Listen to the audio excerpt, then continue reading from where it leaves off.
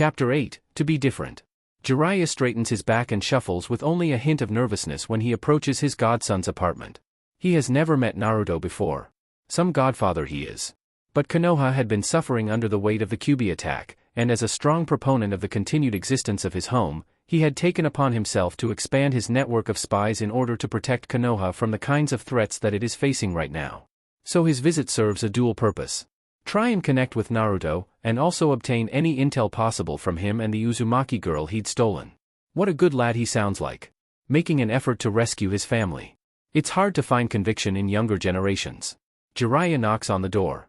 One of the only times he actually uses one instead of coming through the window. Coming!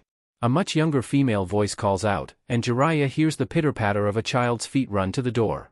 It opens, and instead of a redhead or even Naruto as he had been expecting, there's a silver-haired 4- or 5-year-old with calligraphy ink all over her face in ridiculous patterns. Hi! She chirps up at him. Hello, young lady. Jiraiya can't help but smile. I wanted to see if this is where Naruto lives. I'll get him. She slams the door in his face and the familiar pitter-patter comes back. Soon enough, the door opens and this time it's a redhead girl instead of Naruto. Her face is also covered in black ink with patterns that cannot possibly be construed as a seal template. Naruto's kinda busy. What do you want? What a delightfully polite girl. Jiraiya's grin doesn't stray from his face. It's almost heartening, being treated like a normal man instead of a legendary shinobi. Hey kid, I'm here to talk to you and Naruto about the Kusugakure spy. Tsunade gave me your address. As if he needed the address with Naruto's chakra screaming to everyone in the village, I'm right here. Naruto. Some weird old man is asking for you. The words are a lance through his heart and pride. Figures Minato's brat would collect a girl just like Kushina. Let him in. The only male voice in the house calls out. Jiraiya steps in and respectfully shakes off his geta at the door. He is witness to innumerable pieces of paper and scrolls pinned up to the walls. All of them are clearly for learning purposes and practicing finding the perfect seal that he wants to use. Not unlike his father's apartment, even after he'd met Kushina. He could even see the beginnings of an 8-trigram seal on one above a bedroll. The apartment is clearly only one bedroom, so he guessed Naruto would have to sleep somewhere until they got a bigger place. And then, he finally catches sight of his godson. A mane of black hair, dark eyes, and fair skin. He has a strong jawline and is tall for his age. Just as Tsunade said, he really doesn't look anything at all like Minato. Or Kushina for that matter. But blood doesn't lie, and Naruto's hospital record confirms his genetic relationship to his parents. Any other relative he has is too far removed to correctly determine with current methods. His face, however, is also completely covered in black ink. Done extremely poorly in comparison to the girls. And the silver-haired one sitting in his lap is not letting up on her artistic expression.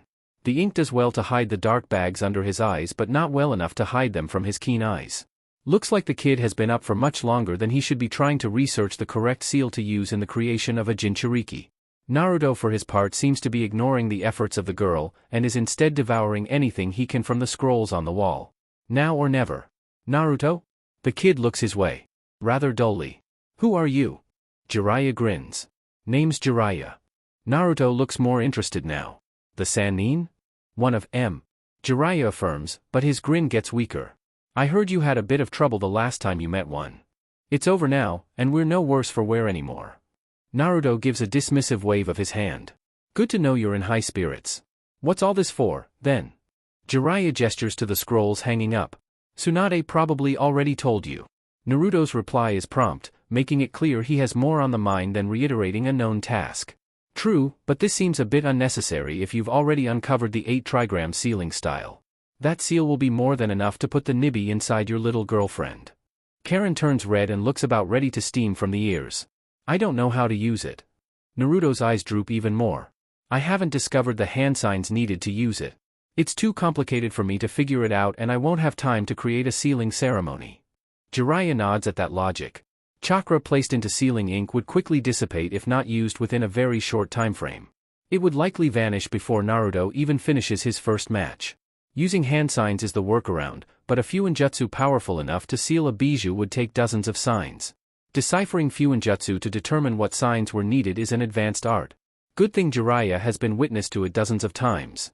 The sealing ceremony being a pre-established area in which the seal had been written in its unraveled state using blood or ink. Using hand signs wouldn't be required if the seal just pieced itself together in one quick flourish. Of course, the 8 trigram seal is in reality 2 of the same seal put together to make a stronger one, so it becomes immediately more complicated than most seals entirely, and the time required to set it up in a potentially dangerous situation would be too short. Here, kiddo. Jiraiya takes one of the blank scrolls without permission, but Naruto doesn't seem to care. I know a thing or two about Fuinjutsu, I'll show you this one for free. Jiraiya saturates a pot of ink with his chakra and draws the diagram for the 8 trigram seal.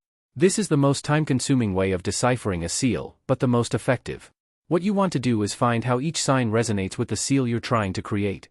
Jiraiya puts his hands into a ram sign, then a bird sign, and then a snake sign. Naruto watches as this generates no reaction from the seal diagram, until Jiraiya puts his hands into a clap hands.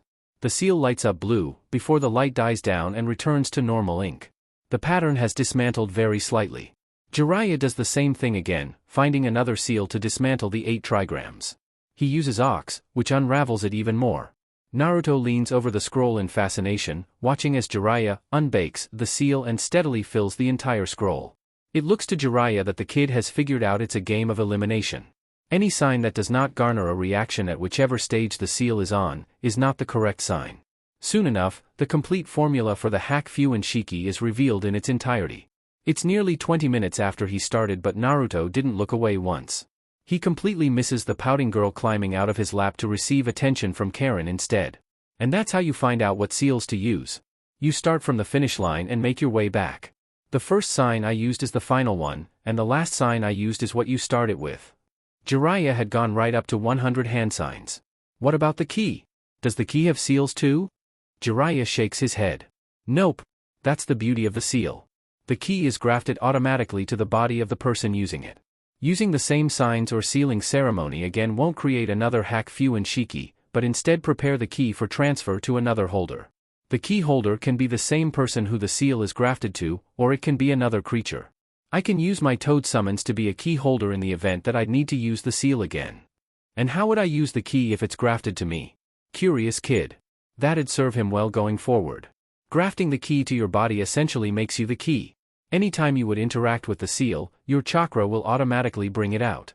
Jiraiya can see the cogs in Naruto's head turning. The way he's heard it, Naruto has a habit of interpreting information and jutsu use in creative ways. You've got a familiar look on that face of yours. Reminds me of someone else I taught. Jiraiya comments nostalgically. Naruto looks him dead in the eyes. It surprises Jiraiya that the kid can look so calm and serious despite being covered in ink. My father? Jiraiya blinks. His face then settles into something more akin to exasperation. A light. Tsunade told me you knew more than you let on, why let me know now that you're aware? How do you even know anyways? You'll find out how I know during the final stage of the exams. Probably. Naruto's lips twitch in a way that makes it clear he's having fun leading everyone along. But as to why, I think it'd be the best way to keep you here, helping me. Dunno what you think I can teach you besides this, brat. Jiraiya plays dumb and petulant. Oh, but I think you do. Naruto insists, his own grin widening. I'm sure there's something of the yondaime that can be of particular use to me. An inheritance, almost. You want his money? His house? I ain't an estate holder, kiddo. I don't want his belongings. There's not much value in the half-empty box of condoms with holes evidently poked through them found in his bedside drawer. Jiraiya gives him an unimpressed look to disguise his amusement. You're gonna need to be specific then. I want to learn the Rasengan. Oh, well. I suppose I can help you out a little. I'll come back tomorrow, same time. Who knows, maybe I can tell you the story about how your parents met. I'd like that. What is she planning? Danzo has needed to act with extreme caution for the last 5 years. Itachi had been all too keen to tell Tsunade of his involvement in the culling of the Uchiha clan.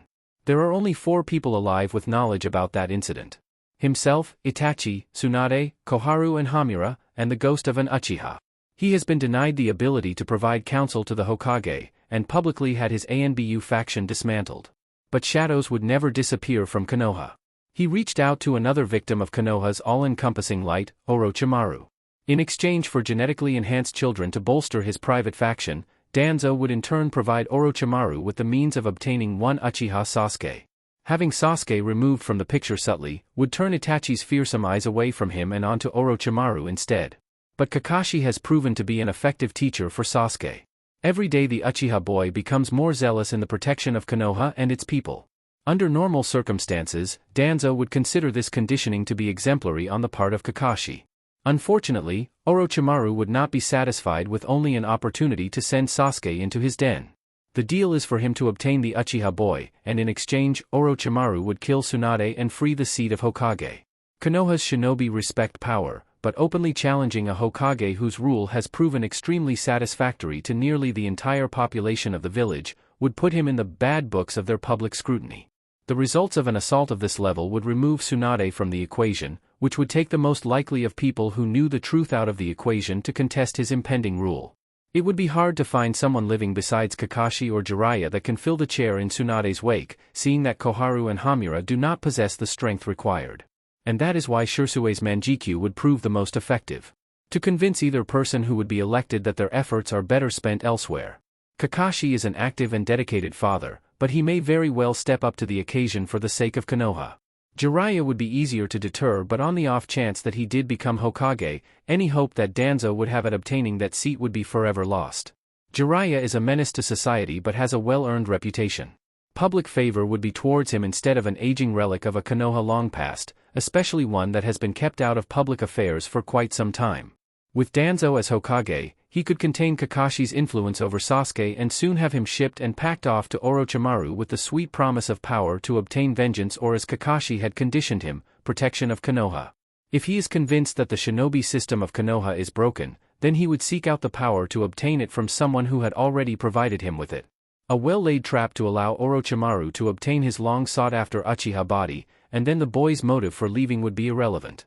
Itachi would then likely kill Orochimaru, and then one traitor that could cause him problems going forward would be eliminated.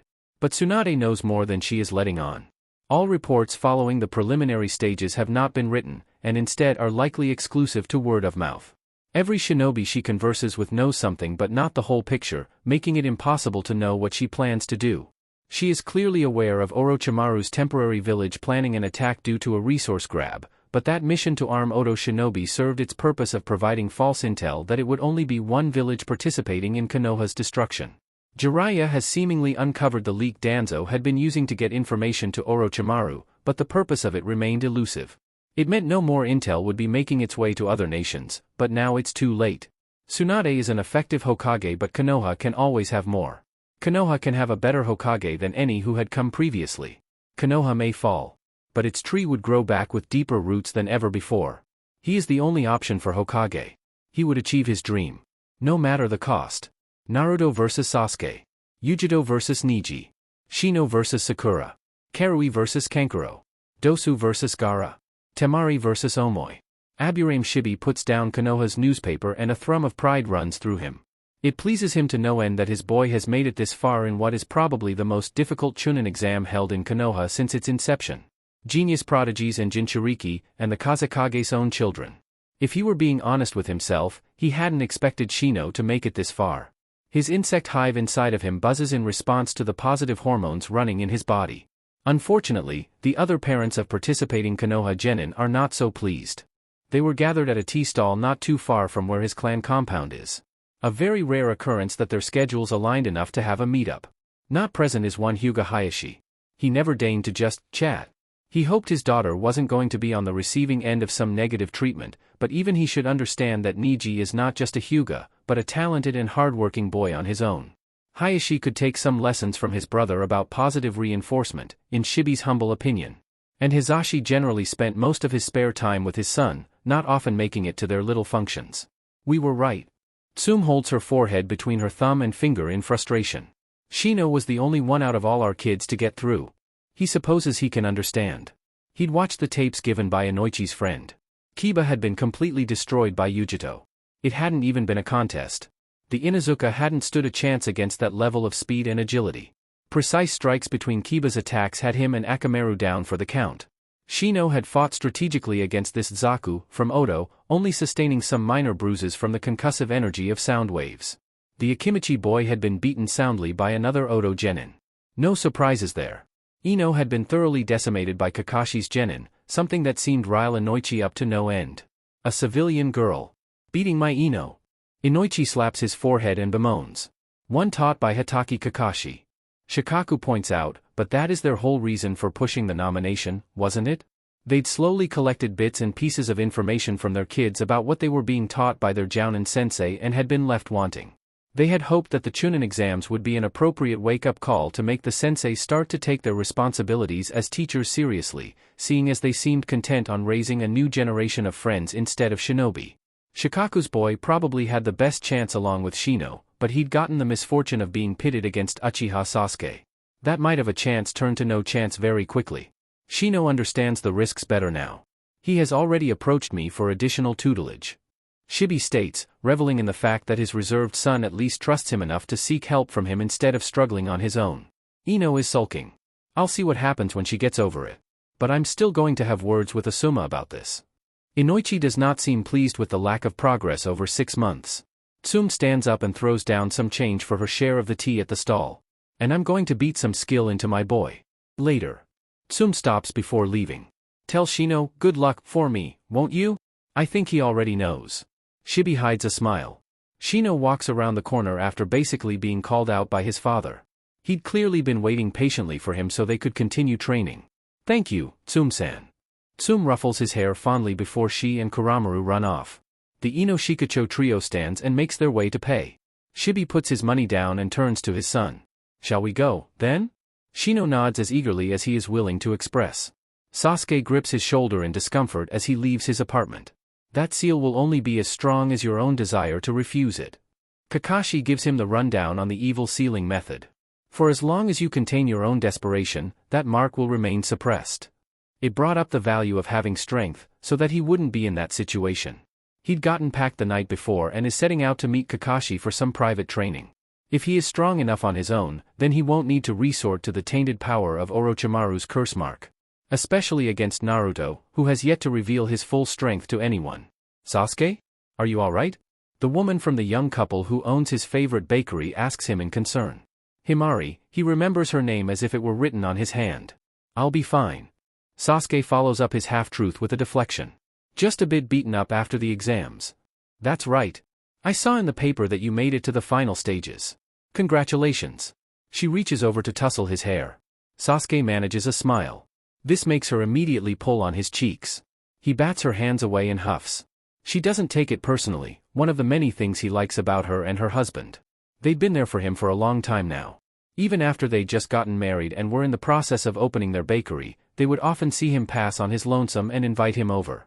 Very slowly, they earned his trust enough for him to give them his keys whenever he left the village for extended periods.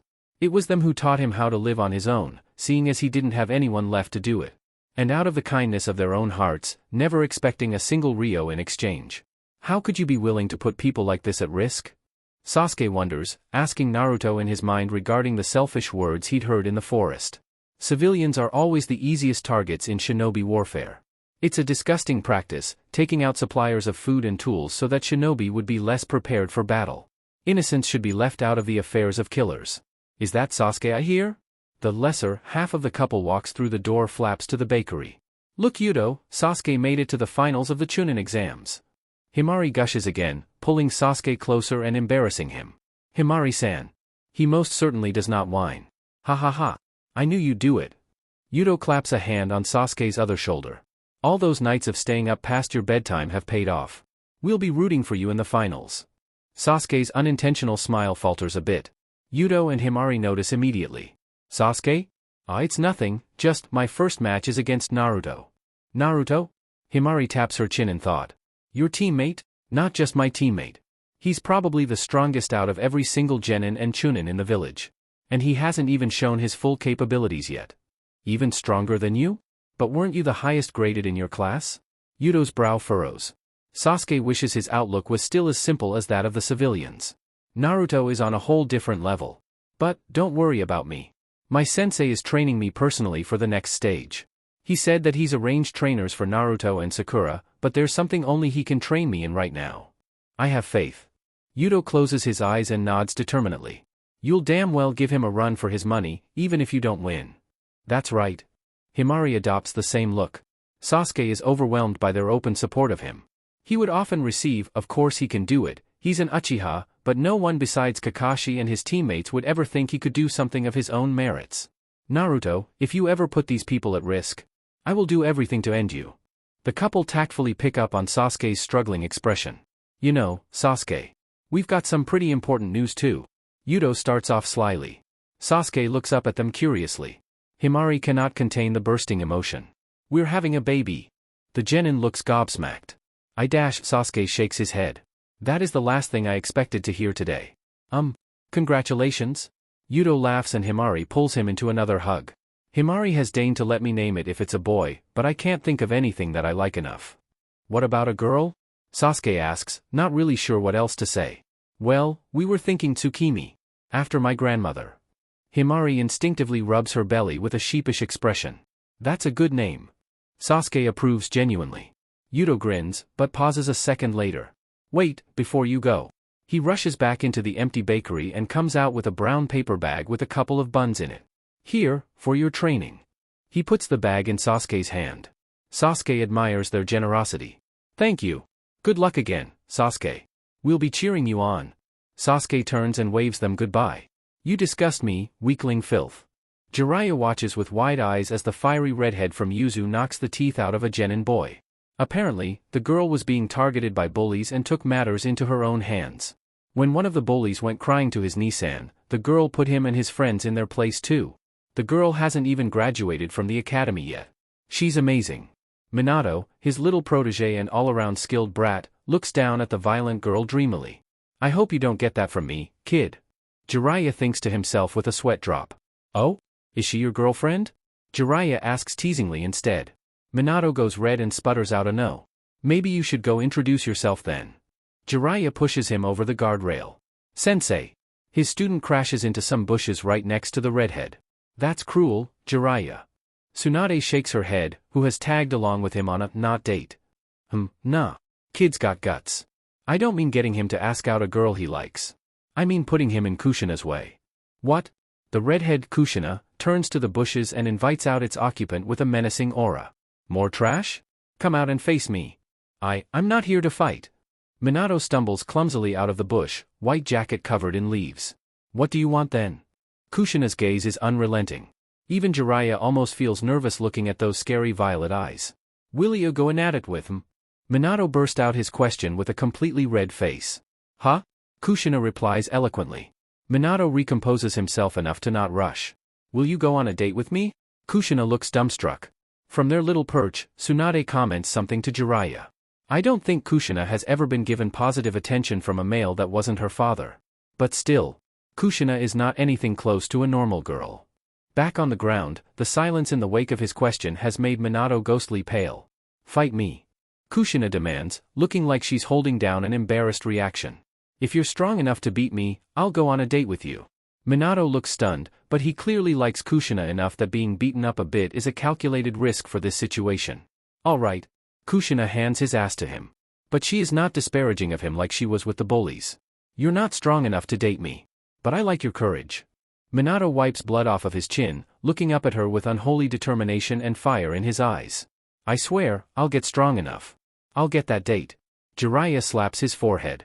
Yep. He gets it from me. Some years later. Minato and Kushina, age 17. It was almost like a sporting event at this point. People would come to watch Minato vie for Kushina's affections. Jiraiya and Tsunade watched the most eagerly, putting bets on them and egging on their respective prospects. Tsunade has been betting safe for the first time in her life, something Jiraiya is rather sour about. He's losing a lot of money watching this freak of nature pulverize his apprentice. But today is different. Minato's dedication to his training has made him a formidable force, even elite jounin cannot compare. Jiraiya thought it a little sad that Kushina had no other love interests. Not a single boy is brave enough to even attempt what Minato is. But Minato's bravery and valiant efforts are rubbing off on Kushina, she becomes more interested in him each spar and Minato gets closer to the end goal. Settle it, brat. Go get her. Jiraiya mentally cheers. And they go hard at each other, fighting with such vicious power and strategy that they had never done so before. Jiraiya and Tsunade wait patiently over the course of the 5-hour fight. At no point is it evident that either one of them is getting the upper hand over the other. But they persist, their unnatural stamina prolongs the match and some spectators are outright frightened by the sheer skill and power. Futon ninjutsu blasts off the concrete walls of the exam stadium, Katon scorches the ground. Minato's Raiton and precise wind leave scars everywhere in the arena. Kushina is fast. Minato is faster. The habanero throws up a barrier through her chains and prepares a final katon. Minato dashes at the barrier with his brand new jutsu, the Rasengan, and smashes the powerful barrier to pieces. And then, for the first time ever, Kushina lands on her back. Her clothes are caked in clumps of dirt. She is heaving for air desperately, and her golden chakra chains lay around her slackly and form a glowing halo around her head and long hair. Minato has her at the point of one of his signature kunai, but he is still standing. His clothes are shredded and burnt, his face is bruised, and his wounded body is on display. The stadium is in dead silence. He holds his hand out to her, in a gentlemanly gesture. "Will you go on a date with me?" Kushina takes it, looking more girly than she ever had since Jiraiya first set eyes on her. Minato helps Kushina to her feet and she buries her head to his chest, looking up at him with shy violet eyes. Why yes. Jiraiya is the first to spring up and cheer, and the entire stadium follows him. "That's my boy." Karen has hearts in her eyes at Jiraiya's story. Wow! She looks entirely overwhelmed and has sprinkles of tears at the corners of her eyes. "That's the most romantic thing I've ever heard in my life. Must be an Uzumaki thing." Jiraiya thought dryly, but smiled at Karen's appreciation of his storytelling. Naruto sits cross-legged, palm in his chin and wearing a close-eyed smile. Minako is asleep near him, on a perch made from dining room chairs, blankets and pillows that they'd made while playing. "No one's ever told me about what they were like. Thanks, old man." Jiraiya would normally puff up at being called old man, but reciting the story has him feeling nostalgic about his relationship with Minato, and he comes to realize that he doesn't mind. He ruffles Naruto's spiky hair instead. A knock on the door draws Jiraiya's eyes to it, and he quickly notices how dark it has gotten. Ah, Minako's mother? Jiraiya comes to the right conclusion when Naruto nods. "Yeah, we were just babysitting while she trained my teammate." Naruto confirms. "I'll let her in on my way out." Jiraiya offers, giving Naruto's shoulder a light bump. "Be ready tomorrow, I'm gonna put you through your paces if you wanna learn the Rasengan in time for the final stage." "I will. And thanks again." Jiraiya slips on his geta and opens the door. Jiraiya-sama. A woman who'd only been a young girl the last time he saw her, is standing outside. "Shizune?" Jiraiya is surprised. "That kid is yours?" The woman stammers slightly. "Why yes, Minako is mine and Kakashi's daughter. We live next door." "Well, I'll be damned. I had no idea." Jiraiya grins. "A guy like Kakashi having a kid? Looks like you both really did grow up." Shizune looks sheepish but still proud. "Well, I'll be on my way. Say hi to that Kakashi brat for me, won't you?" Jiraiya steps down the walkway and makes his way out. "Of course, Jiraiya-sama. Have a good night." Shizune bows politely in respect to him. Later. He waves over his shoulder. What a long day. He wishes all days were as simple as this. The blonde Jinchuriki is in bed after receiving orders from her sensei. "You are to kill Uzumaki Naruto, no matter the cost or collateral damage. We cannot have another Uzumaki Kushina sweep the nations." Matatabi insists differently. "Yujito, please, listen to reason. You saw what that lunatic did to his fellow Konoha shinobi. If that's what Konoha does to its own people in an exam, what do you think they're going to do to us in order to keep us working for them? Kumogakure has sinned, but at least we don't treat our own people like that. It will not be that way if you surrender voluntarily. Your home continues to drive itself towards destruction by angering the sons of the sage. You do not understand the nature of man as I do. I have seen over a millennia that peace is only a temporary stasis of conflict between factions. Kumogakure is, as the phrase says, punching above its weight. Instead of guaranteeing its existence, they seek to greedily consume all around them, and it is hurting them. They are manufacturing a conflict that they cannot walk away from. You defy even your father's teachings. Kumogakure has collected you and the tools of the sage in order to bring peace to the world, under one mighty rule. Hypocrisy. The Bijou thunders its accusation. I do not agree with father's teachings anymore, but what you say is the exact opposite of the purpose that his children and those tools were created for. We were created so that we could harmonize with humanity, and spread the word and religion of Ninshu to everyone in this world. To bring peace through cooperation, not domination. Those tools are only a last resort to defeat those who would destroy humanity, and now you humans use them to do exactly the opposite. I am done listening to you. Yujito unintentionally says aloud, but unheard in her hotel room. Then this is goodbye, Yujito. You were my favorite Jinchuriki, but you have failed to acknowledge the world as it is instead of what you want it to be. I wanted you to grow, but you will be another dead autumn leaf that feeds the ever-growing tree that is the Rikudo's bloodline. I warned you. Yujito is struck with chills, making it difficult to sleep. I wouldn't do that if I were you, kid. Dosu whirls around to face a giant of a man. He'd been planning to kill the guy from Suna who could control sand, that boy being instrumental in the upcoming plan to destroy Konoha. He is feeling rightfully bitter about him and his teammates being thrown at Uchiha Sasuke, freshly tagged with the strongest of the curse marks. Jiraiya looks down at the Oto kid in the moonlight. If you want to get back at Orochimaru, I can think of a few things better. Dosu is eventually convinced that throwing his life away like this might not be a good idea. In the fight against Orochimaru, information would be a bigger player. Jiraiya is nice. Karen comments sleepily. Yeah, he seems alright. Naruto replies, but clearly in thought. She's resting her head against his shoulder while in her pajamas that he'd given her money to spend on. She seemed to like being given the agency of buying her own clothes instead of being forced to put up with tacky hand-me-downs like she's gotten in Kusa. Whatcha thinkin'?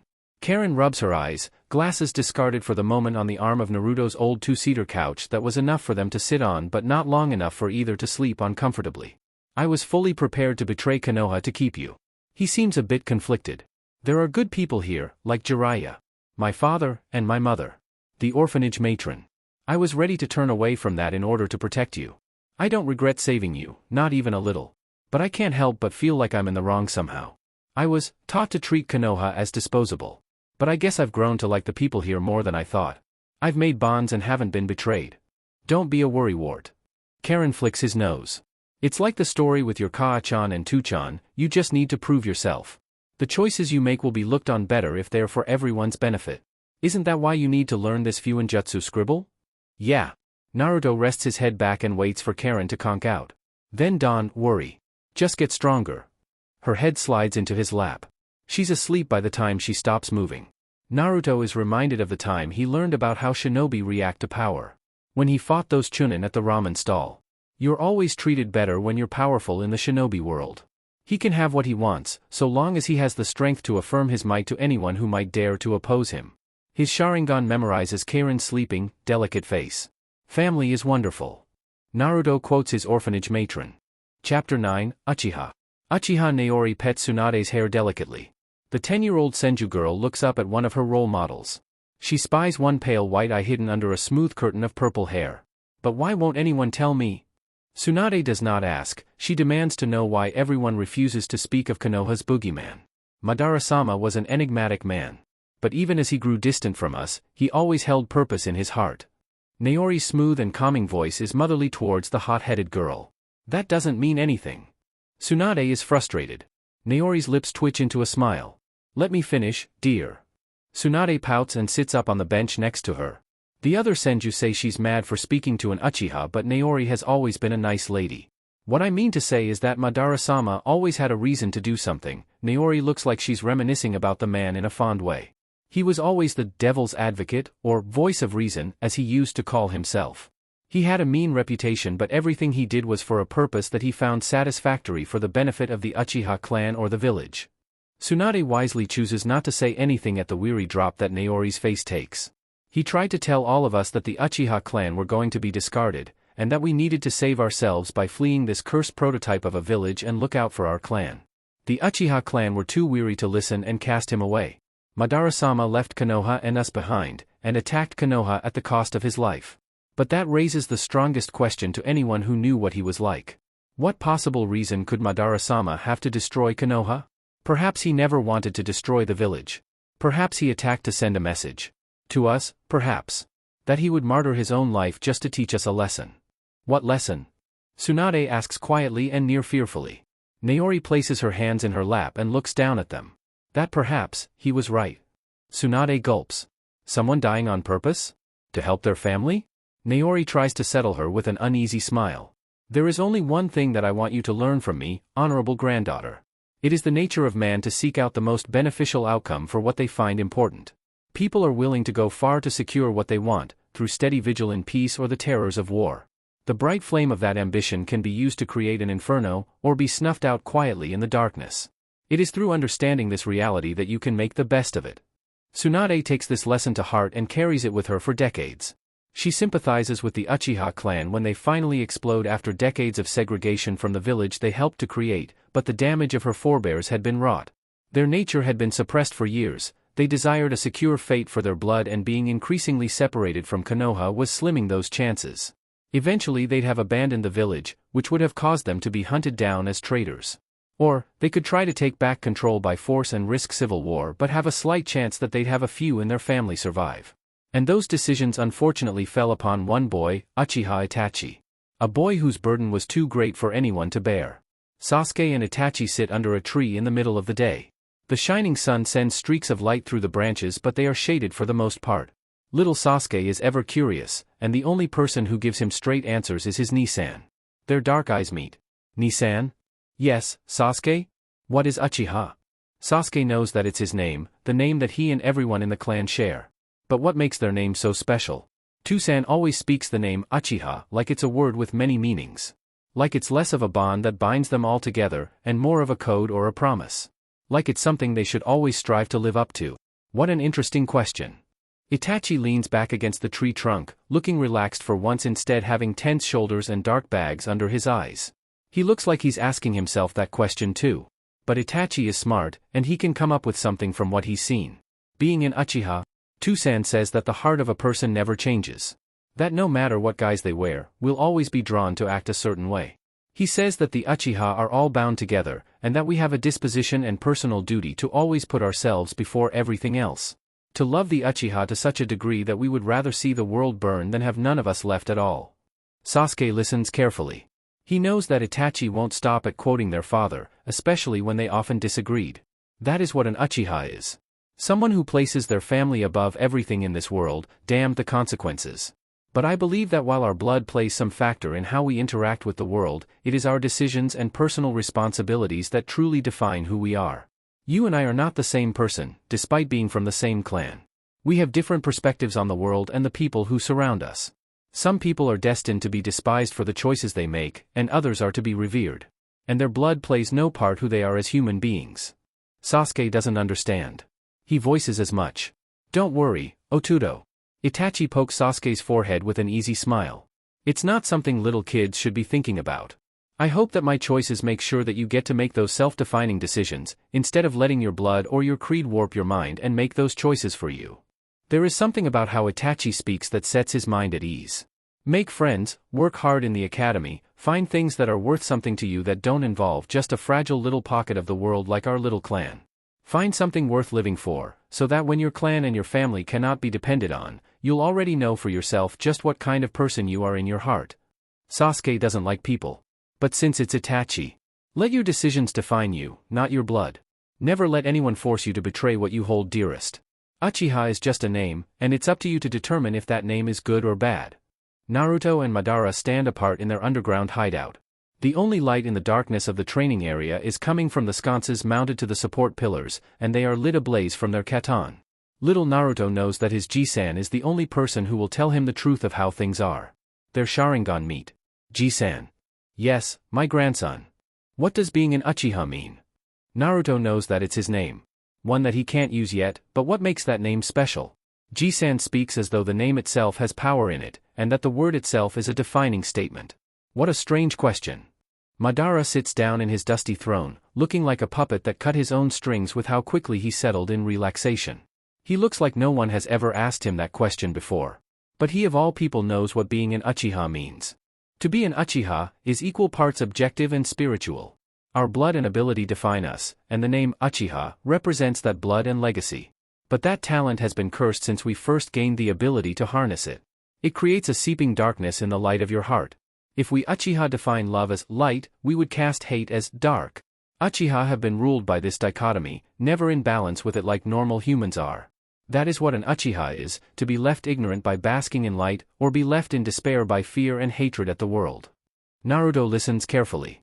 He knows that Madara wouldn't stop at a clinical analysis of his own blood.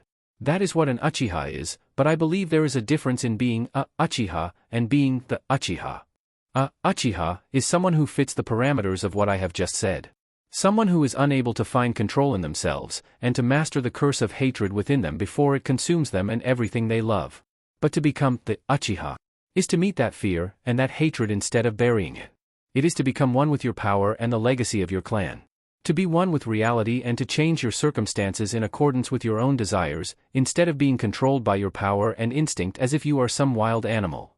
He didn't really get it. He voices as much. Not to worry, my boy. Madara leans his head back in the throne, looking tired after training him. That is why I have high hopes for you. If you're lucky, you'll never experience that curse, and any mistakes you make will be of your own accord, and they can be things that you learn from instead of being uncontrollable instances of the vile weakness in our Sharingan. Madara's voice is confident, which makes Naruto less nervous about this cursed fate that may await him. Talk to people. Do things, find out what you love in life so that when misery befalls you, you will be able to define yourself. So that you will know yourself when your body betrays you, and makes you believe that all you are is hatred. Naruto does like people. He agrees with this advice. Define yourself on your own terms. Never let anyone or anything force you to betray yourself. Uchiha is a state of existence, it's up to you to determine what kind of existence that is. It's the academy entry day. All of the students are lined up before Hokage-sama as she delivers her speech. The parents of the prospective shinobi are standing behind them all. Sasuke chances a look behind him and sees that most of the adults are looking at another boy. He is tall, and he has spikier hair than he's ever seen before, but it's the same color as his own. The adults are giving him weird looks, like they're confused or maybe even a little scared. But it's clear that they don't like him much. Young Naruto's dark gray eyes are openly distrustful to every one of them. But he meets their gazes, and his nerve seems to unsettle most of them, and they all turn to their own children instead. Over the next few years, Sasuke receives endless support from the villagers of Konoha. Especially in his most trying times. But that has helped him learn that to be treated that way, you must earn Konoha's love through dedication to it. There are wonderful people who are nourished by Konoha, and without Konoha they might not exist. Every mite of support he is given is repaid by his service to the village. And when someone puts themselves before the village, they are not treated with the same kindness. Naruto narrows his eyes at the adults who dare to stare him down. They've probably all heard the story about his mother. The woman who put her child before an entire village. Someone who was not enthralled under the spell that is the will of fire. It's his blood. They disdain him for his blood, and his innate power. He serves himself and his family. Ji-san, Tsukimi-bachan, the nice lady who works for the Hokage, and the silver-haired guy who gives him shuriken jutsu tips whenever they happen across each other. These people are his, and he gains power for his and their sake. Konoha can't stand people who don't put it before their own personal desires. But there would be no Konoha without people that have ambition and power. He comes to understand that the only thing that they will tolerate is power for their sake. So long as his growing power is in service to the great tree, his selfish tendencies would be indulged. But because he would not openly declare his desire to protect Konoha over all others, he would continue to be treated as an outcast. He would always be the outlier that dares to want something for himself. When someone's being is not wholly dedicated to the system, then they are not treated with the same respect that everyone else receives. Unless their will and power are absolute, that is. Sasuke stares at Haku's body in horrified silence. This boy, he could have had so much more. If only he had dedicated himself to something greater than one man. He could have had an entire village at his back, and now his body is cooling in the misty winds of Nami's unfinished bridge. It's a grim confirmation. Those who put their selfish desires before a greater good are destined for defeat, heartbreak, and death. Naruto frowns at Haku's body. What a waste. He says, while Sasuke is seemingly stuck in thought. A strong shinobi, this boy was. But not strong enough to protect himself and his loved one. Perhaps if he'd have been smart enough to flee or train to become uncontested, then this disaster wouldn't have happened. It jiggles a puzzle piece in his mind that was set not long ago. Those who are weak are destined for death. Those who are strong can have all of their desires, regardless of what is put in their way to stop them. Sasuke clenches his fist while looking at Naruto and Karen from behind. The new redhead girl is clinging to Naruto, and she tosses her headband to the cold forest ground. You would betray your home, for one boy? One distant family member? Instead of earning the support of your home, you leave it behind for the easy solution.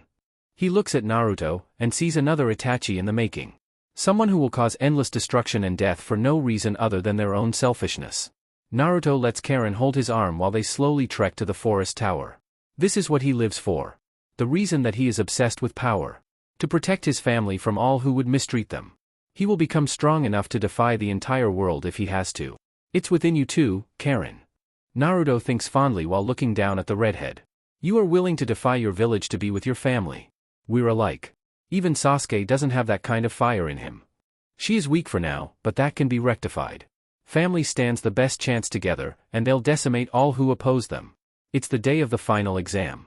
Sasuke looks at himself in the mirror before leaving, and peers into his Sharingan. He's wearing a off-white, high-collared zip coat that is near typical of an Uchiha, complemented by a purple open-front apron that is decorated with diamonds on the hem, not unlike his father's attire before the incident. His clan crest is displayed proudly on the back. He thinks about the wonderful people in his life who wouldn't be there if he weren't part of Konoha. Yudo and Himari, Kakashi, Sakura, the kind people that speak to him without condition in the streets. Tsunade, who has handled having people teach him to be on his own. Konoha is full of kind souls that put others before themselves. This place cannot be allowed to fall. I'll end you if you dare point your evil at my home, Naruto. Naruto looks in the mirror, and Karen cutely sticks her head out from behind his back. She sees something she's never seen before on him, the Sharingan. Whoa! Lookin' good. I know. Naruto gives her a smug look. She pokes her tongue out at him and goes to wait for him at the door. Naruto felt it only fitting that he wear his Uchiha pride on the outside too. His traditional black Uchiha coat that reaches his knees and with its characteristic high collar and clan emblem on its back, makes him truly feel like he is returning to normality. His dark gray pants stand out only slightly as contrast to the black upperwear, with the shins wrapped up in bandages. He throws on his new sandals, and black fabric headband that is nearly indistinguishable from his hair. He thinks about the people in his life that he needs to be strong for. So long as they are alive, then he could find or rebuild a home in the face of adversity. So long as he grows in power, Konoha is just a tool for the sake of protecting his loved ones. Yes, he would serve Konoha, but it's a means to an end. Naruto thinks he's reached a middle ground. His service to Konoha is just about the same as the next average Konoha shinobi. Konoha is the outcome of his desire, not the motivation. I will protect all that is precious to me. Even against the world. Konoha's arena stadium has never been more packed. Every available seat had been booked out as soon as the event had been announced. Foreign dignitaries, which included daimyo scouting for capable young shinobi to take on various missions, were placed the most luxurious of boxes to spectate. The sky is cloudy and dark, but the excitement for the most spectacular lineup of prospective chunin ever made everyone forget about the ominous weather. But there is silence. In spite of it being the most looked forward to event in Konoha's history. Those with dojutsu can see it for themselves. There's a rudimentary camera set up to a big screen for spectators that are unequipped with enhanced vision, and everyone now sees the same thing. Naruto and Sasuke stand in opposition to each other. They are the only two in the arena. And they are both wielding the Sharingan. Sasuke is shaking and nearly looking ready to break out in a cold sweat. Naruto looks as calm as can be in comparison. I hope you're not going to shake in your sandals for this whole match, Sasuke. Naruto addresses him smoothly. How is this possible? Sasuke demands wildly. Who was your father? It's not my father who I get my Uchiha blood from. Naruto admits, a faint smile ready to break out. My mother was half and half. Her mother was an Uzumaki and her father was an Uchiha who left this village a very long time ago.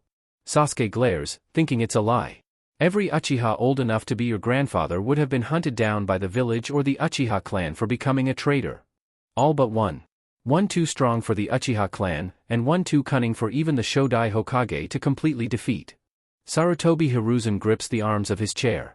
That's impossible.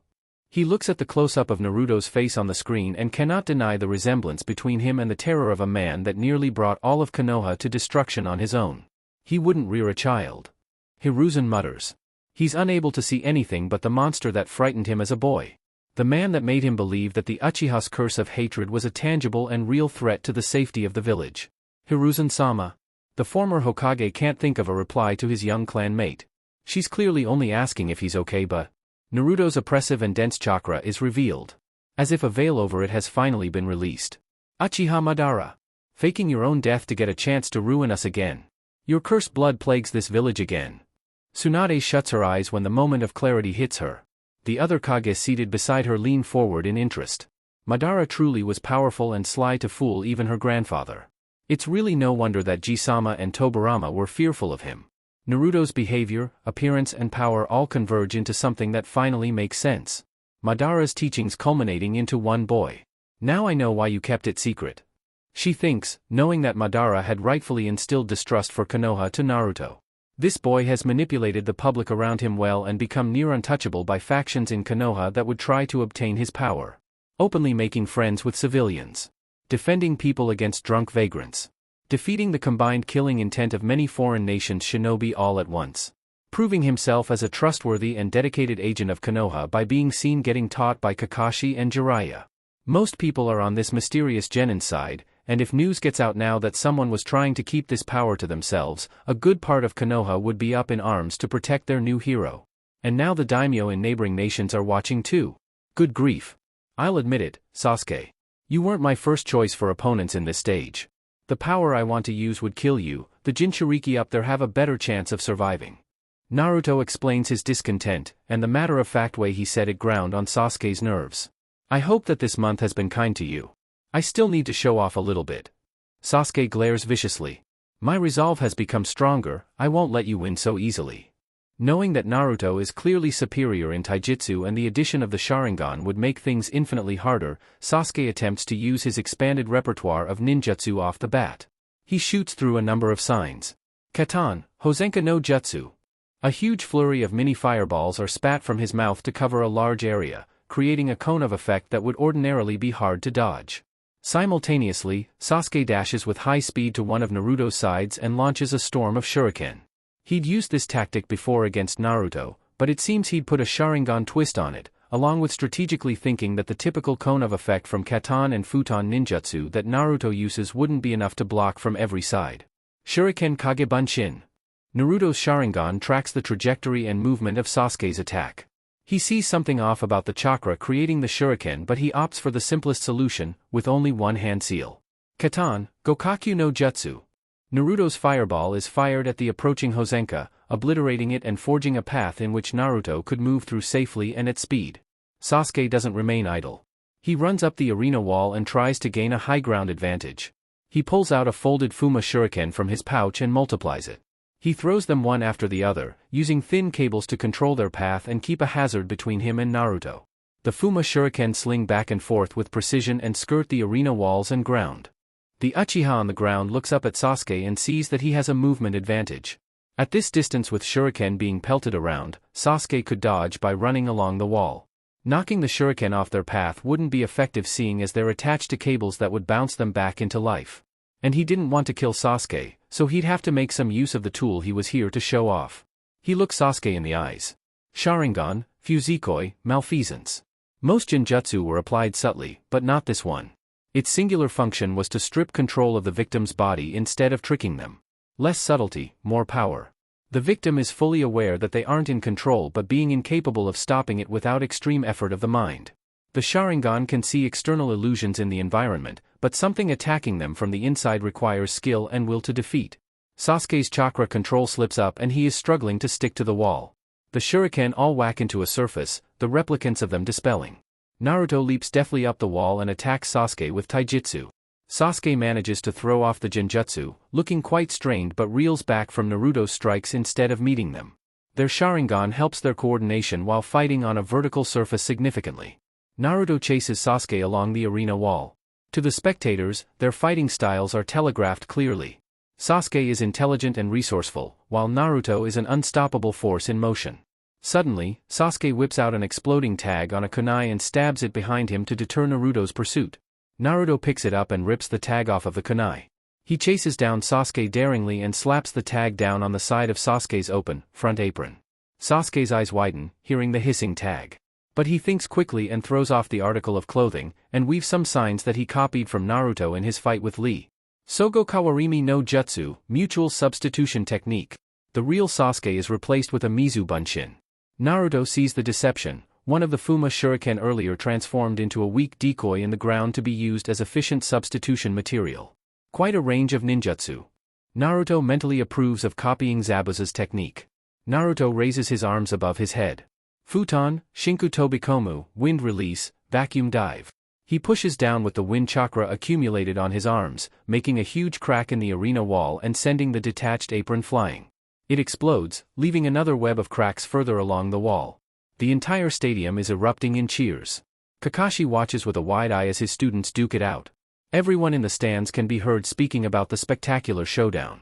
Forget Chunin. These kids fight like freaking Jounin. You can do it, Naruto. Go, Sasuke-kun. I never knew that Uchiha were so gifted. The power of Uchiha ninjutsu.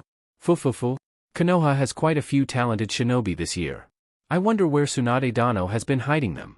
He assesses Naruto, who is clearly no worse for wear. And Sasuke, looking frazzled but still in peak fighting condition. Those attacks from Sasuke had exemplified the precise nature of the Sharingan, as well as Naruto's seemingly insurmountable power by comparison with the way he smashes through his opposition's attacks. Kakashi? Shizune asks worriedly from the seat behind him, while Minako looks on with wide-eyed awe at Naruto's pretty new eyes. Kakashi senses the unspoken question. It'll be alright. Kakashi isn't entirely sure anymore but puts it on to ease her worry. The Sharingan? Shizune breathes out in shock. He was an Uchiha this whole time? He never gave us the slightest hint. Kakashi understands that Shizune may be upset at not knowing. Naruto had kept this secret for years. The only thing that could have been construed as a hint is his appearance, but everything else had been in the realm of possibility, and somehow, a child had managed to keep a Kekaigenkai hidden from everyone. That most likely meant that he was trained and taught how dangerous it would be to show off that power to the wrong people. It unsettles him that a young boy has the force of will to keep such a thing to himself, and it makes him question if he really knew Naruto all along. It's not a nice feeling. Sasuke recomposes himself. So long as he controls the distance between him and Naruto, he'd be able to slowly whittle him down with smart ranged attacks. Too slow. He hears right next to his ear. He whirls and swings a kunai at empty air? Sasuke looks back at the wall where Naruto had been perched and sees that he's still there. Genjutsu. Sasuke spat out. Using Genjutsu on a wielder of the Sharingan to prove their prowess with it is greater. Quite the kick in the teeth. He tries to make use of the distance he has and prepares another combination technique. Katan, Hosenka no Jutsu. The small fireballs travel slower, being created with a smaller amount of chakra and purposefully with less velocity. He keeps spitting them out until most of his field of view is covered in the small fireballs. He then whips out another jutsu, one he'd copied from Naruto. Futon, Taifwika, wind release, passing typhoon. A gust of wind whips around from his mouth. His control over Futon is weak in comparison to Naruto, but the tailwind he creates behind the fireballs infuses them with wind chakra and causes them to rapidly expand. In an instant, each of the tiny fireballs becomes the size of a Gokaku and create an area of effect that is impossible to escape from without feeling the arena, which Naruto would be disqualified for. With his Sharingan, Sasuke sees Naruto smile. You really are resourceful, Sasuke. Naruto thinks that Sasuke is wise for making use of his Sharingan gift. There's no point in being able to copy jutsu if you aren't going to use them. He weaves a horse sign, and infuses a massive amount of chakra into his lungs. I hope you can avoid this one, Sasuke. Karen senses the upswing of chakra instantly. I guess he means business. She says, mostly to herself. It amazes her that Naruto's chakra could be so dense and powerful. It was like he is a monster in human skin. And Naruto had been getting testy with himself. It figures that he'd want to express the efforts of his years of hard work instead of holding back. What's he doing? Shizune asks of her, knowing the story of her similar sensing ability to Naruto. Karen shrugs nonchalantly. Dunno. But whatever it is, it's gonna be huge. The fireballs are closing in. Naruto doesn't need to dodge. Katan, Goka Mekyaku. The stream of flames is a katan to end all katan. It launches from his mouth, the force of it making his hair and coat billow around. It expands rapidly to cover half of his vision, and it completely swallows Sasuke's attack as if it never existed. From the spectator's point of view, it looks like imminent death. The jutsu is so massive that it would take at least 10 proficient Suiton users to block it. No one would be able to interfere. No time. Sasuke weaves signs and throws away any regard for chakra control, only pumping as much of it that he could into his next jutsu, one from Kakashi this time. Doton, Doryuhiki. A wall with earthen cat heads on it sprouts out of the ground. It is made by exchanging width for thickness, to try and prevent the concussive force of Naruto's inferno. The flames smash into it, and much of it crumbles. The terrifying blaze coming from either side of the wall is scorchingly hot, but the flames do not touch him. It takes up a good quarter of his chakra, but Sasuke knows he's saved himself when the wall falls only at the end of Naruto's jutsu. He could end it right now if he wanted to. Kazekage Raza comments with a praising tone. This Naruto boy is letting Sasuke show off his own power, it seems. A bold move. Tsunade agrees with the assessment. To the trained eye, Naruto is making a statement on the gap in their abilities. If the person who is losing is this powerful, then what further depths are there to the power of the person controlling the fight? Two of the most powerful genin Konoha has ever seen. Tsunade is nearly rubbing her hands together at the thought of the impending contracts from other nations. The Raikage makes no comment, and the leader of Otogekyure, who is veiled in wear similar to that of a Kage, also remains quiet. His face and body are covered, but he has made too many clumsy mistakes for Tsunade to be fooled by who this man is. You'll get yours soon enough, Orochimaru. Tsunade clasps her hands together in a relaxed manner. Naruto contemplates the merits of just doing the same thing. It probably wouldn't look smart, but it'd show off how much chakra he has to the sensory inept in the audience. Suddenly, he hears what sounds like chirping. It multiplies dozens of times, and a glow begins to emit from Sasuke's direction. In his palm is lightning. Is that the Chidori? Naruto has never actually seen it before. He only knows the stories of Kakashi's unique jutsu. He didn't witness it get used on Zabuza, seeing as he'd been preoccupied. Sasuke walks slowly into the middle of the arena with the Chidori active in his hand. He claps his hands together, causing the Chidori to spread to the other hand. Naruto grins at the challenge and leaps down to the ground. Guy has something to say about that little jutsu. It's completely irresponsible to teach a genin a jutsu of that level. Kakashi isn't having any of it. You're one to talk. The 8 gates you taught to Lee could have killed Naruto, for no other reason that he was jealous of my talented genin. At least Sasuke has proven thus far that he's a loyal and dedicated shinobi to Konoha and its people. He could very well kill Naruto with the Chidori. Kakashi doubts that. Sasuke may have been doing some unauthorized training to perfect the Chidori to the degree that he could walk around with it instead of requiring linear high speed, but Naruto clearly confident enough that he would be able to take it on. Seeing that Sasuke is controlling the Chidori without any wasted chakra is something of a shock to him though. If Sasuke can manage to master the Chidori in a mere month and is now using it as taijutsu lethality multiplier, he has no doubt that the boy could eventually surpass him. Naruto better have something up his sleeve that can match it. Blocking palms full of lightning requires a different set of skills than conventional taijutsu. It may very well come down to the Sharingan being the deciding factor in this fight.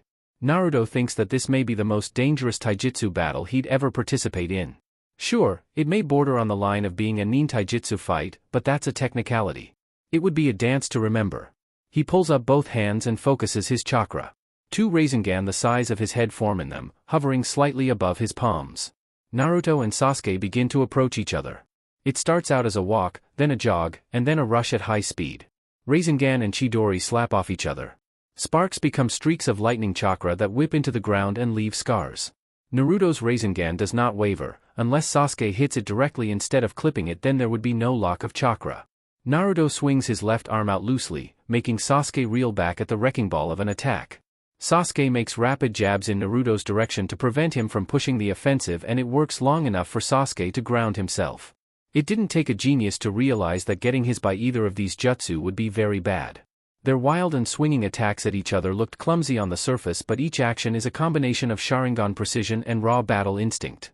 Their footwork and ability to weave around, attack and defend while calculating the next best move is evident to high-ranked shinobi spectating.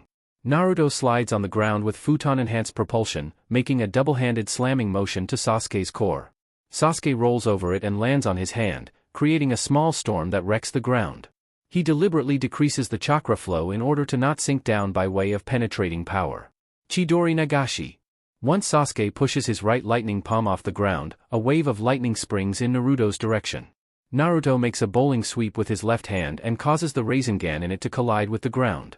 It creates a massive shockwave that rips the ground up and hurls an increasing wave of compressed chakra force that barrels through the lightning and comes to a stand still. It vanishes, but not before leaving a massive chasm in the ground. Cheers erupt at the display, but Naruto and Sasuke steady themselves for one final blow. The Rasengan in Naruto's right hand still glows brightly, and Sasuke's Chidori begins to chirp louder and grows in intensity. Naruto and Sasuke break into a sprint. Their jutsu slam together, causing a shriek to emanate and the chakra clashing between them to become increasingly unstable. A light blue shroud forms around them as the Rasengan and Chidori howl and demand victory over the other. The chakra shroud becomes increasingly dark before it's no longer see-through. The bubble of chakra explodes, causing a massive explosion of lightning chakra in the middle of the arena. Karen jumps in fright at the thundering crack. Naruto? She whispers to herself in concern. The arena is so polluted with dense chakra that she can't sense through the veil. The dust from the explosion had yet to clear. My god. Shizen-san mutters at her side, and Minako in her lap is cowed into silence by the noise and is trying to sink into her mother's embrace. The dust begins to settle, and the dense blue lightning-infused chakra begins to rise and dissipate into the sky. Dark clouds become stormy. Sasuke looks worse for wear. Naruto is uninjured again, but breathing deeper after the relentless assaults. I hope this is enough to end it. Sasuke says to Naruto, raising his left hand once more, and a thin web of lightning that is nearly invisible reaches into the sky. That was the last of your chakra. Naruto recomposes himself and the breathlessness fades away. It would be wiser to surrender now than to attempt anything else. You know me better than that. Sasuke retorts, Sharingan fading into the featureless black of his normal eyes. I do. Naruto agrees. Despite their disagreements, Sasuke admires Naruto's strength and will. He looks up at the sky that looks ready to rain any moment. His unwavering training regime at controlling lightning has left him with the opportunity to test out his prototype ninjutsu. One that summons natural lightning where none is to be found within him. Sasuke has big dreams with this jutsu. A shame he didn't have time to complete it. Chidori Jinrai, Thunderclap. A massive bolt of lightning shoots down and hits Naruto. Naruto really admires Sasuke's talent and inability to give up. He can sense the storm, but the density of chakra in the atmosphere is still deflectable. He could whip up a blast or tornado to diffuse or at least deflect the incoming attack. But he respects Sasuke, to come this far without resorting to using that manipulative curse mark. To not demean his choices in front of an audience. To compose himself quickly and be willing to fight against a long-lost relative to the very end. To create and master these terrifying jutsu, and to make use of his gifts without restraint. He wills his eyes into their superior form. Sasuke deserves his defeat to be at the pinnacle of Uchiha power. Susanoo. The lightning bolt struck the dead center of the arena where Naruto had been standing. A slight drizzle followed the deafening crack, and the dust that had once been the ground was still wisping around where Naruto should be. Everyone in the stadium watches with bated breath. Some of them are sure that Sasuke's attack would have killed Naruto. Naruto's voice booms throughout the stadium and an ominous chakra reverberates in the atmosphere. Susanoo. A pair of glowing golden eyes can be seen clearly through the dust. A light blue glow becomes increasingly visible around the eyes and forms into something humanoid, albeit massive. Yasaka no Magatama. Several blue blurs launch out of the dust cloud, leaving long streaks behind them. Sasuke tries his best to dodge but ends up being hit by one, sending him flying back into the arena wall. He coughs up a bit of blood from the impact and tries to right himself. He tries to reach to the sky again and call down another bolt, but the remainder of the chakra sputters in his hand and dies out instantly. An inhuman growl comes from the massive being. Gruug. Sasuke chokes back his fear as best he can. He pulls out a kunai with a wire and lines it with explosive tags. He throws it desperately at the shrouded figure. Subsequent explosions are loud but seemingly have no effect on the construct. The construct raises what appears to be an arm, and it sprouts a sword in its hand. It sweeps its arm down and causes an shockwave that dissipates the dust surrounding it and launches invisible force at Sasuke. Sasuke leaps with all his strength to get out of the way. He stumbles on the ground, and takes in the appearance of this being of chakra. This skeletal thing is somewhat humanoid, a torso that glowed with light blue chakra and stood several stories tall. Ominous yellow orbs peer out of a jagged toothed skull, adorned with two pointed horns from what would be its hairline. Nearly there. Naruto says to himself, clenching his fists while his hair flicked around wildly. The creature begins to form muscle and skin, the shroud of chakra emanating from its body and building more onto the Susanoo. The head of a dragon, not dissimilar from his chains, swallows the horned head like a hood and further constructs its face. The Susanoo begins to look more alive, though its horns and two arms on each shoulder joint give away its demonic nature. Sasuke trembles with his back to the wall. He shakily stands while he takes in the terrifying monster. It lights up the dark arena, and the puddles created by the rain reflect the brightness of Naruto's fiendish creation. Manjikyu Sharingan? Who did you murder to get this power? Sasuke asks fearfully. The mark on his shoulder shoots pain through his body. Not now. Naruto takes no note of his agony. I didn't murder anyone to obtain this power, Sasuke.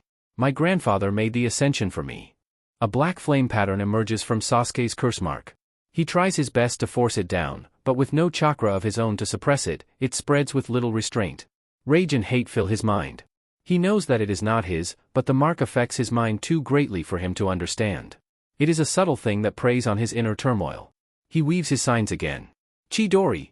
Naruto frowns at him, his strangely patterned Sharingan copying Kakashi Jutsu. Sasuke uses all the strength and chakra that the mark has given him and launches a final assault. The darkened Chidori slams against Naruto's Susanoo. It does nothing. He looks Naruto in the eyes and fear overtakes him once more. You're my family, Sasuke. So let me help you out a bit. Tsukuyomi. Sasuke wakes in a realm of pure white. He is completely uninjured and his curse mark isn't affecting his mind, seemingly. Welcome to Tsukuyomi, Sasuke. This is a world of genjutsu, in which I control everything that you can perceive. He turns more calmly than he expected to the voice behind him. I have been its victim once before. Sasuke spits out.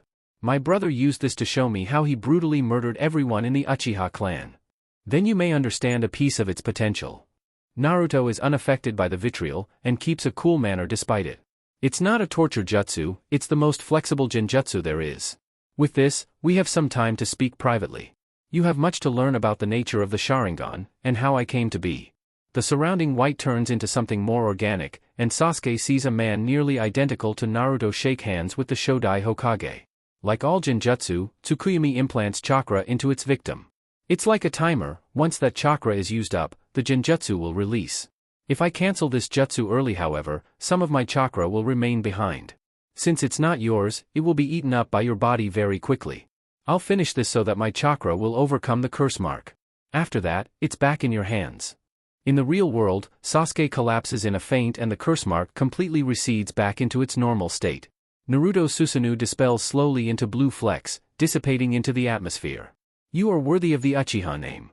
Naruto says to the unconscious boy. The proctor leaps down from his safe hiding spot and declares the victor. Winner, Uchiha Naruto. Tsunade watches the uninjured Naruto follow the medics who take Sasuke away to the stadium infirmary. Manjikyu Sharingan. She thinks with a sense of foreboding. A very rare power that is not easy to control, and yet Naruto had flaunted it as if it were child's play. Hiding the Sharingan was a bit unnecessary. Hiding the Manjikyu is a different kettle of fish altogether. Naruto has made a statement today. He has shown the world that the Uchiha clan is not so easily defeated, and that the cursed blood runs stronger than ever. She turns to the Kazekage. Well, that was quite the opening match. Tsunade keeps the smugness buried. Indeed. Raza says thoughtfully.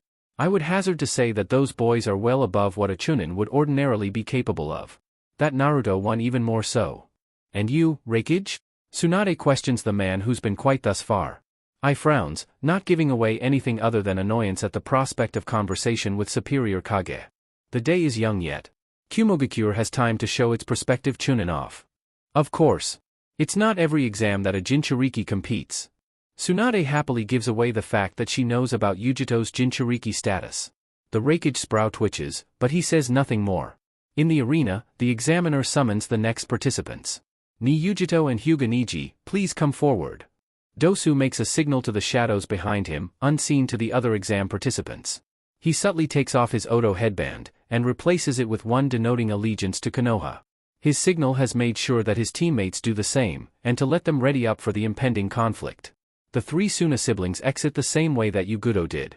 Across the way in one of the spectator stands, Jiraiya taps Karen's shoulder. That's our cue. Time to go. Karen takes a shaky breath. Yujito bites her lip as she watches Naruto walk away with the medics. Her task is clear, but she doesn't know the stadium halls at all given the increased security in the facility. The signal is set to come any minute now. She can't afford to let the opportunity slip up to destroy the Uchiha. I surrender. Yujito shouts, and leaves through the contestants' box entrance. Heiei nods, and summons the next contestants despite the roaring boo. Aburame Shino and Haruno Sakura. Amaterasu. Black flames erupt on Kabuto's body, making him scream in agony.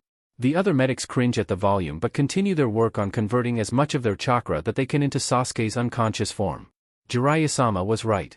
One of them tries to keep her cool over the fact that the leak had been in plain sight all along. Naruto doesn't let them ponder it for too long. Keep moving, unless you want to fight a Jinchuriki in this enclosed space. You know the plan, Sasuke and I are the bait. Once we're out in the open, you four will return to the medic station and prepare for more injured Konoha shinobi. Right.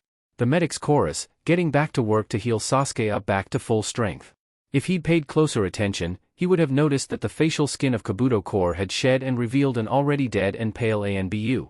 A genjutsu befalls the stadium, the clear source being the spectating Oto Jounin. Tsunade and Raza turn and give each other sly smiles. It seems that Orochimaru understands he doesn't have any time left to act. 10 Oto Chunin follow the Suna siblings. Their only order is to agitate the Ichibi enough to make it go on a rampage. They do not notice the bells nailed to the walls. All of them drop to their knees when their ears start bleeding from a horrible shrieking noise.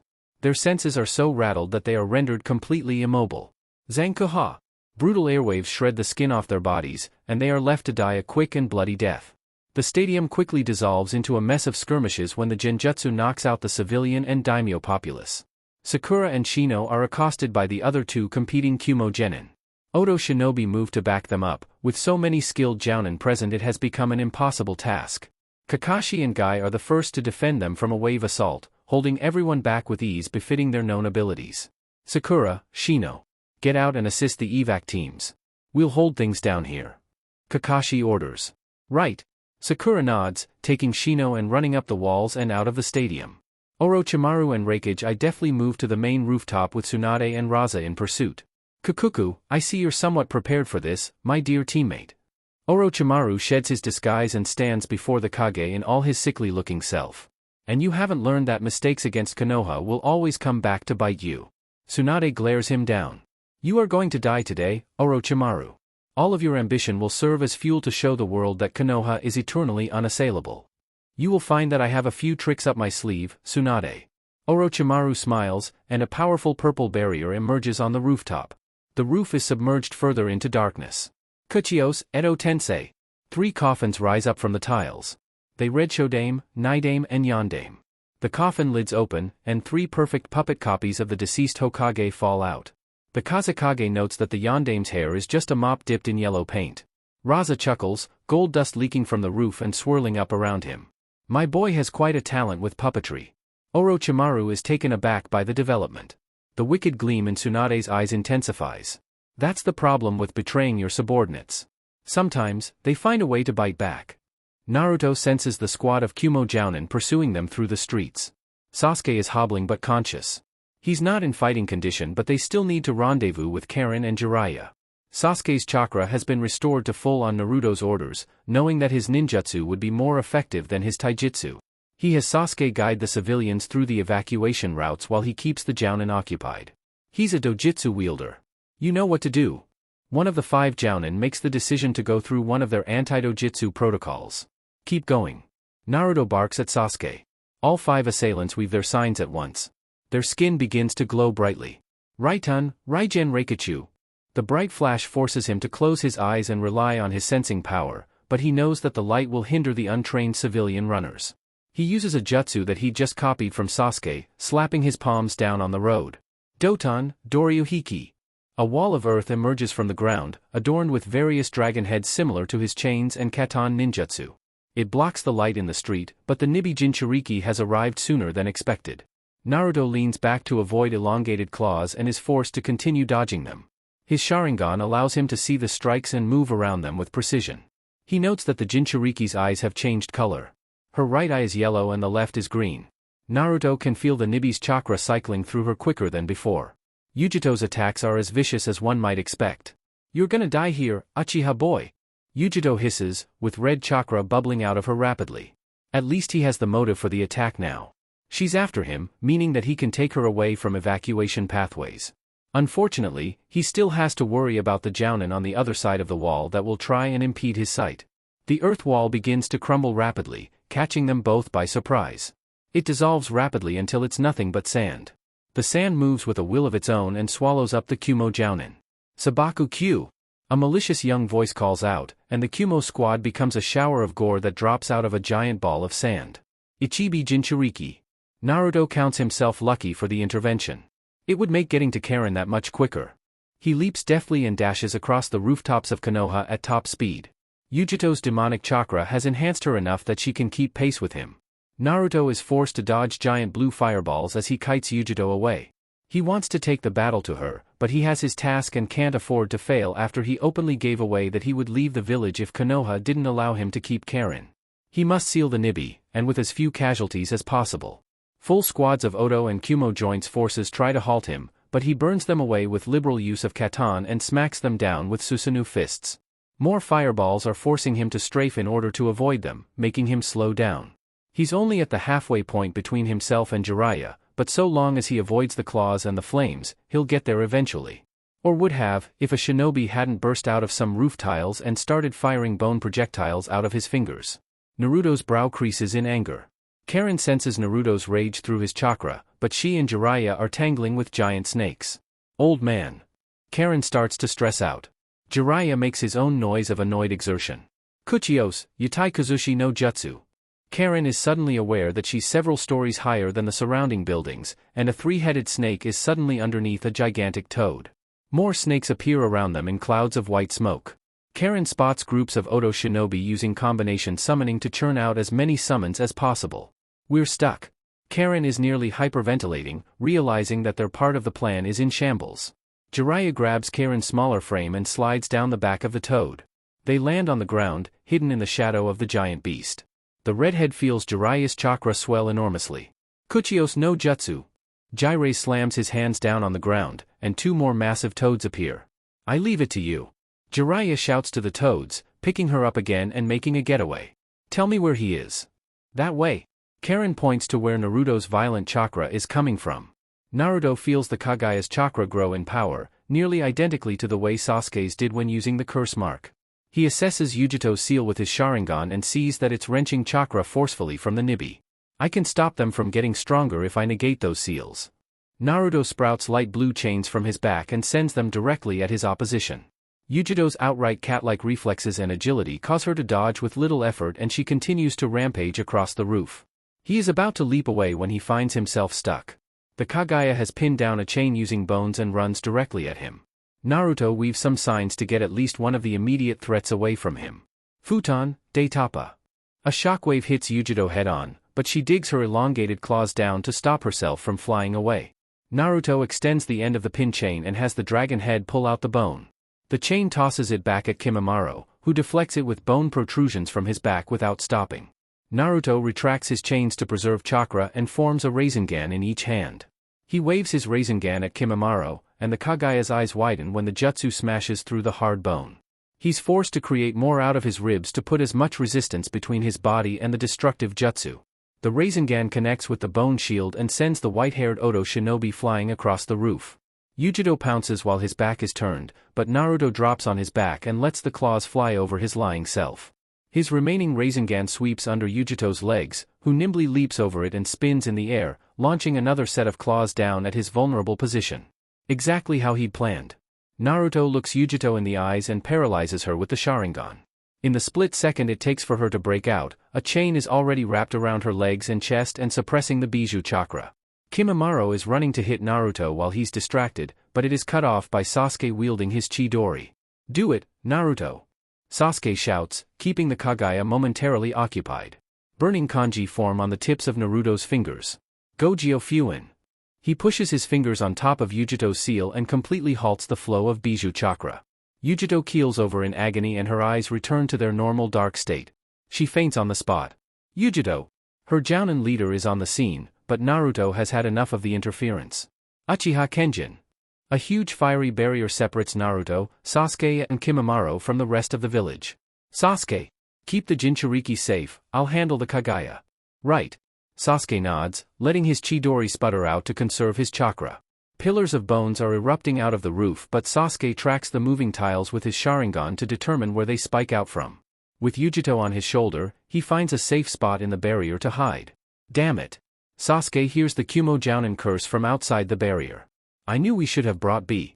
Everyone, work on taking down the barrier and kill Yujito so Konoha doesn't obtain the Nibi. Naruto runs straight at Kimimaro and forgoes any restraint. He overhears Darui and needs to act fast. Susanoo. Naruto's initial ribcage form with arms is summoned and whirls around with a blade in each hand, mowing down the field of bones. Bones are poking at his feet, causing him to jump and give Kimimaro a shot at him while he's airborne. Sawarabi no Mai. Kimimaro's skin darkens when the curse mark fully overtakes his body. A huge lance of bone from his arm slams into the ribcage, causing it to crack. Understanding that this curse mark has clearly enhanced the Kagaya to an insane degree, Naruto realizes that conventional ninjutsu will not be effective. Amaterasu. Black flames burn away at the lance and spread to the main body. Kimimaro howls in anger and pain but doesn't cease. He sheds a layer of bone from his body, letting the unholy black flames drop off of him at the cost of a significant amount of chakra.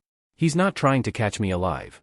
Naruto thought, knowing that the boy wouldn't have intel from Orochimaru to capture him instead so he could get another Uchiha.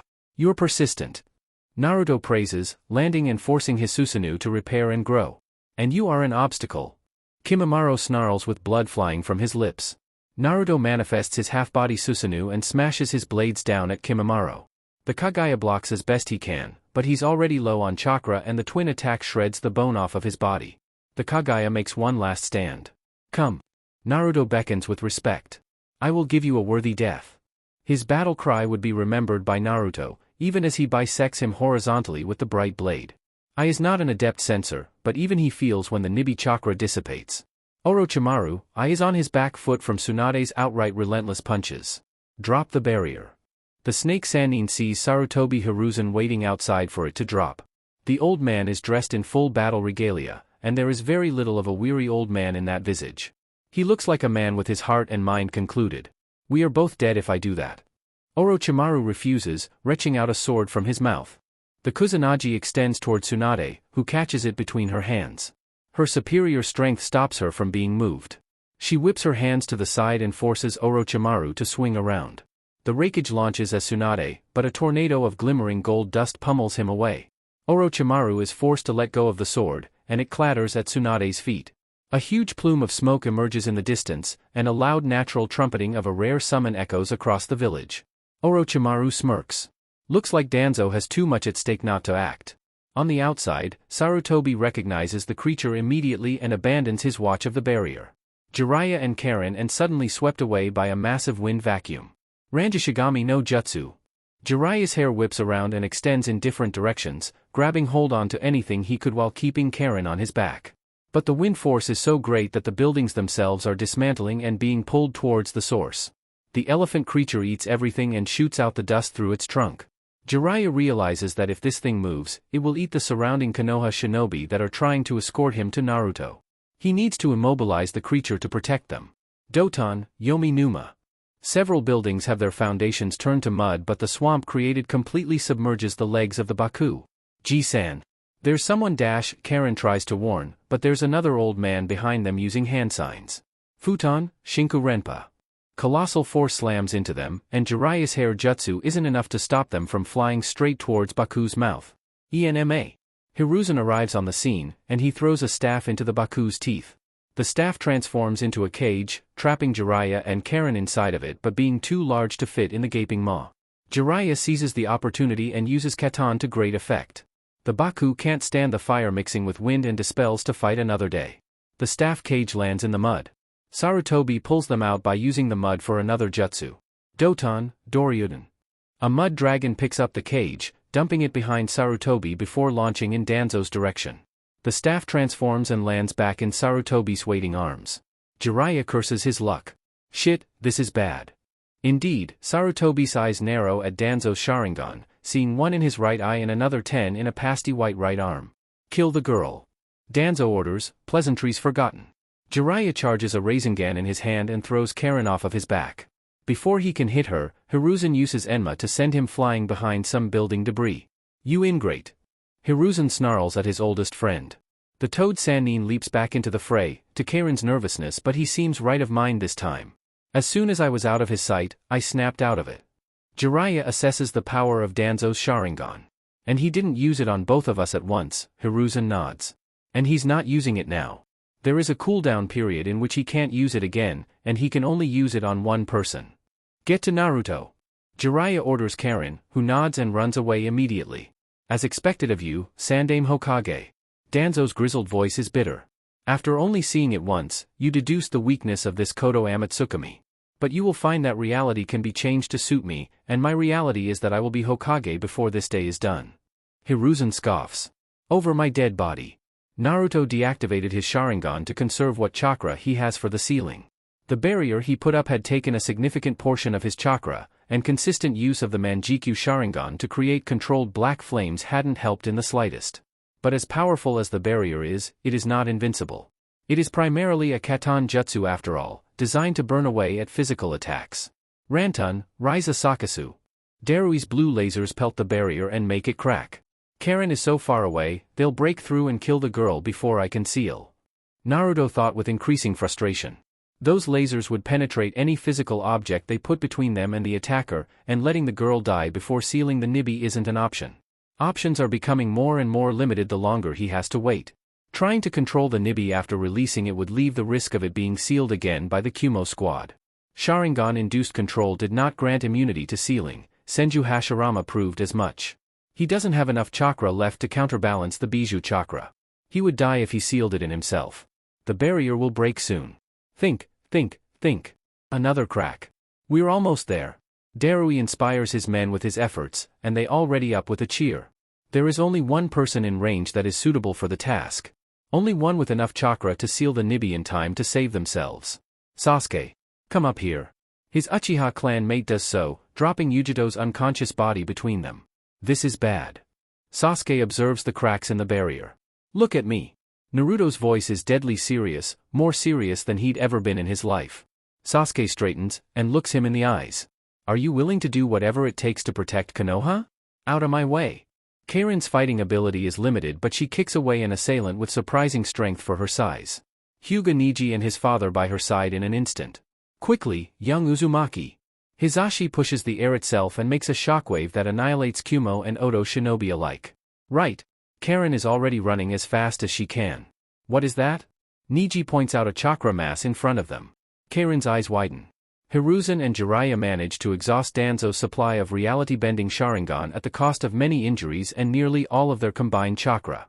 Having to constantly push each other out of the way and block Danzo's line of sight has exemplified their student-teacher bond and teamwork.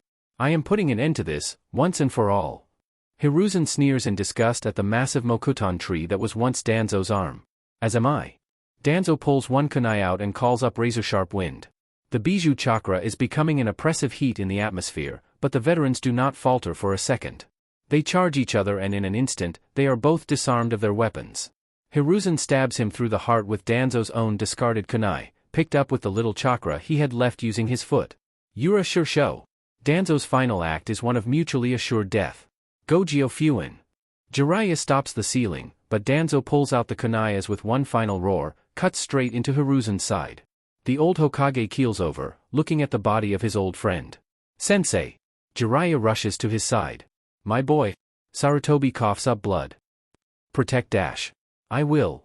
Jiraiya chokes up, and moves to rejoin Karin. Sarutobi smiles in content. He fades from the world of the living, knowing that he has died lucky and knowing that he has protected the great tree. Yujito is strung up by thin chains behind Naruto. In one great pull, the entirety of the Nibi emerges from her body and gives a howl. Sasuke stands at the ready, but his eyes are wide in fear at the monster. The chains expand and wrap around the Nibi, halting its movement for a mere second. Naruto is rushing through all the signs before the Nibi is even out. The barrier shatters. Kill them! The Kumo shinobi charge. Do it now, Naruto! Sasuke screams at him. Hack no Fuin Shiki. There is a pause, and a blast of Bijou chakra whips around and stops the Kumo shinobi's movement. Fuin. Naruto is completely spent from the ceiling, but the Nibi shrinks and becomes one with Sasuke. He collapses and looks at Sasuke, trying to see if he would be in any condition to protect them. Sasuke's red Sharingan is active, but his sclerae match the heterochromia of the Nibi. The seal on his shoulder tries to spread, but it burns from vicious blue flames and vanishes from his skin. Sasuke weaves the signs for the Gokakyu and howls. Katan, Kasha Gokakyu. A massive blue fireball is the answer the Kumo squad receives for their efforts. Naruto leaps away as soon as giant blue fireballs and flamethrowers start cooking the Kumonin alive. The one with the Rantun Kekiigenkai has fled, clearly understanding that an Uchiha Jinchuriki may be too much to handle at present. He is in top physical condition, just without any chakra. He'd be able to fend off incoming enemies, but it always helps to be able to use ninjutsu. Naruto. Karin has finally arrived, with 2 Hyuga and a battered Jiraiya. You're too late. Naruto shakes his head. I had to act. You didn't dash. Jiraiya realizes what's happened when he spots Sasuke ripping enemy Nin to shreds with long claws. Naruto nods stoically. Sasuke was the only one nearby. He could die, Naruto. No. He is strong enough. Jiraiya and Karin watch as Sasuke uses the Bijou chakra to great effect. The seal is only partially open. Enough to put him into an initial Jinchuriki form but not enough to be possessed by the Nibi. I need to find a medic right now to restore my chakra, so I can repair the seal remotely if things get out of hand. What happens now? Karin asks Naruto, clinging to Naruto now that they're reunited. With you? Nothing. Konoha has its Jinchuriki. What we need to focus on right now repelling this invasion. Karin rolls up her sleeve and offers her arm to him. Naruto gives her a look that makes her feel guilty for trying. I sent my medic team to one of the evacuation exits. We'll head there and convert some of your chakra to me. Medics can do it more efficiently than through a bite. The group of 5 watch Sasuke use Chidori Nagashi in every direction, making it known just how much the Nibi is increasing his power. And besides, you don't have enough chakra to fully restore me to the point that I can defend everyone against that. Let him have his fun for now. I'm gonna check on Tsunade. Jiraiya goes his own way instead. Naruto thinks he must have been a bit rattled by something on his way to the designated ceiling area. Naruto and the remaining squad members do not falter on their way to the medics. If I may ask Naruto-san, why are you so low on chakra? My understanding is that you normally have as much as Hokage-sama. Neji quizzes him, not understanding how that chakra could simply vanish. Now is not the time, my boy. Hisashi reprimands lightly. It's fine, Naruto would have waved it off if he weren't running. Bijou are entities of chakra. You probably didn't see the 4-story flaming cat just now, but it takes a heavy toll to control chakra with chakra. Sealing one of the most powerful beings in the world has drained me dry. I had to fight some powerful shinobi to even get that to the point that I could safely extract the Nibi from its previous Jinchuriki. A creature of that power, Hisashi mutters. Now in the hands of Uchiha Sasuke. He will be a formidable shinobi. The four soon arrive at an exit near the Hokage Tower that leads through the mountain, only to find a large number of dead Konoha shinobi and civilians. What happened here? Neji looks angered at the innocent casualties. They see a squad of 10 ANBU in unidentifiable masks, showing no allegiance to any village. They are all outfitted in similar black gear, sporting short-tipped tanto. And an uninjured Yakushi Kabuto. I killed you. Naruto narrows his eyes. Kabuto smiles slyly. Even your legendary senses can be fooled. And now, you're quite vulnerable. The Hyuga parent activates his Byakugan. Unfortunate that he is under my protection then. The worst nightmare of any medical ninjutsu specialist is someone who can take their chakra away from them. And you will find that I am not so easily defeated. Orochimaru-sama taught me personally. Then more valuable will my victory be. Naruto wants to jump in. He knows that his superior taijutsu ability will be of use, but he also has to be mindful and defend Karin, whose combat capability is lacking. He instead waits for them to come to him. I really think that you should bite now. Karin insists fearfully. A conflicted scowl crosses his face. He knows that despite this Hyuga man's skill, he and his son will eventually be overwhelmed by the numbers. Neru, Karin's voice is softer now. This is the first time I've ever done this of my own choice. For your sake and mine, please save us. Anger is bubbling up in him. These invaders have forced him to do something that he didn't want to. They have robbed his family of agency. I will find a way to get rid of these damn scars. Naruto promises, eyes flaring with a signature crimson glow before fading to gray. I know. Karin offers her arm. Don't let him heal. Kabuto orders the ANBU. Naruto bites into Karin's arm. She reels in pain, but forces as much chakra into the wound that she can manage. The Sharingan comes back in Manjikyu form. Light blue chakra flares up around him and begins to form his Susanoo. Karin's chakra is drained and Naruto is back at quarter strength. A wide sweep of his ethereal sword demolishes the ANBU with ease, and he begins a pursuit of pure hatred against the man that dared to put Karin at risk. His Susanoo begins to grow taller, and it soon becomes dramatically more mobile with the addition of legs. The raikage does not heal from his wounds like Tsunade does. What little advantage they might have had instantly vanishes when Tsunade unleashes the seal on her forehead. It heals her wounds in seconds, and it does not matter how many times that Orochimaru cuts into her with that telekinetically controlled sword, she is back at them tirelessly. Raza is playing support instead of engaging them. He lets Tsunade take them both on while intervening when it matters the most. The heavy gold dust is far harder to burst through than I expected, and it never fails to stop him in his tracks. His linear fighting style is ordinarily too powerful to counter, but Tsunade is far stronger than he expected. This whole invasion was meant to be easy. The fact that Tsunade is nearly taking on 2 Kage-level shinobi nearly on her own is infuriating to Ai, and he refuses to take responsibility for Orochimaru's failures. He sees now that the Sannin has used his efforts for a more subtle and small-time end instead of a grand conflict to finally bring down the giant that is Konoha. So he needs to get out of here before Tsunade kills him. At least then he can fight another day. Kumogakure can't afford to lose another raikage to this cursed village. Even Jiraiya is circling the barrier, though he's seemingly reserving his strength for when it drops and is hiding from everyone else on the outside. Once I get out of this barrier, I can take some trophies on my way back. At least Tsunade won't be able to stop me once I'm out.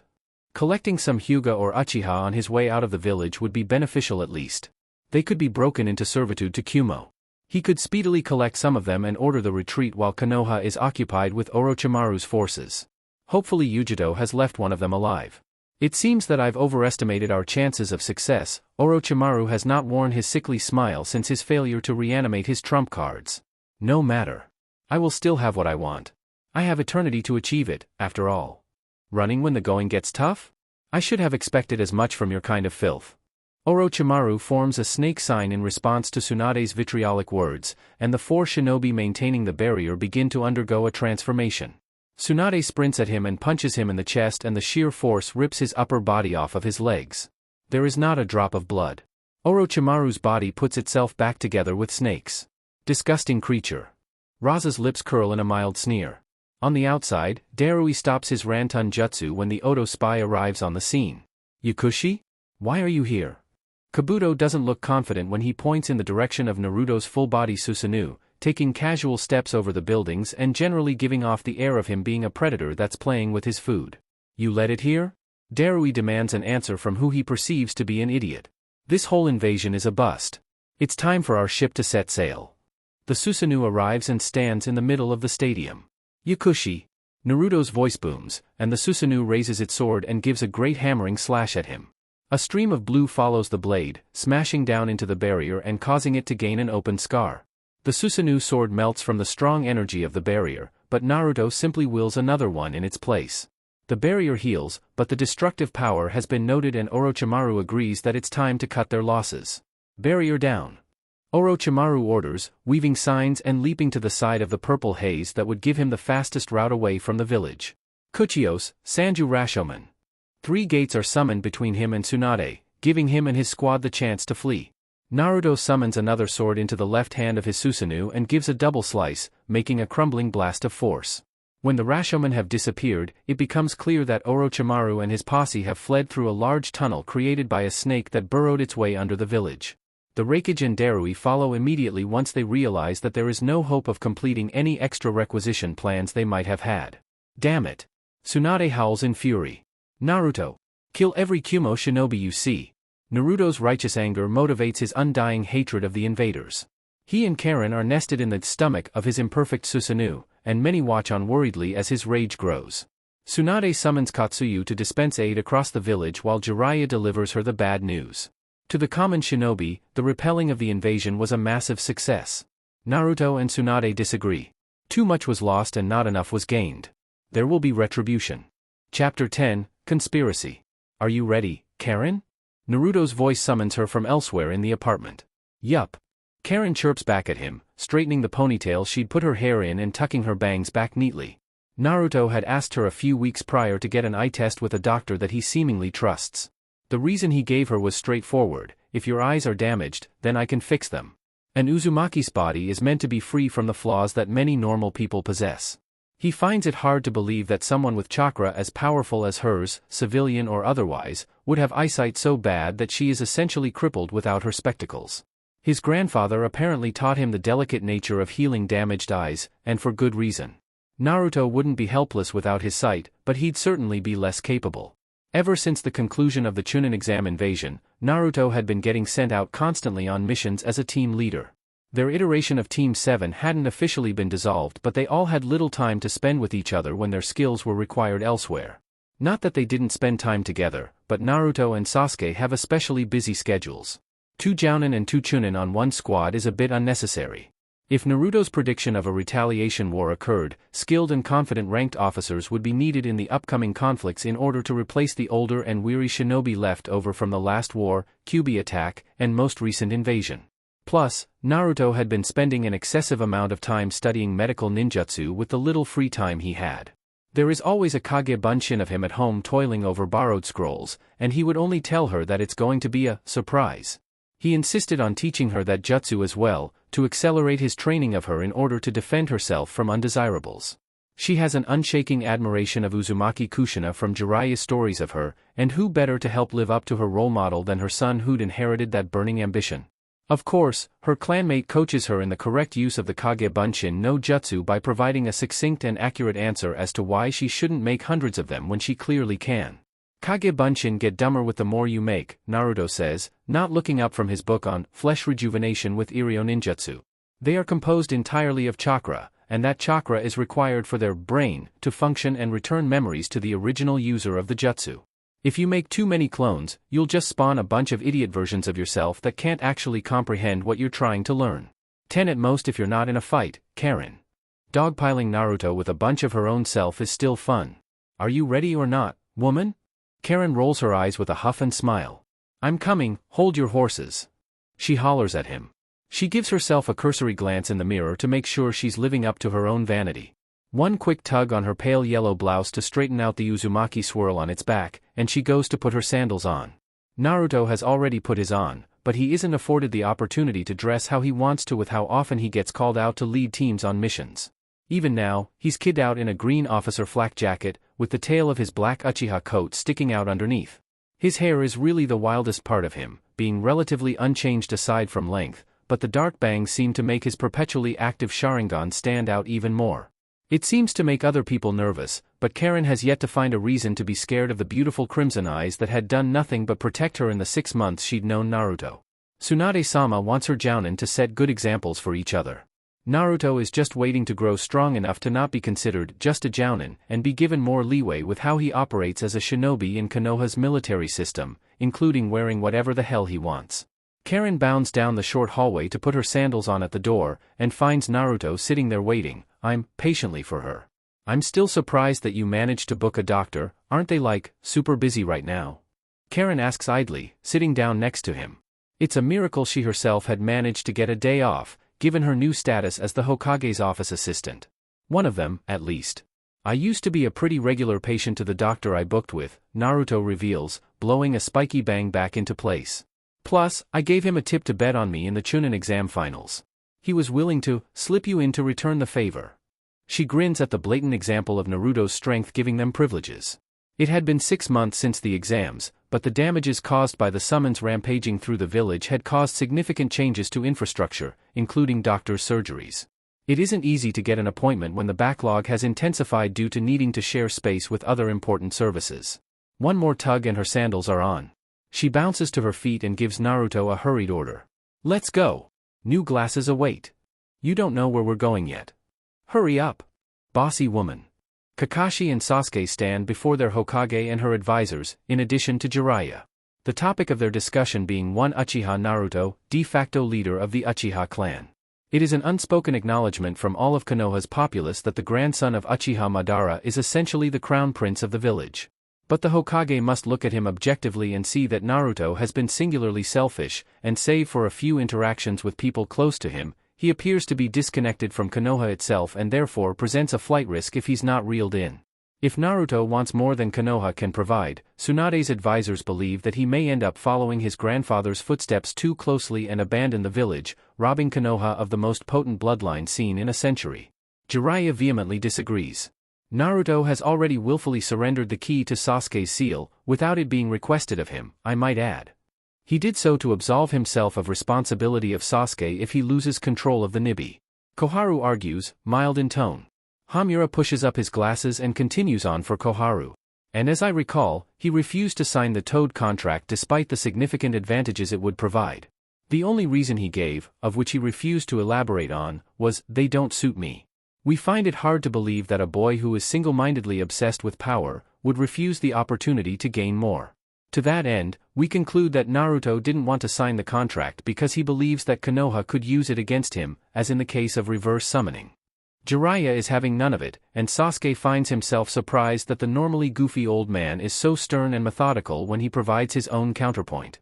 And something you don't know as a seal master, is that a summoning contract doesn't just allow the ability to call forth summons. It's a contract seal that links the person who signed it to the realm that the animals come from. That kind of bond creates changes in the chakra of the person who signed it to acclimate their bodies to the kinds of chakra that these summons use. With how powerful Naruto's chakra is and his aptitude for the Sharingan, it may very well weaken him instead of helping. It's a Kekkeigenkai for a reason. You both clearly need to think long-term. If Naruto is going to sign a contract, then it's going to be a summon that he can synchronize to with little long-lasting effects on him as a whole. Sasuke is surprised that a summoning contract actually has that kind of effect on the summoner. A distinctly feminine voice echoes in his mind. This contract that Jiraiya speaks of would make it far easier to learn senjutsu, for those with the capacity for it.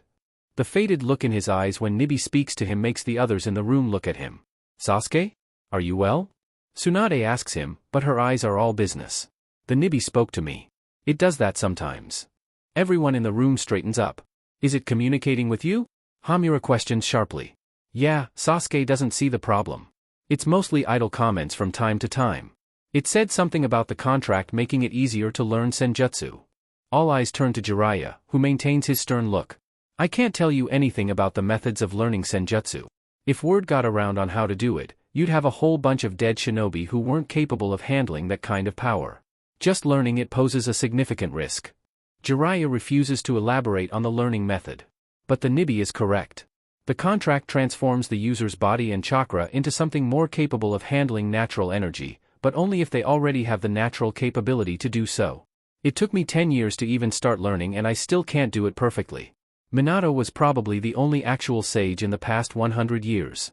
That alone should tell you just how dangerous it is, and just how much a contract with senjutsu users changes your chakra. Regardless, Koharu starts, knowing that this particular argument is a lost point. Naruto hasn't actually done anything wrong, has he? Sasuke speaks up this time. Yes, he is at odds with Naruto more often than not regarding certain things, but maybe Jiraiya-sama is right, and the old coots just need to look at the whole thing more objectively. With the half-truths stripped away, Naruto has proven himself to be a pretty reliable person. Not just as a man and friend, but as a shinobi to Konoha. With the incident regarding Karen during the Chunin exams notwithstanding, but still reasonably within the bounds of Konoha's agreement with Uzushio, Naruto continues to strive as a jounin of Konoha.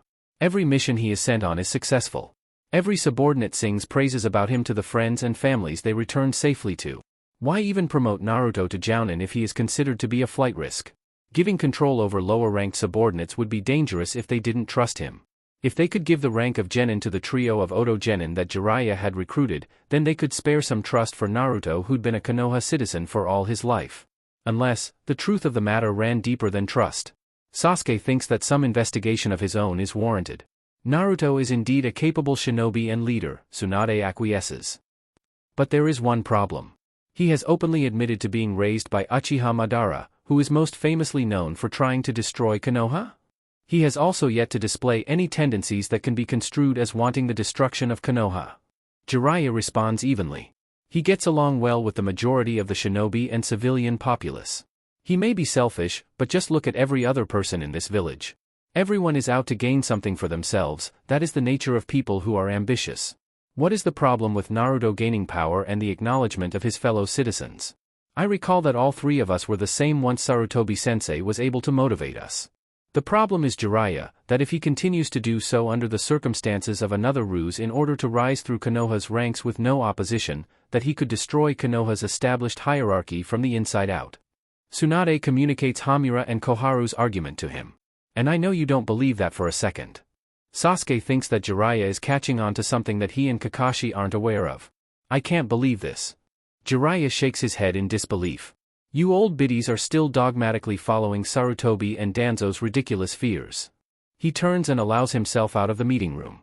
Jiraiya. Tsunade tries to get him to come back. No. Sarutobi was wrong in his unjust fear and hatred of an unfortunate people. You two better hope that you're dead before I find out that you did something to make Naruto betray this village. A self-fulfilling prophecy is a one-way ticket to undo everything that you ever thought you did right in the name of Konoha. Hamura and Koharu look forward stonily, not daring to glance at Jiraiya. The Hokage gives a deep and weary sigh. This is what I get for listening to the two of you. She gripes pettily. Definitely something to look into, Sasuke thinks. He supposes it must be hard to mediate rather than take an obvious side. If he were someone less level-headed, he might be angry that Tsunade isn't standing up for one of her jounin. But as she said, she's required to look at things objectively and see if there's some truth in what they're saying, no matter how absurd. For the sake of all of Konoha. I had hoped that Jiraiya would listen to reason. Hamura pushes his glasses up the bridge of his nose. That brings us to the reason that you two are here, Koharu follows up. We want the pair of you to observe Naruto when possible in order to determine if he will be a risk to the future of Konohagakure. Assess his compliance with orders, his relationships with the general population as well as members of esteemed clans. Kakashi speaks up for the first time after listening attentively to one spiel after the other. Naruto is a jounin, as promoted and approved of by Hokage-sama and a number of other experienced jounin. The only orders he needs to listen to are direct orders from Tsunade-sama unless specified otherwise. And you should know well already that the only people Naruto regularly interacts with are Uzumaki Karen, Uchiha Sasuke, Haruno Sakura, my own family and Jiraiya. He is loosely associated with them for missions, but he doesn't get along with them like he does normal people and clanless shinobi. Good point. Sasuke thinks. How would Naruto be placed in a position of power in the village hierarchy if he doesn't gain the support of the clans as a neutral party? He has made it clear since the start that he hasn't been interested in village politics, instead opting for the pursuit of more personal power. And that in itself is also a problem. Koharu retorts. It is said that Uchiha Madara was capable of controlling a Bijuu with his potent Sharingan. Naruto is the sole inheritor of that man's genes and more importantly, one of only 2 people in the world with the Manjikyu Sharingan. He could easily overpower Sasuke's own ability and take control of the Nibi within. One of the only people he interacts with happens to be the container of Konoha's only Bijuu as of present. Because we're friends? Sasuke answers with a rhetorical but obvious question. We were on the same team. Yeah, we fight and argue but we're friends and you seem to have let that slip by your notice. Sasuke. Kakashi warns him quietly. Hamura continues. As a Jinchuriki, you have been placed in a position of responsibility that no other Uchiha has ever been in before.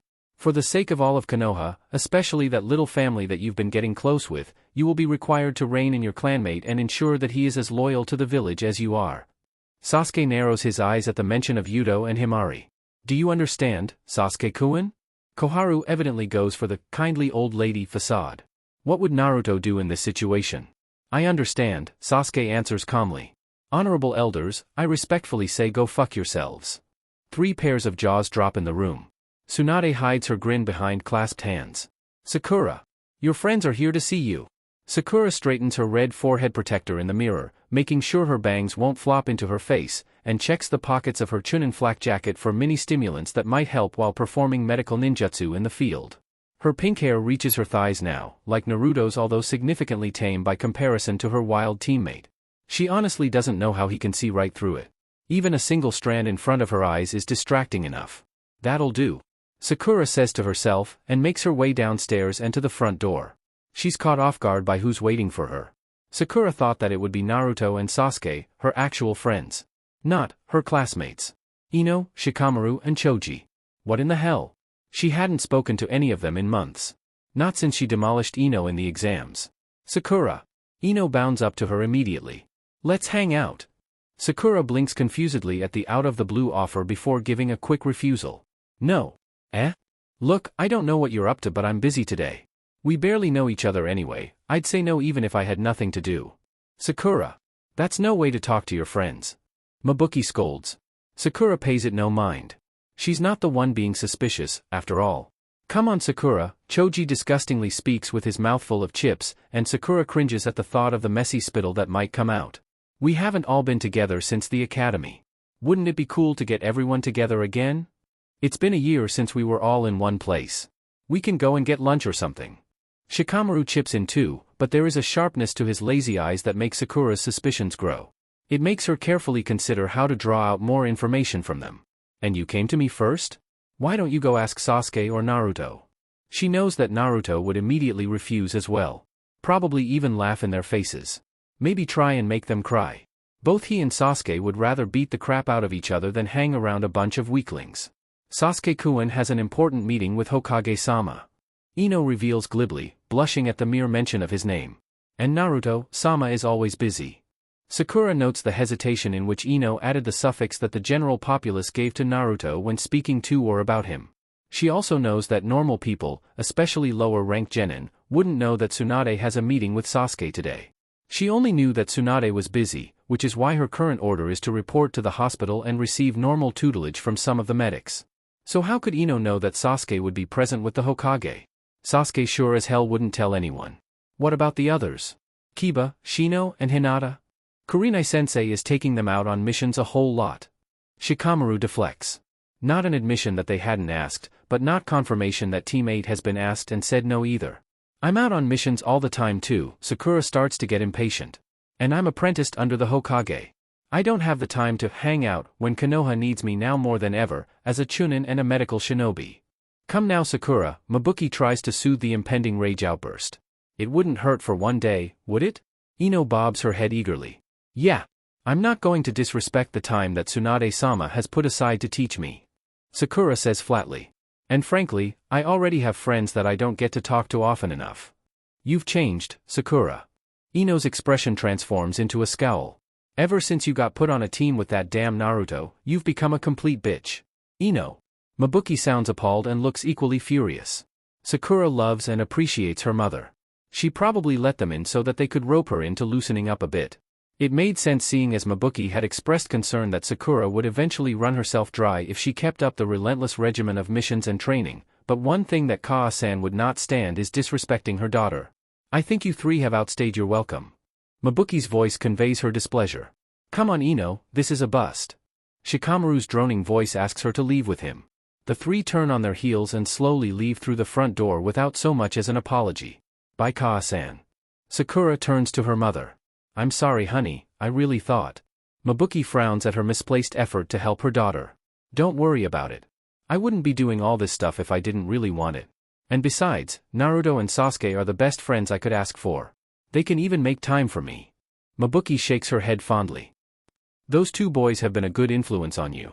You should invite them over for dinner sometime. Kakashi-sensei too. I'll try. Is all Sakura can promise. She leaves through the front door and closes it behind her. Her eyes narrow at the Ino Shikacho trio, who are still loitering around a few meters from her house. Next time, I hope you three don't bother me at all with whatever scheme you tried today. She says to them spitefully. Ino becomes visibly aggressive, and naturally Shikamaru and Choji stand at her back steadfast. It's a laughably pathetic display. Sakura has no doubt that she could mince all three of them on her own. You're missing out on a pretty important opportunity, Sakura. Shikamaru explains and Sakura withholds a roll of her eyes. Look, we're the heirs of some of the most important clans in Konoha, why wouldn't you want to be friends with us? Our clans have connections that could help you get higher up in Konoha's support chain. I'm apprenticed under the fucking Hokage. Sakura shouts in frustration, making them reel back. I literally cannot get any better tutelage. What the hell is wrong with you, you morons? As if summoned by the spirit of coincidence, two of her favorite people pass through the street. Naruto and Karen. Yo, Sakura. Karen greets her joyfully. Healing wench. Naruto's greeting is significantly ruder. Karen, perverted hedgehog. Sakura barely withholds a smirk at the nicknames they'd given each other. Naruto's Sharingan immediately hones in on the trio of weaklings. As expected, they cower instantly and take off without a word. Naruto has quite the scary visage. What's the story there? Sakura gives him the rundown objectively, without adding her own suspicions. Naruto hums in thought. Ino Shikacho? I'll keep an eye out going forward. By what you said, they were unusually overt about getting your attention. They're definitely out to get something. Maybe not of their own accord. She's glad that Naruto came to the same conclusion that she did. Anyway, Sakura drags the conversation away from the trio, ensuring that Naruto didn't chase them down and demand answers. How are you going with your medical ninjutsu? Not well. I can heal myself without using a jutsu, but my chakra is too corrosive to heal other people. Naruto's brow furrows over his red eyes. I need to find a way to make my chakra have more healing properties without weakening it. That's probably possible. Sakura concedes, walking with Naruto and Karen toward the hospital. Sakura has heard that it's possible to develop more than one chakra nature. With enough rigorous effort, one could transform their chakra over a long period of time to take on the qualities of another nature. Some people like Naruto and Sasuke are already gifted with more than one, but she predicts that it won't be exactly easy for Naruto to adapt his chakra to the delicate nature of healing another person. Whenever his chakra comes out of his body, it's usually to set fire to, blast away, cut, or force someone under a paralyzing genjutsu. I think that it is too. I've discovered at least that healing properties are not bound to elemental chakra natures.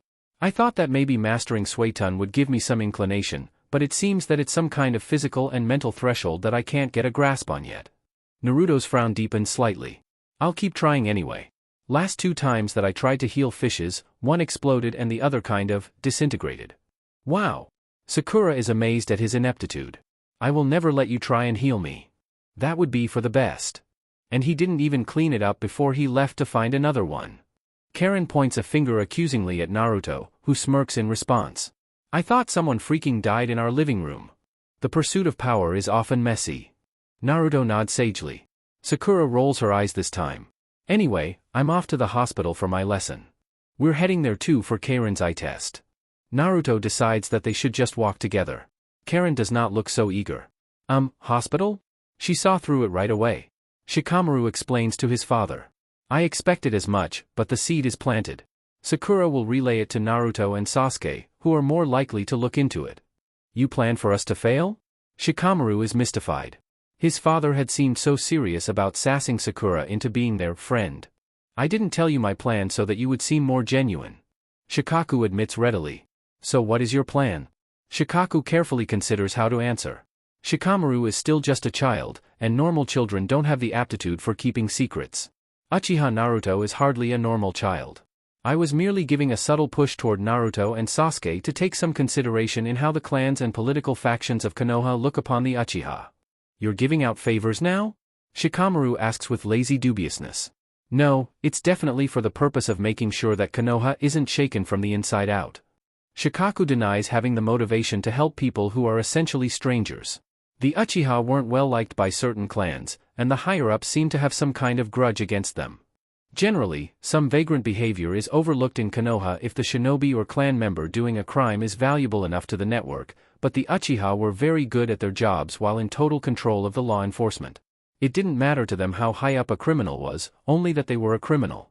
Civilians looked on them kinder than most, but even Shikaku had been fed up with constantly having to bail out some of his clanmates after the Uchiha police force had caught them doing something disruptive or generally idiotic.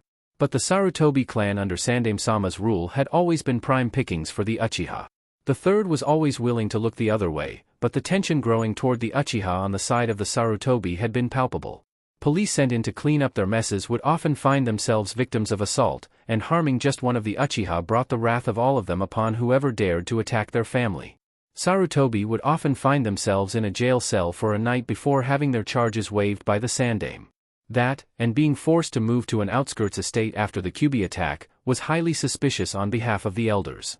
In the outer areas of the village, they could be more easily monitored without other shinobi catching on and spreading rumors that the Uchiha might be being spied on. Sarutobi Hiruzen's greatest supporters had always been the elders that he'd fought with. Their input had been valuable in wartime, but they are human and still suffer from prejudices that could segregate a whole clan of the most skilled shinobi in the village.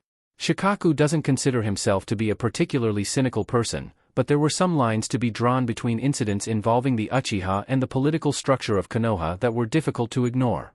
And it feels as though there are some missing pieces of the puzzle that is the Uchiha incident. These unusual happenings were part of the reason that he'd initially been hesitant to continue the tradition of having a Sarutobi clan member train the next generation of Inoshikacho.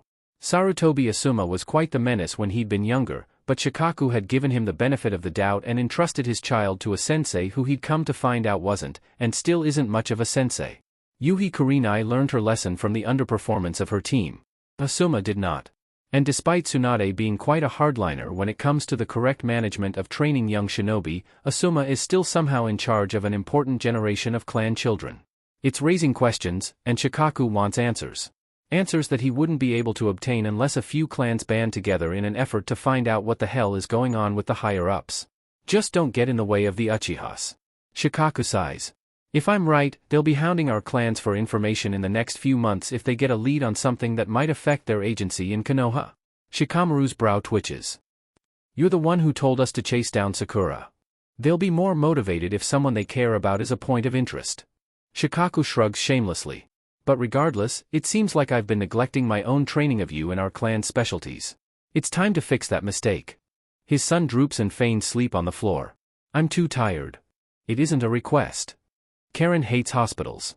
The bad memories are at the forefront of her mind as she sat down next to Naruto in front of the eye specialist's room.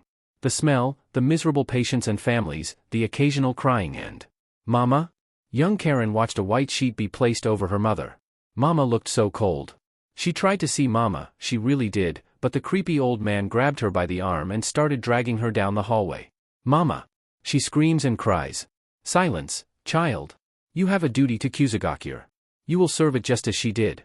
Be proud that she died saving the lives of our shinobi. The grip on her arm is so tight that it hurts. Tears are in her eyes. Mama! Help me! She is pulled into a room full of shinobi. Her sleeve is pulled up and her arm is offered to a man with bandages around his head. The first bite on her skin is something unreal, the excruciating pain shoots through her whole body as her chakra is forcibly wrenched out of her control. Mama! Karen jolts and shoots up to her feet, hyperventilating. She's sweating and picking at her arms. Naruto looks up in alarm from his seat. She starts pacing back and forth, torn between wanting to bolt and staying with Naruto like he asked. Nurse. Naruto addresses a woman delivering results to the box at the front of Dr. Ayashi's door. Naruto-sama. Please tell the Ayashi-san that we'll be on the roof getting some fresh air. Oh, the nurse takes in Karen's state and nods without staring. Of course. We'll send someone to fetch you when it's time to get the results.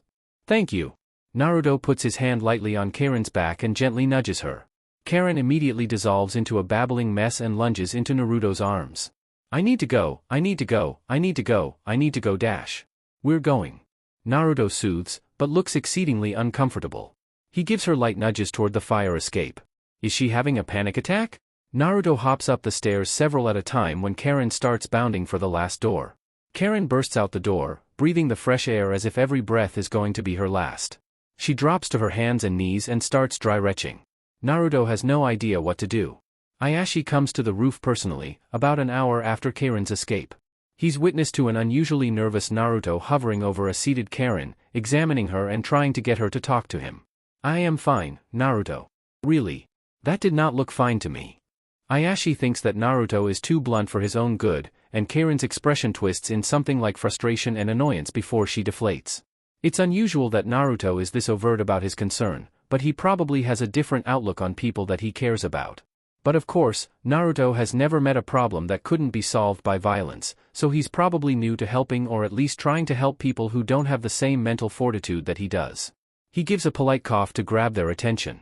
Uchiha-sama, Uzumaki-san. Naruto and Karen look up and they're somewhat surprised to see him up here, he supposes. But he felt that Karen may be more receptive to the news if she's not stuck inside the hospital. He sits down on one of the chairs that the long-term patients use for relaxation and begins the recount of his findings. It is as you expected, Uchiha-sama dash. It's just Naruto. Karen's eyesight has indeed been impaired without a degenerative condition. He holds up a picture of the scans. You can see here that her pupil is hidden under some balloon-like growths coming from her irides. To be quite frank, it's a miracle that she can see at all. She's going to need a new prescription, but my main concern lies in what could have caused this in the first place. Uzumaki-san, do you have any recollection of eye injuries in the past? Karen shifts uncomfortably but provides a small story to go with it. Unnecessary for him to know, but if it helps her remember what happened then it could lead it to potential solutions. My family lived in a little settlement in the land of grass, but when Kusagakure was recruiting shinobi, they found out that me and my Kaa-chan were Uzumaki and tried to take us to their village. My Oda-san, he didn't like that very much. He kept shouting at them that they have no right to take people against their will, and they got fed up with him and dash. Karen's lips curl in and she looks about ready to burst into tears. She manages to hold on for a bit longer. He was just a civilian. I was really young, but I remember they had a rogue shinobi who could spit poison smoke and trap people in giant bubbles. My Oda-san tried to shield me, but that guy just breathed on him and killed him with pink smoke. I was really hurt too, but Mama made me bite her. That's how Kusa found out that people can heal by biting us. Ayashi keeps his composure during her story. He's heard many tragic tales before, but the depravity of other nations truly disgusts him. He finds himself privileged to be born in Konoha. Naruto's eyes change to a strange pattern, and the veins on the back of his hand bulge as he clenches them furiously. I see. You may be able to receive help from a skilled enough medical shinobi to repair that damage, but conventional eye surgery won't be enough to heal damage caused by a shinobi's poison. But that's enough for today. I'll prepare the fees for today's consultation and prescription and send them to your home. Ayashi concludes, knowing that Naruto will handle it from here. Thank you, Ayashi-sensei. Naruto puts a hand on Karen's shoulder, and they both vanish in a poof of smoke. Poor girl. Ayashi looks up at the sky before getting back to work. I'm sorry. Naruto says sincerely to Karen, putting the emotionally exhausted girl down in her bed. I got that after the first 3 times, Naru. Karen smiles weakly. Naruto breathes a frustrated sigh, most definitely aimed at himself. I really thought that I was helping. You are helping. I didn't think I'd have a freaking panic attack in the middle of a packed hospital. Naruto now understands that maybe he's being a bit too pushy in getting what he wants. Sure, he wants Karen to be in good health, but sometimes things just take time to move on from, and he doesn't want her to feel like she doesn't have any choice in the matter. Patience is something he'd never really contended with. He'd hid his power for so long and for a distinct and explosive purpose, so he'd been able to put up with it and keep himself busy in the meantime. It wasn't something that Madara taught him, and the old man had been all too willing to put him through an extremely accelerated training regime due to the predicted time he had left on this earth. Naruto is used to getting his way by being purposely obtuse with people or through raw power. This is a conflict of the mind and the soul. Something he has never had to encounter before in a healing, living person. He is caught off guard when Karen grabs his nose. "Anyone home?" Karen asks cheekily with tired eyes. "Just thinking about how little I understand people." Naruto honks helplessly with his nose closed. Karen pulls him by his nose into her bed and suddenly they're facing each other on their sides. "Right now Naru," Karen whispers. "I don't need new glasses, or fancy jutsu, or these scars to go away." "Then what do you need?" Naruto asks, wanting to know how to help her. "All I need in my life right now is you." She smiles, and in his not-so-humble opinion it is beautiful. "You saved me from that torture. You're my hero, and that's already more than I could have imagined. Just Naruto, not Uchiha or Uzumaki. You're already what I need." There is a moment of silence while Naruto digests the only time that someone has actually said they wanted him for more than his power. "You kind of do need new glasses." Naruto says awkwardly, which makes her smile. "Maybe." She takes hers off to keep her head on the pillow more comfortably. Naruto thinks that maybe remembering the good parts of her life will be therapeutic. "What was your Kaa-chan like?" Karen spends the next few hours telling him about her mother and what a wonderful person she was. She talks about how she remembers how much she loved her father, what she could remember of him. Naruto is pleased when she falls asleep after he patiently listens through everything she has to say, and with a relaxed and unguarded posture. He tucks her properly and returns to his studies hesitantly. "My father was a sage?" Naruto asks confusedly. "You didn't know?" Jiraiya said that the Yondaime was the only sage since the Shodai Hokage. Sasuke comes knocking just before the sun sets and gives him the rundown of his talk with the higher-ups of Konoha. Strangely, Naruto doesn't seem surprised to know that he's being targeted and that the elders are attempting to use any resource they can in order to keep him under their control. He's more interested in the not-so-little detail about Namake's Minato being a senjutsu adept. I wonder why? Naruto's thought trails, internally questioning how Minato could have been given hassle by Obito if he's a master of senjutsu. Well, I suppose if he wasn't actually that good at it, then it wouldn't exactly be publicized to the common folk. Maybe there's some kind of condition that needs to be fulfilled in order to use Sage Chakra, and that Minato couldn't fulfill it while busy with the Kyuubi and spacetime wielding baby Madara. Obito had ultimately been defeated at his father's hands, and the Kyuubi nearly sealed away. Taking out Obito could be considered an impossible task without an army, and Minato had done so alone. The Nibi said that taking on a summoning contract could make learning senjutsu easier, but Jiraiya said that you refused on the grounds that a contract can warp your chakra. I did. I'm not comfortable doing anything that might change my chakra when I myself don't know its full potential. I suppose I'll just need to do some more research into myself and see if it's possible for me to use senjutsu without being taught by summon creatures. Naruto replies, unconcerned about Nibi talking to him. But this asking me to spy on you? Aren't you worried that you're at risk right now? Who knows who else they're asking? Sasuke seems genuinely concerned about the current situation. Sakura was approached earlier today. The current Ino-Shikacho trio, but I suspect that if their parents actually wanted Sakura to spy on me then they would have been more subtle about it. I think that they're probably not happy about being approached and having their kids do dirty work. That is to say, if they were approached by the same people you spoke with today.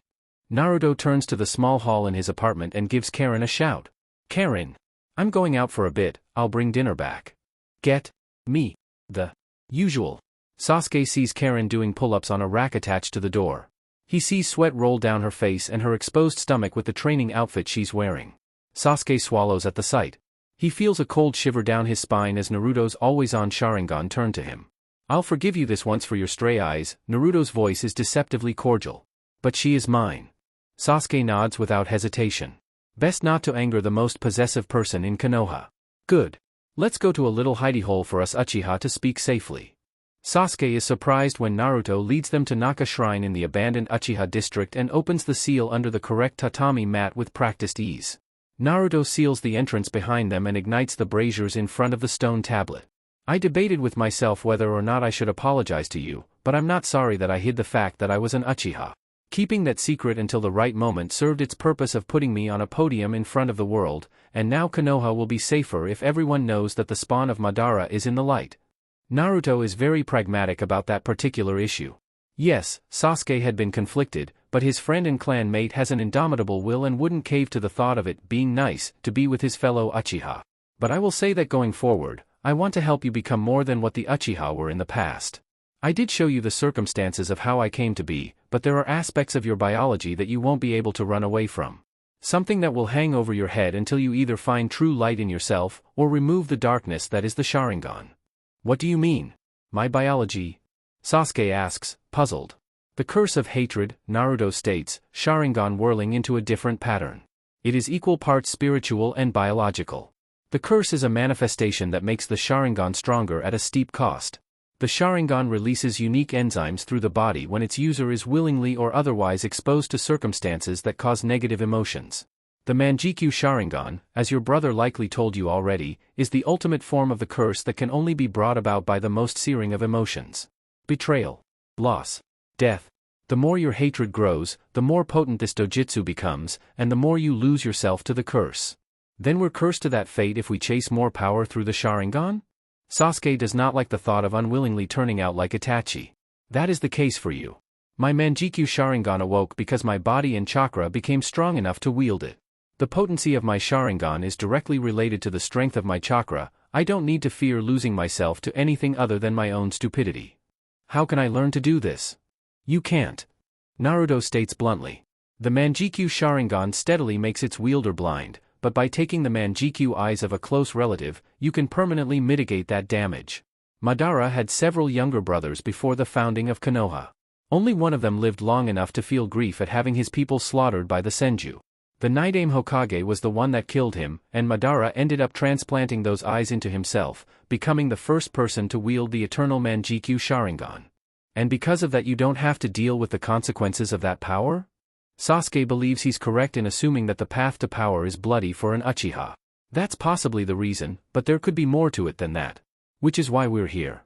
Naruto motions to the stone tablet at the end of the room. Naruto looks at it with the Sharingan and quotes one of the lines. Seeking stability, one god was divided into yin and yang, these opposing two acting together obtain all things in creation.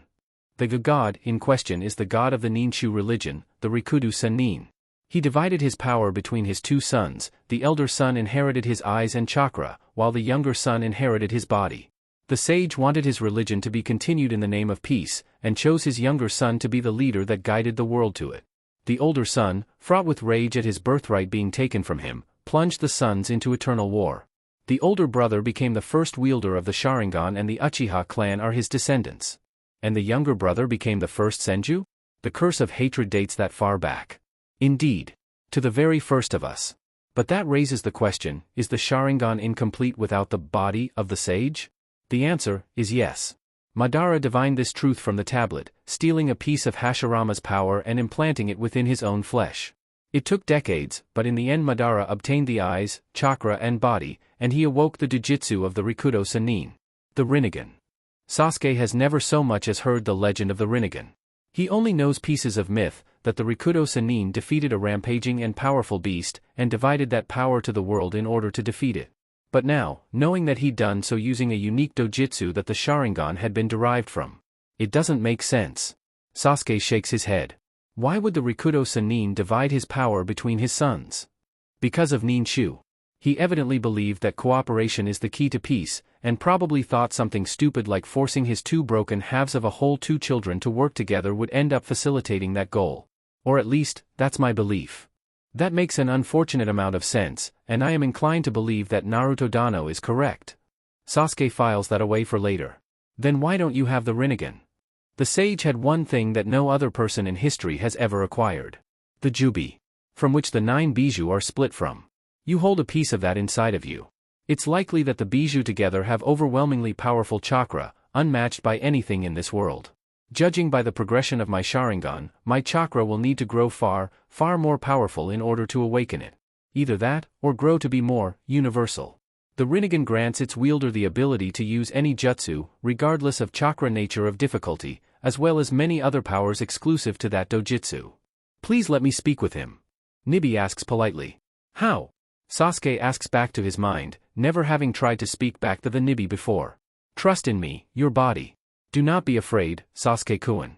Even if I wanted to harm you, Naruto Dano would soon put me back in the confines of the seal. Will I still be able to listen? As I do. Nibi confirms. Sasuke's sclerae bleed into the heterochromia of the Nibi, and Naruto is alarmed. Please do not fret. Nibi pleads, holding Sasuke's arms up non-threateningly. Sasuke-kun is still here, listening. I wanted to speak with you about the stone tablet. Speak. Naruto demands, none too pleased about the eavesdropper Bijou. I was never aware of this stone tablet. Nibi Sasuke admits. But I believe it was left behind by Hagoromo to Indra's descendants, in the hopes that they would self-correct and return to peace with Azura's descendants. At Naruto's blank look, she explains further. Otsutsuki Hagoromo, the Rikudo Sennin's true name. Indra being his eldest son, and Azura being the youngest. Hagoromo raised me and taught me his religion. He was obsessive about cooperation, and it would not surprise me if he deliberately split his power in order to force his sons to see the best in each other in order to gain more power and influence over their own reality. But that is hindsight, and he was very devout about his desire for peace. He did not understand the nature of a human, for he in all his power could not truly be called human. You are correct, Naruto Dano. His belief clouded his judgment, and therein lies the origin of your people's curse. The Rinnegan should never have been separated, only diluted.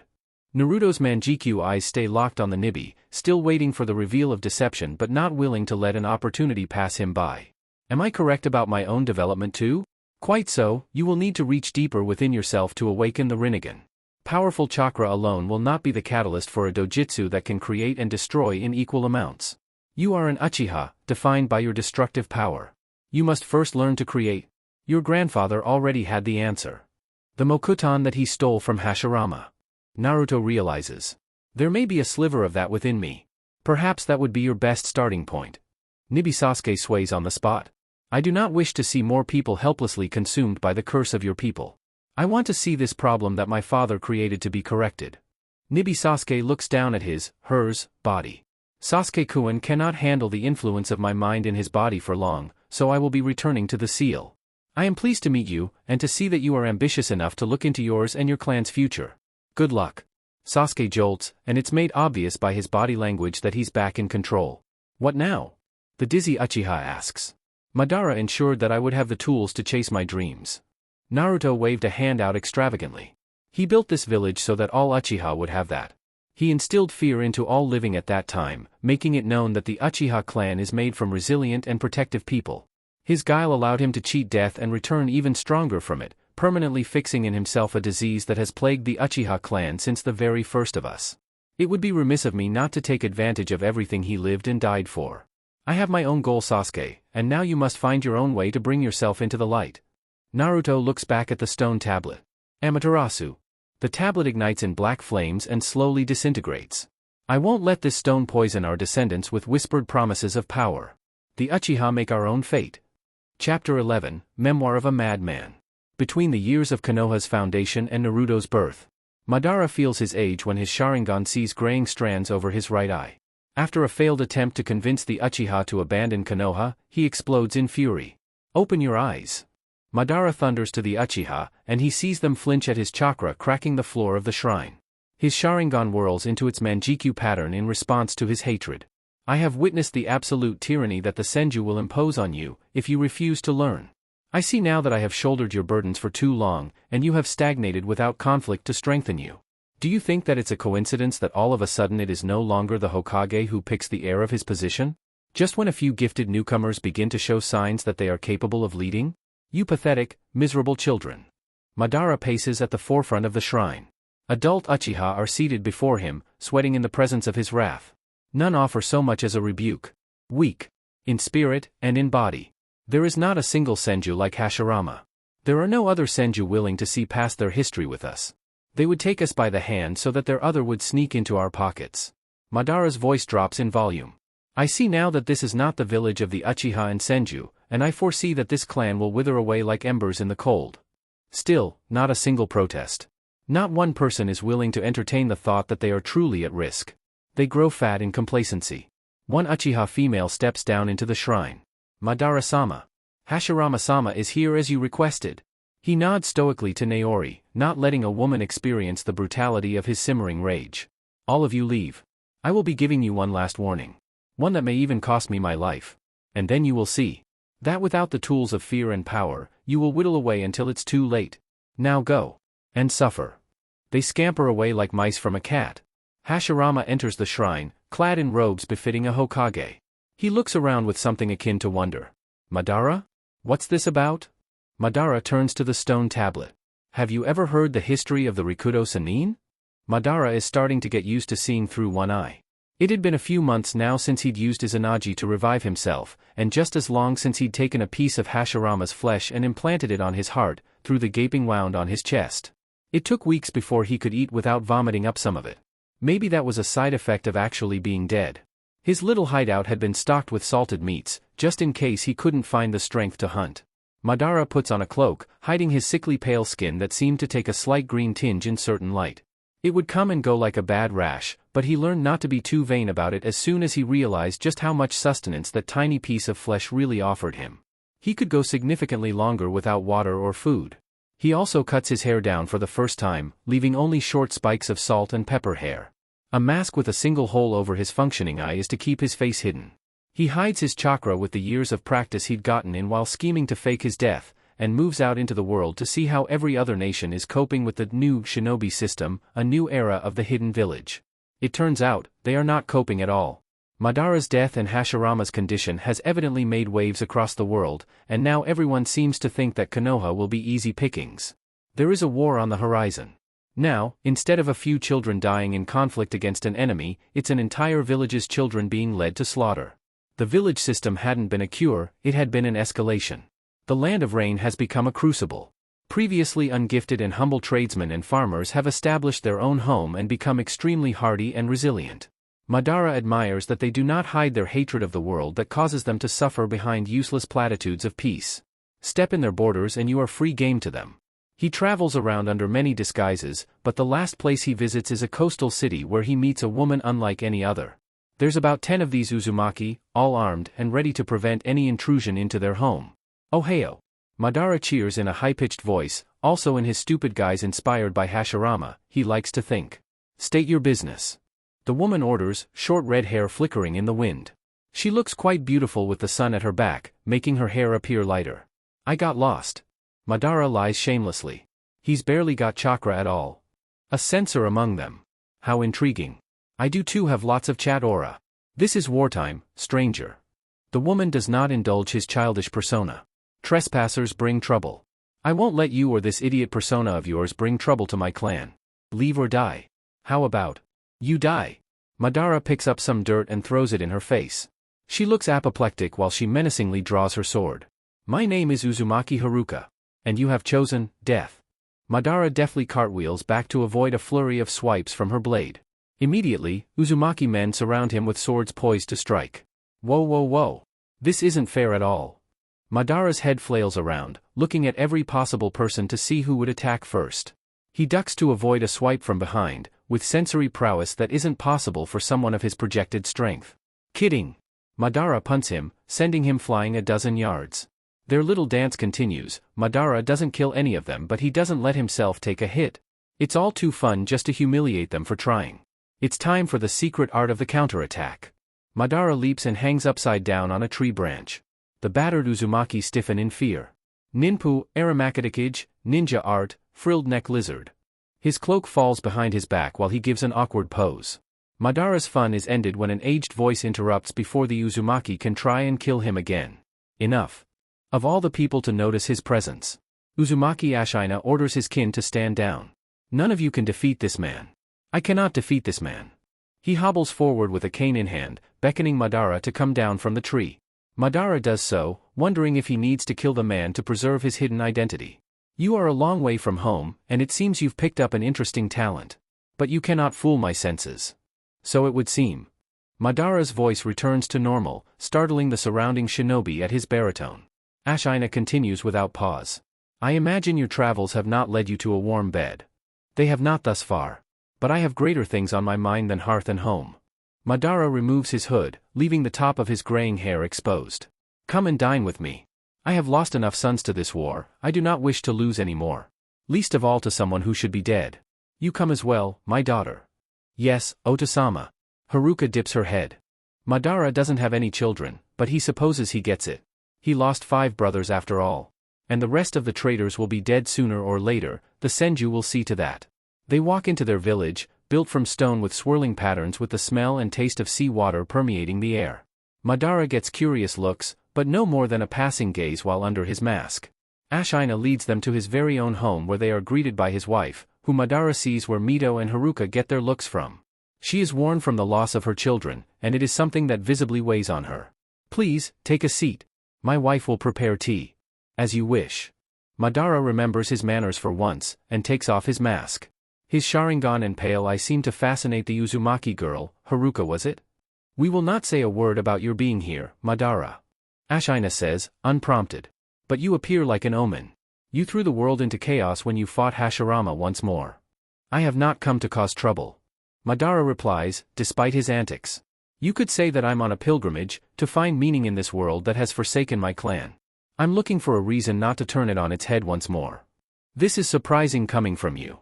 I never took you as a man to stay at his feet and look around. I was younger then. Madara reminisces. Driven singularly by fear and hatred. Fear that my family would be extinguished. Hatred at the Senju for facilitating that fear. I tied my existence heavily to that of the Uchiha clan. Never once did I think of what I could be without them. I guess I'm looking for my own meaning. Trying to find out why I struggled to achieve peace. Ashina takes a sip of his tea.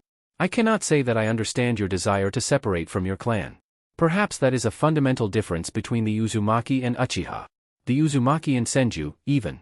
Tied to our blood, not our hearts. You are closer than you realize.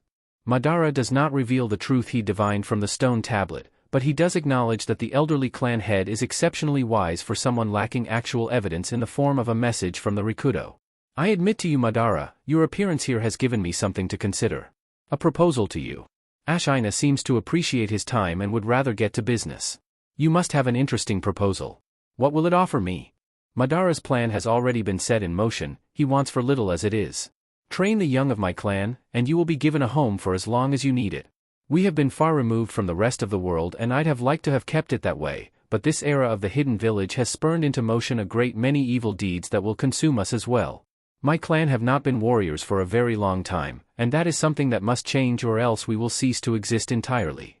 Madara toils over the offer for weeks before eventually accepting on several conditions.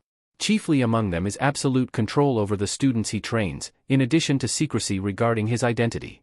There is to be no mention of his existence at all to Konoha or the rest of the world by letter correspondence. If anyone asks, the Uzumaki were becoming strong through trial, not teaching. The students and the rest of Uzushio know him only as Izuna. Training young people helps keep his body moving. He could be wasting away in a cave right now, waiting for his eyes to undergo a transformation that may or may not actually happen. Again.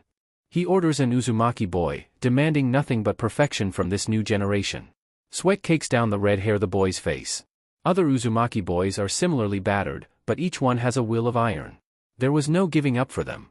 From Madara's lectures, they understand that everything they know is at risk. Their clan is facing extinction if they do not find their strength. They already have resolve, perhaps that's a blood trait of this clan. The boy is weighed down by sand after Madara had ordered them to swim, then roll around on the beach. He is clearly exhausted but still he persists. The boy unleashes a roar and stomps his feet into the sand. Water molecules begin to whirl around from this sealless jutsu. An upright typhoon forms around him rapidly with more water drawn from the sea. Madara vanishes before their eyes and delivers a hard punch to the boy's stomach. It sends him flying, but still he persists and finishes the jutsu. Suetun, Daibakufu no Jutsu, Great Waterfall Technique. Spurned into violent motion by strong Uzumaki chakra, a veritable tidal wave erupts and swamps the beach. Madara smiles and knows that there are no better students to him than talented people who refuse to give up. 3 years pass. Against his will, Madara finds himself growing fond of these fiery people. And in turn, many of them grow fond of him too. Ashina's daughter Haruka is one person who seems to use all of her spare time to use him and further her own strength. She corners him again while he's stargazing and lays next to him, undoubtedly plotting to ruin his night with another 30 demands to teach her personally. He has his hands full with the boys as it is, and it's not like a woman could compete with them. Why do you want strength? Madara asks after having not done so for the time they'd known each other. To be of service to my clan. Haruka answers, almost in a questioning tone as if to say, isn't it obvious? Most women your age are rearing children and yet, you have no husband nor suitors. Why is a female so resolute about being a warrior? I. Haruka looks down shamefully. I have nothing else to offer. I do not understand, Madara goes on tactlessly. A woman of your ability, beauty and status would be considered a rare and sought-after spouse anywhere else in the world, why not here? I cannot bear children. That snaps Madara's jaw shut. Or rather, if I have a child then, I will most likely die. Haruka remained seated next to him, looking down at her hands. Before these villages started forming, we were attacked by mercenary clans who were paid to clear us out so that the daimyo who hired them may harvest from our bountiful lands and sea. Father returned the favor, naturally. But it was not without cost to us.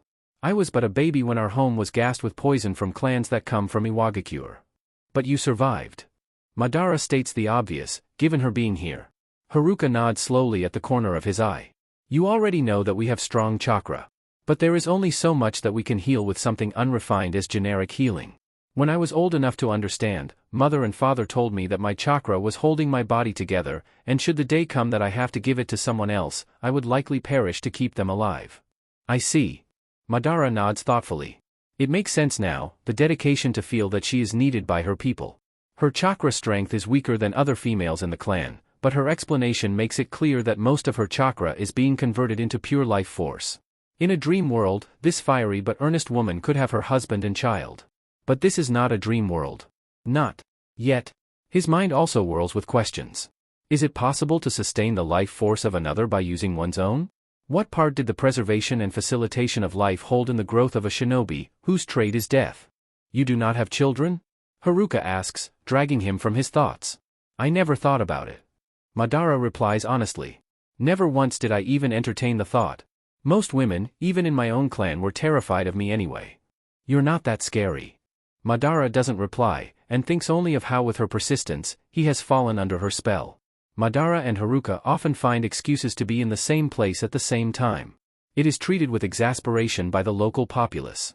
Two emotionally stunted people not understanding why exactly they enjoy each other's company.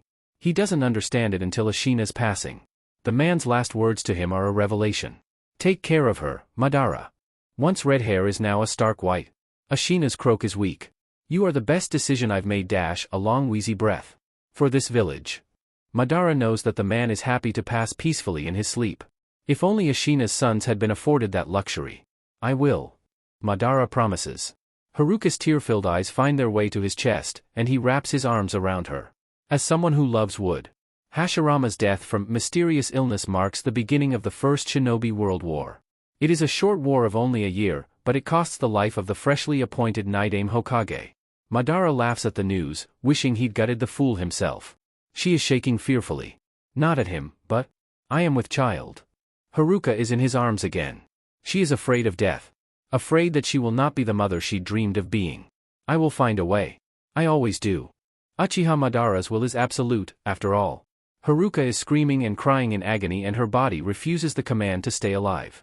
Madara is getting desperate. He places his hands over her heart. In an instant, his salt and pepper hair becomes bone white and he appears to age many years.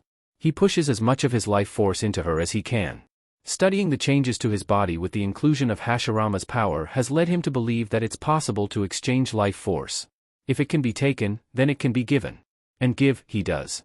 Uzumaki Kushina comes into the world kicking and screaming, to proud and very much alive parents, Uzumaki Izuna and Uzumaki Haruka.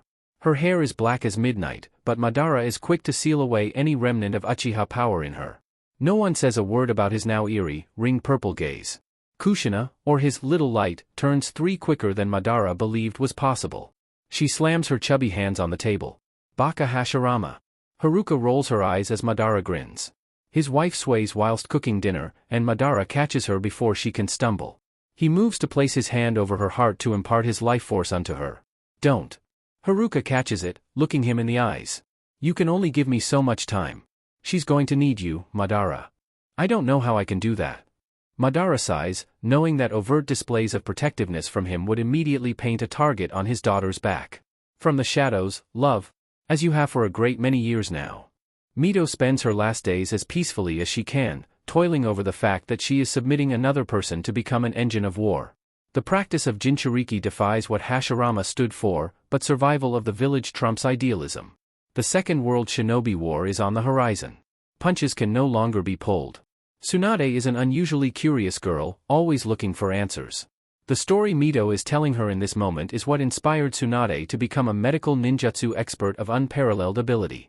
If not for the fact that Senju were bred for war, Mito believed that Tsunade could have been another great mind of the ages. Hashirama refused to allow anyone to come with him to fight Madara. It is easy to romanticize the idea that comrades standing together will overcome any foe, but Madara. Mito gives a weak and weary sigh through cracked, aging lips. Even Tobirama refused to go anywhere near that battle until it was over. Probably to pick apart Madara's body like a carrion bird. Mito seemed disgusted by the concept and Tobirama's strange propensity for artificially making stronger shinobi, or discovering weakness in those who killed his kin. But still, I went to the battle. The landscape was completely unrecognizable. Shattered pieces of Hashirama's strongest jutsu littered the battlefield. The Kyuubi was in a deep trance, as if it were asleep. I had no idea such a vile beast could look peaceful. What happened then? A younger Tsunade asks curiously. Hashirama and Madara were still fighting. After 4 days, without sleep and without food or water, nothing but the sheer power of their chakra kept them walking. Hashirama was using senjutsu and yet still Madara matched him blow for blow. They were so absorbed in their fight, I doubt they even noticed I was there. I took my chance and sealed the Kyuubi within myself in case Madara figured out how to break Hashirama's hold over it. Mito put a hand over where the seal lay. You were just a baby, our granddaughter who'd been born just 1 week before. I couldn't find it in me to give you this burden. Mito smiles at her so slightly. I was quite young when I was wed to Hashirama, and your parents were quite young when you were born. Your grandfather saw this as something so immensely beautiful that he was willing to cut down his closest friend, so that others besides the Senju would experience the joy of creating life without fear, to revel at the gift of parenthood instead of detaching in case our children die. But if Ji-sama won, why did he die? Because he didn't win. He tied with Madara. I stumbled back to the fight with my body heavy with chakra that didn't belong to me. Hashirama killed Madara through trickery, but you can't outfox the fox. Madara used all his strength while dying in the cold river to pull his chained blade into Hashirama's back. Tsunade wisely stays silent at her grandmother's tears and shaky voice. There weren't any jutsu that could heal him, back then at least. Only, delay the inevitable. That scythe that nearly took his arm off and had gone right through his lungs. Tobirama tried his best, but in the end Hashirama had not but a few years left. He let Konoha democratically select Tobirama as their new leader, and spent his last years with his family and mentoring the new generation. I wish he'd lived long enough to meet Nawaki. He has a similar soul to his grandfather. Mito sniffles, but Tsunade admires how dignified her grandmother still looks. I was too old to seal the Kyuubi within myself. Tobirama figured it out. The best way to seal this beast is within an Uzumaki, but one whose chakra system hasn't fully grown and developed yet. Any other bijou and I would have been fine, but this one is an entity in its own class. And now, it eats away at me from the inside, always clawing and scratching to get out. Uzumaki Kushina will be here soon. I've heard she's something of a little monster herself. Maybe this creature will find its home in her. Tsunade chooses not to broach that topic. Naori-san never mentioned that about Madara. She says instead. Of course not. Mito's lips twist in a grimace.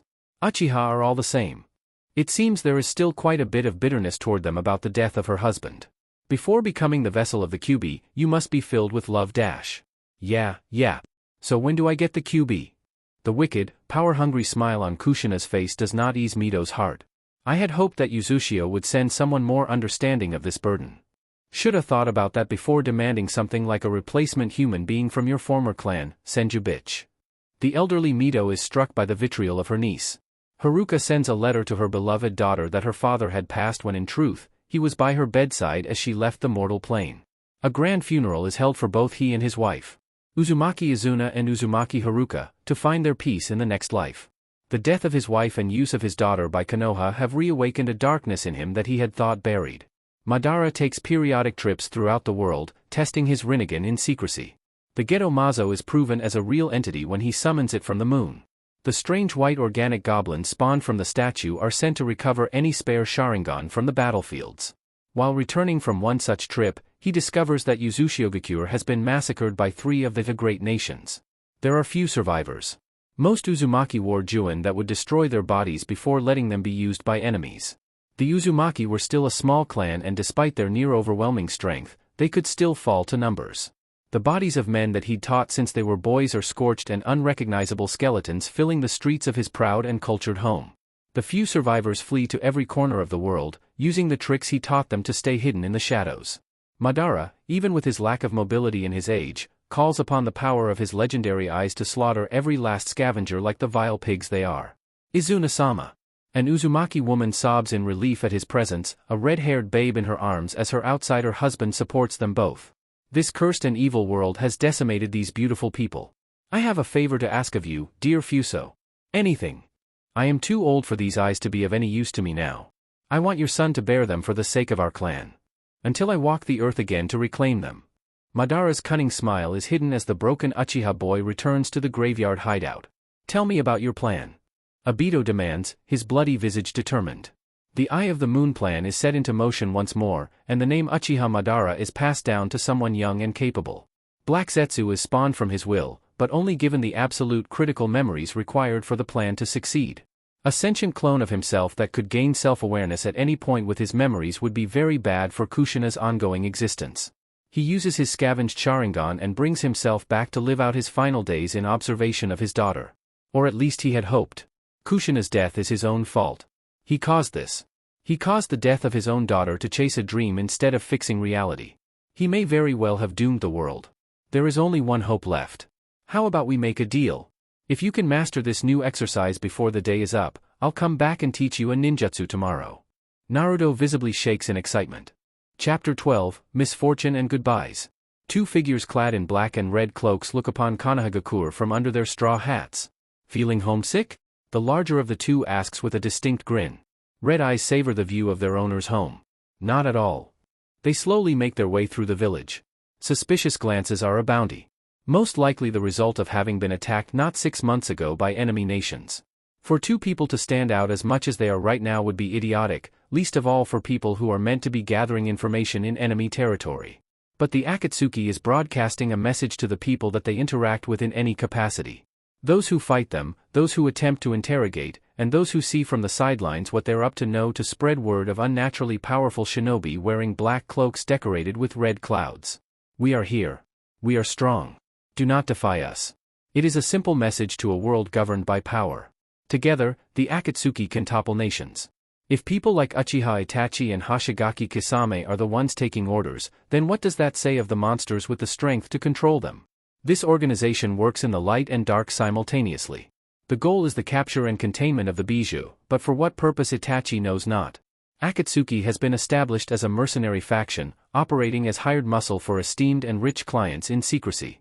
Some consist of daimyo, others being the greater shinobi villages. Guaranteed success is hiring the Akatsuki, and therein lies the beauty of the manipulation. All they are to the world are mercenaries, hiding their true purpose while gathering intel on the whereabouts of their true goals. This secrecy is a strength of the Akatsuki, but Madara is a fool if he thinks Itachi won't exploit this. Once they are inevitably confronted, Itachi will drop the hints about scouting for Jinchuriki and Bijou. Capturing multiple Jinchuriki and Bijou and containing them long enough to seal them one by one is simply not possible, not even for the strongest shinobi in the world. Senju Hashirama may have been able to accomplish such a feat, but if Uchiha Madara himself and a man with the legendary Rinnegan still need days, maybe weeks at a time to seal the Bijou into the Geto vessel, then it speaks quite clearly that the process is arduously difficult and requires a large number of powerful shinobi to assist them. Itachi had questioned why Madara didn't just capture them in one fell swoop and keep them contained on his own. My battle with Hashirama left me broken and a shadow of my former ability. The masked man speaks factually and clinically. The sealing will require a great deal of time. Only an incredibly powerful wielder of the Rinnegan or the Mokuton can control that many Bijou and Jinchuriki at once, and that time invites the nations that those beasts belong to stop our plans in motion. We do not know where all of the beasts are, nor have we sown enough chaos to make it easier to capture them. The Bijou must be sealed in order to prevent the vessel from being damaged. Another weakness of the Geto Mazo that Madara confirmed carelessly. The Bijou must be sealed in order. And that is part of why he and Kisame had been sent to Konoha, to confirm who the Nibi and Kyubi Jinchuriki are. Word spreading throughout the nation says that Konoha is in control of the Nibi once more, but the Jinchuriki is unknown. Madara suspects that the Kyubi is sealed in the son of Uzumaki Kushina and Namikaze Minato, and that the cover was that it had been sent away by Kushina-sama's powerful Fuinjutsu. It is refreshingly naive that you think your yondaime defeated me. Madara's voice conveys a smile, even if it is hidden. He may have injured me and caused me to flee to recover, and I suppose that is a testament to his ability. But who walked away from that battle alive? Itachi-kun. The masked man left the battle early, so even he doesn't know where the Kyuubi is. But still. Not Namake's Naruto. Not Uzumaki Naruto. Uchiha Naruto. How could anyone have missed this? How could Madara attack his own daughter? Although thinking about it, Madara also slaughtered Uchiha children in their sleep a few years prior. That alone speaks of his depravity. Of his own depravity. That he would volunteer to cut down his mother and father.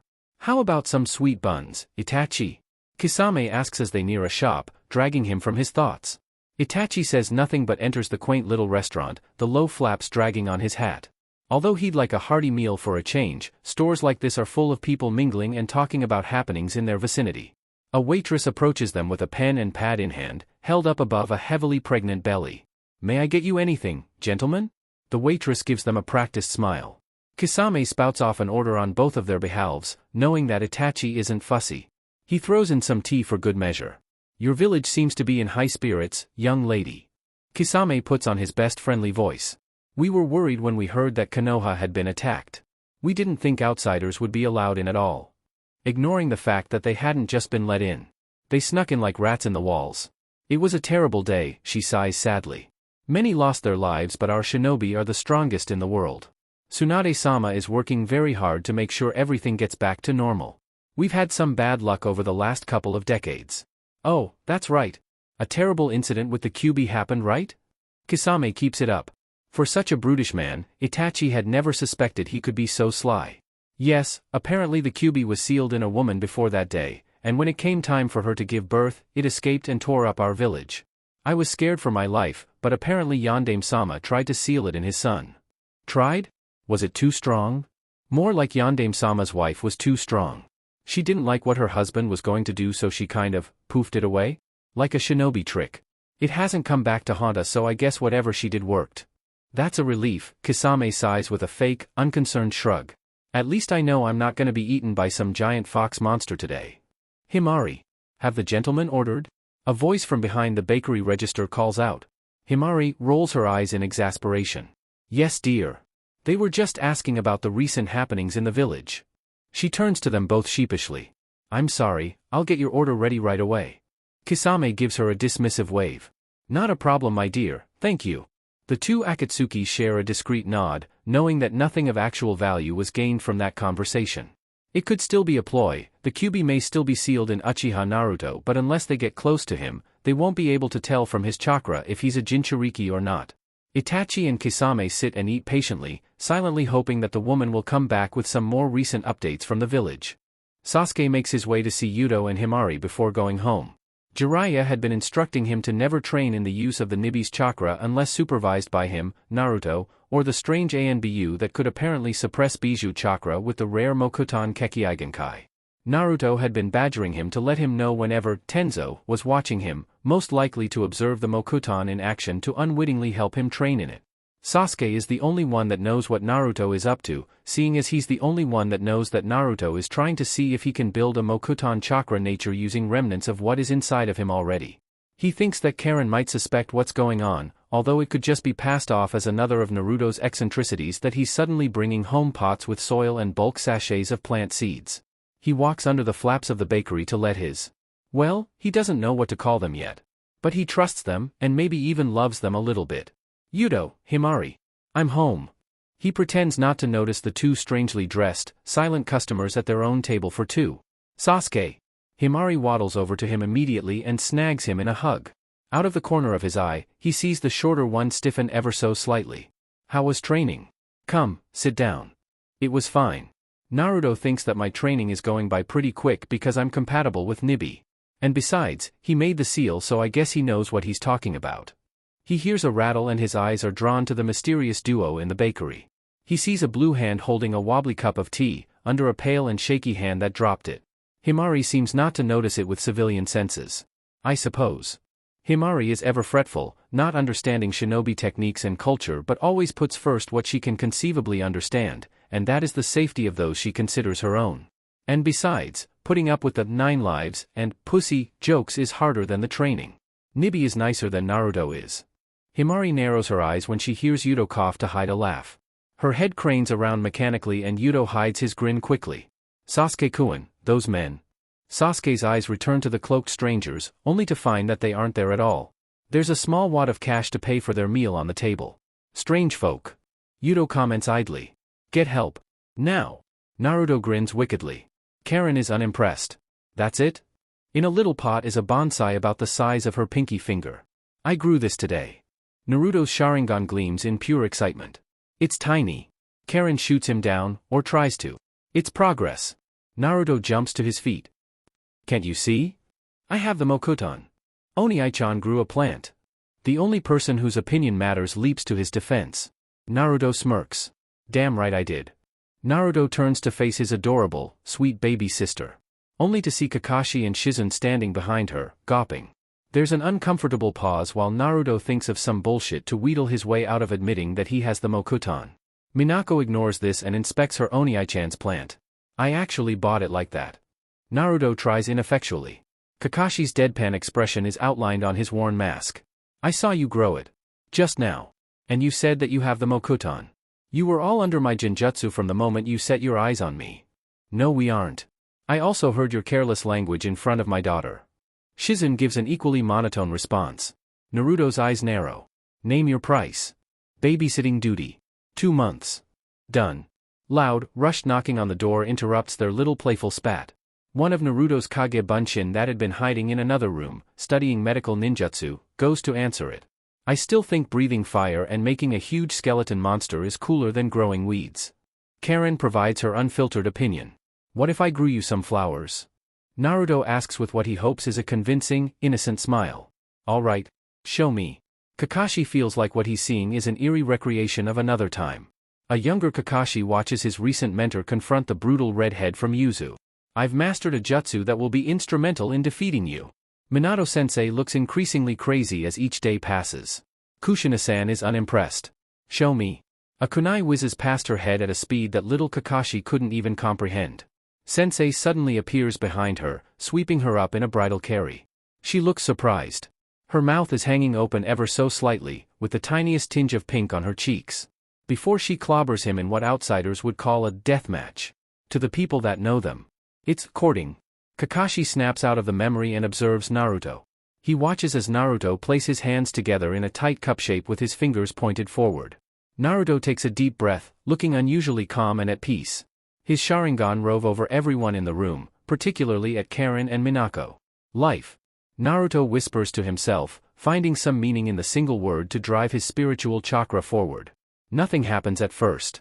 But then they watch as tiny roots form between the gaps in his hands and inordinately larger, green stems with buds on the ends sprout at the top. The buds begin to bloom, and Kakashi will admit that he finds himself a little struck to be the witness of something delicately beautiful coming from such a violent person. But even when creating life, death is ever present in Naruto's heart and mind. They seem to be balanced. Never was there an Uchiha that could do something like this. Black roses. The symbolism is not lost on him. Karen doesn't seem to understand it, but this time she's actually impressed with the romantic gift and takes them from his giving hands with a stunning smile. Naruto is delightfully embarrassed. They're so stupid and oblivious. Shizune sighs fondly. Yep. Kakashi smiles. Naruto. Sasuke barges in from the door after apparently being roadblocked by Naruto's clone, which dispels. Kakashi too. Kakashi and Naruto both straighten at Sasuke's serious tone. The Nibi told me that these 2 foreign shinobi are really powerful. They're skulking around the village right now, we need to find them. Powerful foreign shinobi seems to be an ongoing issue with Konoha as of present. She says that one of them has as much chakra as you do, Naruto. That can't be right. Kakashi is not inexperienced with the unexpected, but Naruto has more chakra than anyone in Konoha. Naruto stands up with crimson eyes glimmering ominously. Maybe we should investigate. Itachi takes control of the administrator girl using his Sharingan. He forces her to use the intercom to speak directly with Tsunade. Tsunade-sama, Uchiha Itachi is here to see you. She speaks as if it's an everyday occurrence. Guard the door. I'll get information about the Jinchuriki myself. Itachi orders Kisame. Heh, you're pretty confident, Itachi-san. Kisame chuckles. His rage is simmering. He can feel it in his eyes. Itachi doesn't let it show on his outside persona, And perhaps he's allowing his emotions to control him like so many in his clan before him. Sasuke is the Jinchuriki of the Nibi. He opens the door, coming face to face with Tsunade and her elderly advisors. There is clear and blatant fear on the faces of the advisors, and Tsunade is tense, knowing that if it truly came to it then she would not be able to defeat him alone. And then he slams the door shut behind him. Why is my brother a Jinchuriki? The terse demand that is hardly a question spurs Tsunade to provide a quick response. Sasuke willingly became the Jinchuriki after the Nibi was used to assault Konoha? Tsunade answers, and there is something very careful about her words that Itachi does not agree with. Do you understand how much this compromises my mission? Itachi narrows his burning eyes. I will do anything to protect him, but even I cannot protect him from the Akatsuki leaders. Both of which are stronger than I. At which point did you think it would be acceptable to make my brother a Jinchuriki when the most powerful criminal organization in history is hunting the Bijou? Tsunade's hands clenched tighter together. It was not by choice. Sasuke was the only person in the vicinity that could safely contain it during the invasion. The person that sealed it couldn't seal it in themselves, so they took the next best option, which Sasuke volunteered to do. Regardless of your love for your brother, Konoha has not stopped moving forward in time since you left. The life of a shinobi is tumultuous, you know this better than anyone. Itachi takes note of the deliberate way she doesn't include the sealer's gender, but it matters little given what he learned at the bakery earlier. Uchiha Naruto. Perhaps I should have a word with him. Her eyes narrow. You'll regret that wish. There is a bright flash of blue light outside the Hokage's office window. A massive construct with glowing yellow eyes moves its arm and a punch is rapidly approaching the glass panes, making the light blue glow unbearable to look at. Kisame bursts through the door. Itachi-san. Itachi morphs his Sharingan into their Manjikyu state and yellow chakra rushes up around him.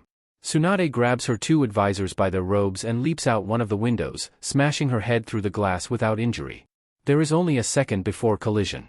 Naruto, Sasuke and Kakashi leap at incredible speed across the rooftops to the location of the powerful shinobi. The Nibi points Sasuke in the general direction, leading Naruto to sense more precisely where they are. The Hokage Tower, Naruto speaks aloud over the rushing wind. Nibi is right, one of them has a Suiton affinity with enormous chakra. The other dash. He cuts himself off with a clenched jaw. Naruto? Kakashi's tone is short and clipped, wanting to know about the other intruder. The other one is an Uchiha with the Manjikyu Sharingan. Sasuke falters, Sharingan whirling into life in response to negative emotions. Itachi. He breathes. They had been that close to his family. Both of you get close to me. Naruto orders, not giving Sasuke any time to think. His eyes transform into their Manjikyu state.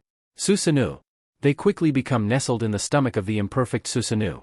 It tramples through the streets as everyone leaps out of the way. Shinobi quickly fall in line and follow Naruto's creation, knowing that this is too serious not to drop everything. Naruto makes his approach, sensing the precise location of his target in Tsunade's office and knows he needs to make a decisive move to protect the Hokage. The fist of his Susanoo launches through the windows and collides with something that doesn't budge an inch. His eyes widen. What in the hell could stop his Susanoo? Naruto focuses his Sharingan, seeing the bright yellow chakra blocking his punch with a massive shield. I see. He mutters aloud. Itachi's Susanoo ability must stop all frontal damage. He wonders how much it can withstand before breaking. The two Ronin make several synchronized leaps to the Hokage mountain, running east on it to make a quick escape. Yasaka no Magatama. Naruto summons 3 Magatama in each palm of his Susanoo, sending them flying erratically at each side of Itachi to prevent all of them from being blocked. Sasuke's sclerae change to the Nibis, creating his own jutsu with its chakra. Katan, Kasha Hozenka, Kasha Phoenix Sage Fire, Blue, almost decorative flames flurry out of the Susanoo in a combined assault. The blue shark man weaves his way through several signs before spitting out a veritable tsunami. Suiton, Dai Bakusui Shoha, Great Exploding Water Colliding Wave, the colossal tidal wave absorbs all of the force from Naruto's Magatama, stopping them in the waterfall that's now tipping into the village. Sasuke's fireballs fizzle out despite the Bijou chakra. With the villagers now at risk to the rushing waters, Naruto is forced to abandon his pursuit of the criminals and join the efforts to contain the water. The water descends rapidly over the academy, and Naruto wills his Susanoo to drop Kakashi and Sasuke down. He rushes and stands over the academy and hears the panicked screaming from the children. About a dozen of the shinobi that followed him to the Hokage Tower all slam their hands on the Hokage mountain in unison. Doton, Doryu-hiki, Earth-style wall.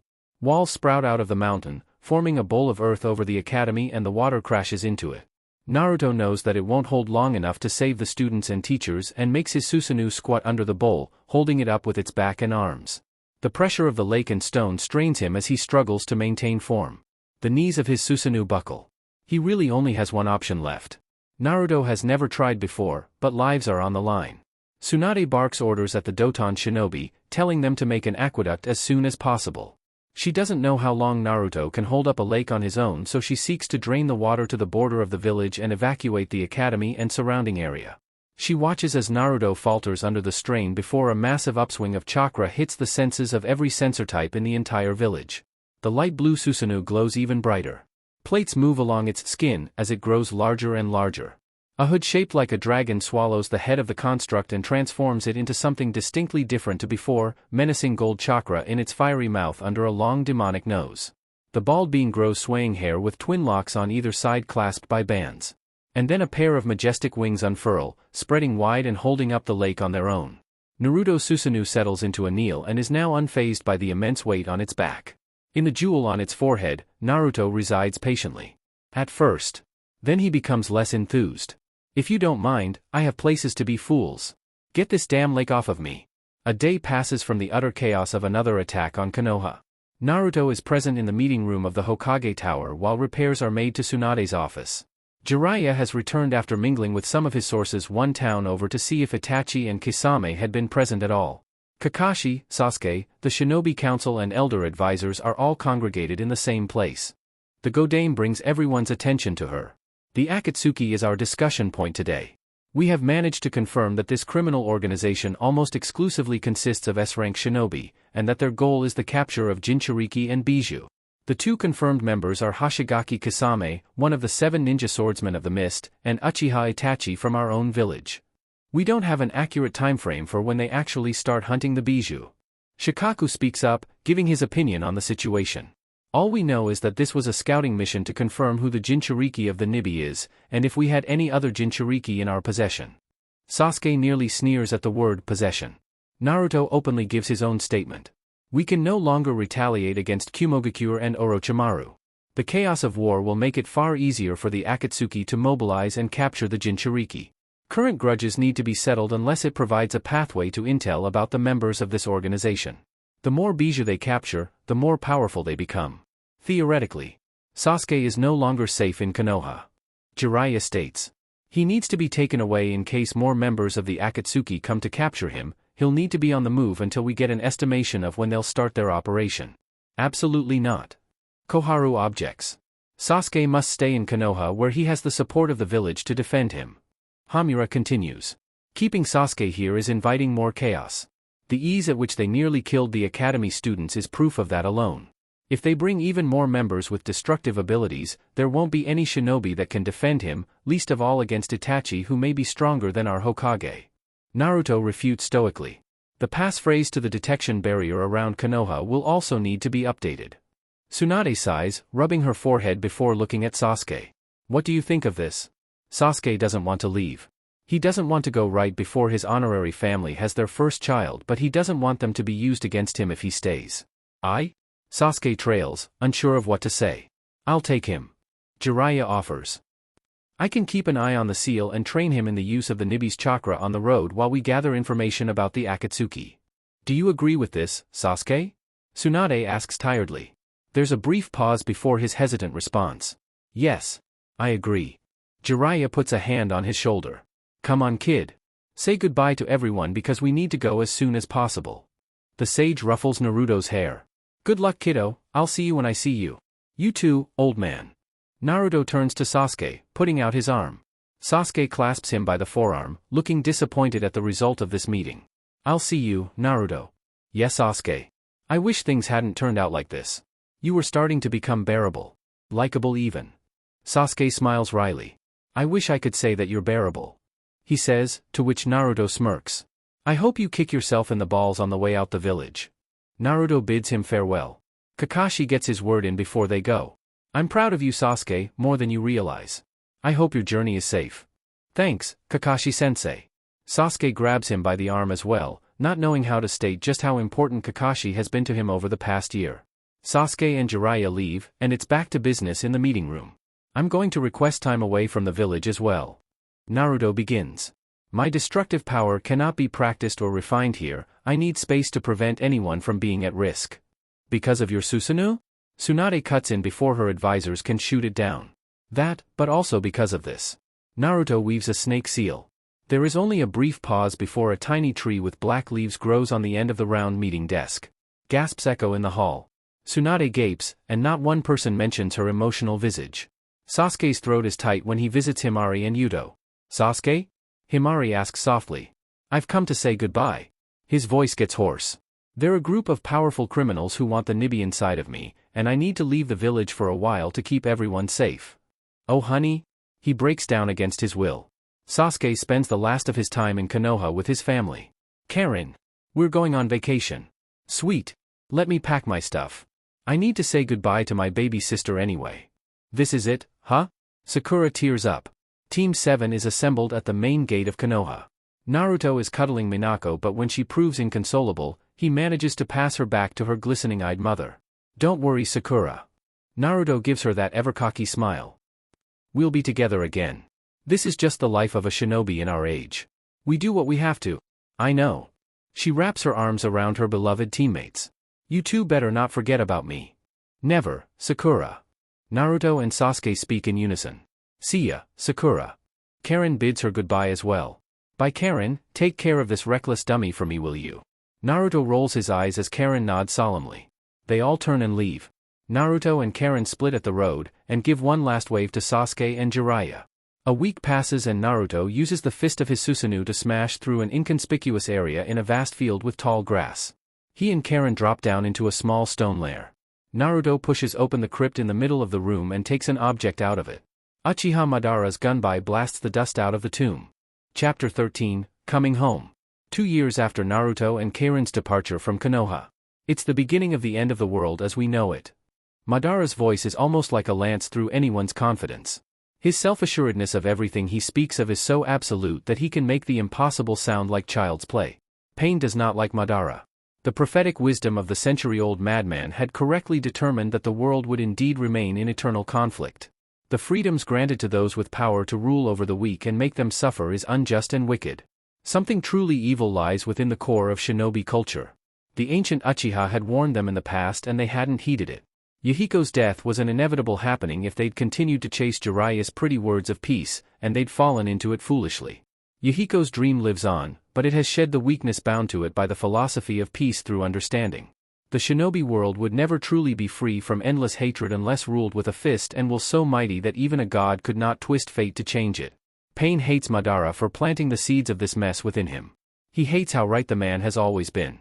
He despises him for dragging him away from his ideals and showing him the dark truth of the world. Pain's mind has been irreparably changed and he knows it, but can't for the life of him see what was ever good about what they'd been trying to do so many years ago. But a god in the making cannot falter. It is far too late to whimsically think that perhaps there is a good in people that can be used to bring peace. There will always be evil souls that cannot accept transcend their desire for evermore. He is a fledgling god. He has not come into his own power yet. That is the only reason that Madara still secretly has the reins. Pain is but a child compared to the legendary prowess of a virtually mythical warlord. But it wouldn't last forever, and soon Madara would understand that things will go the way that the god of pain desires them to. If Madara defies him, then he will regret opening Pain's eyes to evil in the first place. You know what to do. Madara's every action is an order to those who interact with him. Whether it be a pardonizing fingerwag or slippery double-meaning sentence, no one dares to refuse him. Yet, Madara vanishes into the rain and lightning of Amagakure's overcast sky. Out of the corner of his eyes, he sees Konan give a tiny slouch of relief. Pain activates his communication jutsu and soon every member of his Akatsuki is spiritually present. Akatsuki. We are now a mere few months from enacting our plan to capture the Jinchuriki and Bijou. Make your final preparations. Zetsu's dual-tone voice chirps and growls. We figured out who's good for getting the Jinchuriki. Listen closely kids, Pain-sama agrees that the teams are appropriate for your tasks. Deidara and Sasori will be taking the Ichibi. About time, Deidara gives a dramatic hair flip that can barely be seen through the holographic lens of Pain's jutsu. Pain continues without pause. Haiden and Kakuzu, you will continue to search for the Nibi Jinchuriki. Do not engage it while Jiraiya is present. Underestimating that man will result in failure. Kh. Haydn practically spits. Some old war relic shouldn't underestimate the power of Jashi Dash. Shut up, Haydn. Kakuzu nearly snarls in annoyance. Kakuzu, you damn dirty heathen. Enough. Pain orders stoically. Some of them he'd recruited himself and they now know to listen when he speaks. Predictably, silence echoes. Itachi, Kisame. You will go to the east border of Tsuchi no Kuni and capture the Gobi Jinchuriki. We have received information that his training in the use of the Gobi's chakra has ostracized him from Iwagakure, so he is hiding somewhere in the mountains. Pain cannot see Itachi's face, but he knows there is something dangerous lurking in those eyes that are oh so similar to Madara's. Like a cornered animal ready to fight. Madara has promised to keep him in order. Understood, leader. Kisame speaks for the pair of them. He drolly gives out the order that they are not to engage the Jinchuriki until the previous one is sealed. The fate of the world is banked on this plan. There can be no room for failure. Land of hot water, forest outskirts. Karen doesn't like it when Naruto is frustrated. She knows that he gets frustrated when he hits a block in his training or anything else that's important to him. Everything shinobi-related came to him with ease, with the exception of the ability to heal. His prowess with the Mokuton had excelled, his Sharingan more refined than ever. His taijutsu was so monstrous that she honestly doubted anyone could defeat him in the art at this point. But the things that he couldn't do really mattered to him. He sees her scars as his personal responsibility and for some reason that she can't comprehend, resents himself for his failure to help her. There hadn't been anything that he could not conquer through his sheer will. Not once did he give up trying to master Senju Hashirama's jutsu. Never did he pause in his pursuit of mastery of ninjutsu. He never stops believing in himself, even when the chance of him being successful is to his mind low. And without hesitation or fear of rejection, he'd asked her on their first date. The best day of her life, though he insists there are more to come once they're finally home, away from the brutal training regime he's putting the both of them through. Once he's confident that her battle senses are refined enough to protect herself without his or anyone else's help. Success is what drives him. And now he has met something that he has struggled to find even a smidgen of success.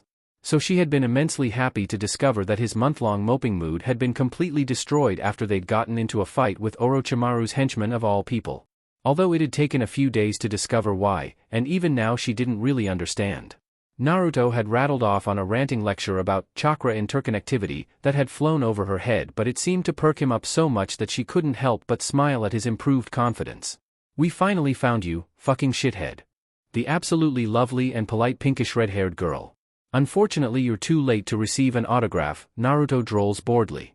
Please refrain from using expletives, my interviewer won't be able to record the contents of our conversation. He gestures to Karen, who rolls her eyes at him winding up his opponents like usual. Very funny, dickhead. Karen inspects the girl. Well, old enough to nearly be an adult at least. Her chakra is almost poisoned. Threaded together with a vile entity similar to the other 3 chakra signatures dotted around them. Their chakra rides in synchronized restlessness, not battling its hosts as much as tempting them. As if the chakra is whispering to them, begging them to let it take control. The face of this girl is as restless as this chakra. Dark bags under her eyes, her greasy hair led Karen to believe that she doesn't take much time to take care of herself. Cracked, pale lips and numerous creases on her skin are just a few features that make her look deprived of the self-help that she looks like she needs. And she's twitchy. Although that could be a side effect of finding Naruto, a chakra monster in human skin. Orochimaru's pets, Naruto drones without care. I suppose it makes sense that you were looking for me. Your owner is too scared of Jiraiya and the Nibi to go after Sasuke, so he thinks that I will be a suitable replacement for his perverse goals. The gunbai strapped to his back clinks slightly, tied to his back around his waist with white fabric attached to the hilt. Although I suppose that as weak, pathetic and sniveling he is, of course he will seek out my power. He has a long history of failure, and I'll be glad to give him his last.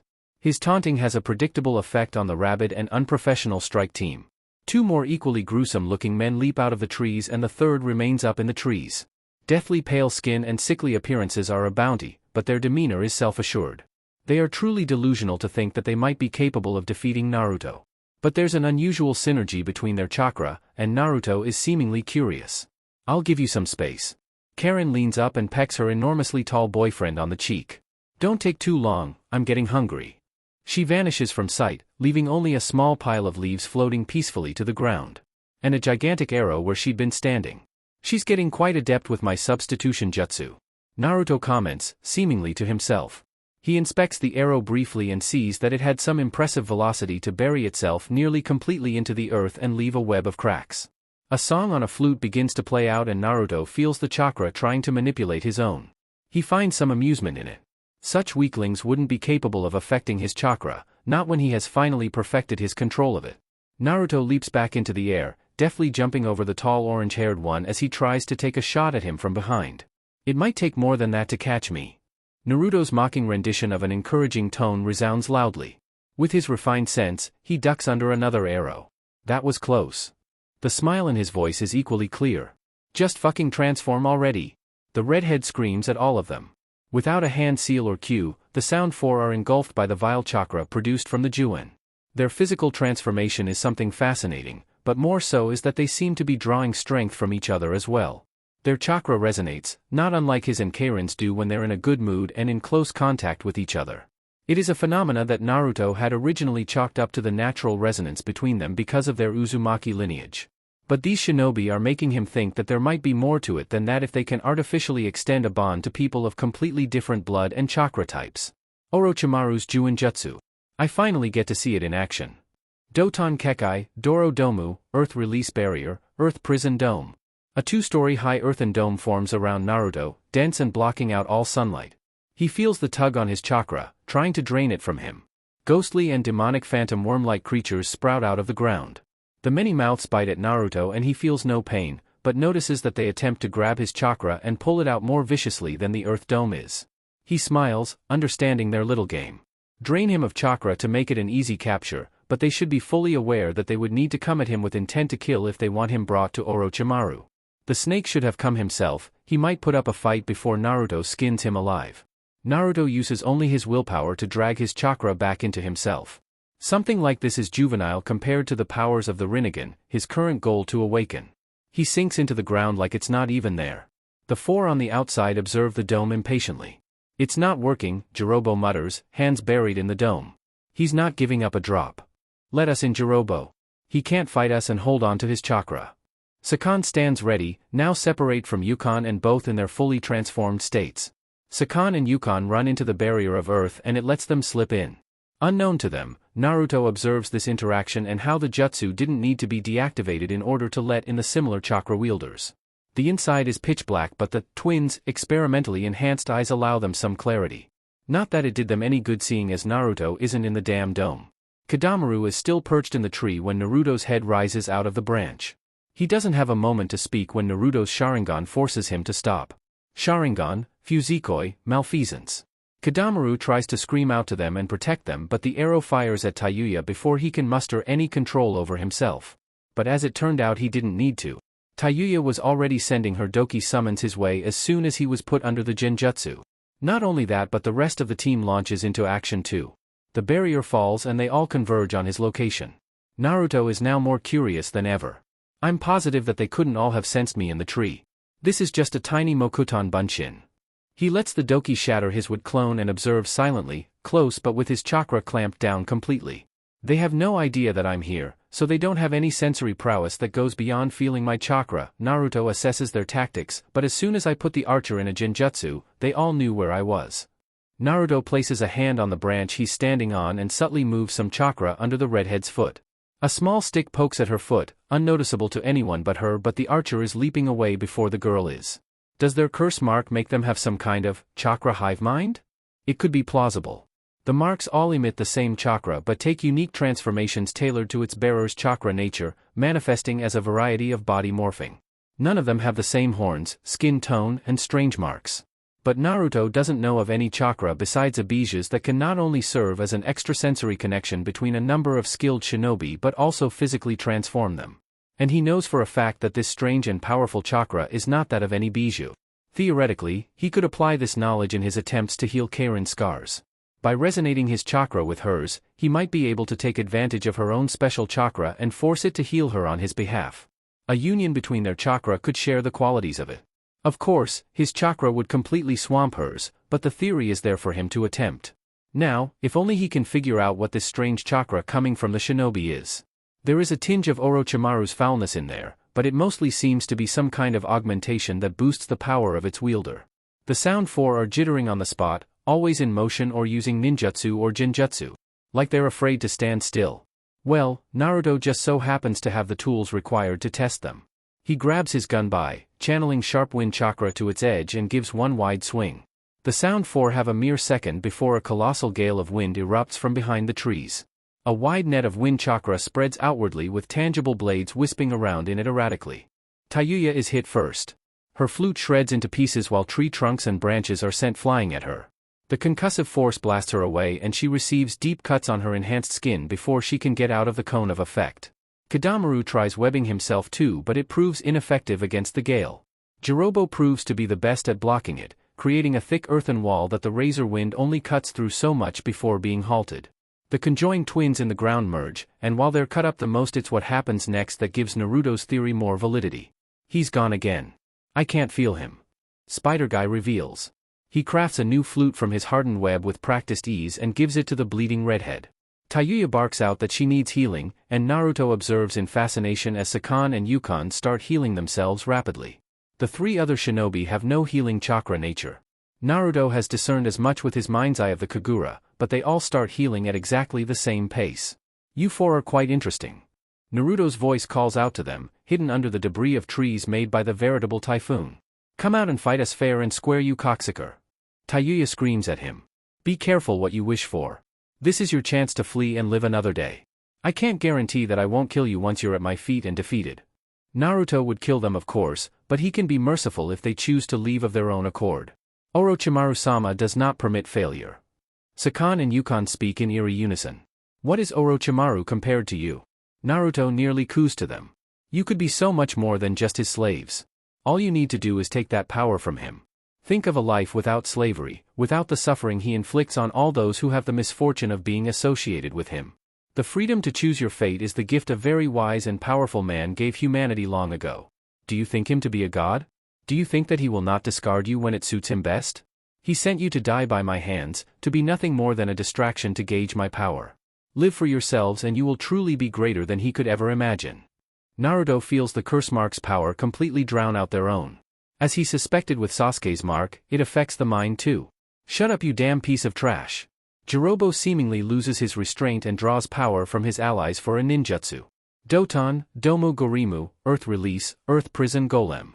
The Earth Golem is much larger than he was expecting, possibly rivaling the size of his half-body Susanoo. It would have been more impressive if the orange-haired one had created it with his own strength, but Naruto supposes that when he breaks it with ease, it will be demoralizing for this little motley crew. Said group of which are all perched on its shoulders. It stomps forward, with the redhead's humanoid summons being beckoned by her new flute to attack him once more. How sad. Naruto sighs, rising up out of a branch and stowing his gun by. He catches an arrow fired at him with nothing but raw strength and throws it with the same velocity at one of the doki, killing it and dispelling it for good. He forms a snake seal. Mokuton, Makijin no Jutsu, would release, would human. A wooden hand sprouts from the land to block the earth golem's punch. It does so effortlessly, and the rest of his wood human begins to rise as well. The chubby humanoid of wood is far wider and distinctly more muscular appearing than the Doton creation. Without pause, the wood creature crushes the earth with veritable ease. No one said that he could use the fucking Mokuton. Naruto smiles at that. Of course no one did. But importantly, his wood human is unusually strong against the golem. In fact, it seems to be ravenously eating the chakra of the golem. He picks up the details with his Sharingan. The Makijin's arm had grown ever so slightly and black leaves hung off of tiny twigs that Naruto knows that this jutsu doesn't create. Only two types of chakra interact with the Mokuton this way. Naruto narrows his eyes. If it's not Bijou chakra, then it must be. Orochimaru is nothing if not a skilled scientist, it seems. Naruto comments idly. But now that he knows the secret to the power of the curse mark, there's no point in leaving this lot alive. Bastardized Senjutsu. All this time, this curse mark had been a fragment of Orochimaru's power and a weak, easy-to-produce Senjutsu mode. That's why they resonate so well with each other, because they're all using the same pool of power. The curse mark seems to be designed to provide the benefits of Senjutsu chakra to those without the capacity to learn true Sage mode. If he can discover the condition at which Sage chakra is normally absorbed, then he may just have a clue on how to finally learn how to use it for himself. The creepy jitters that the four are exuding may be the clue that he needs.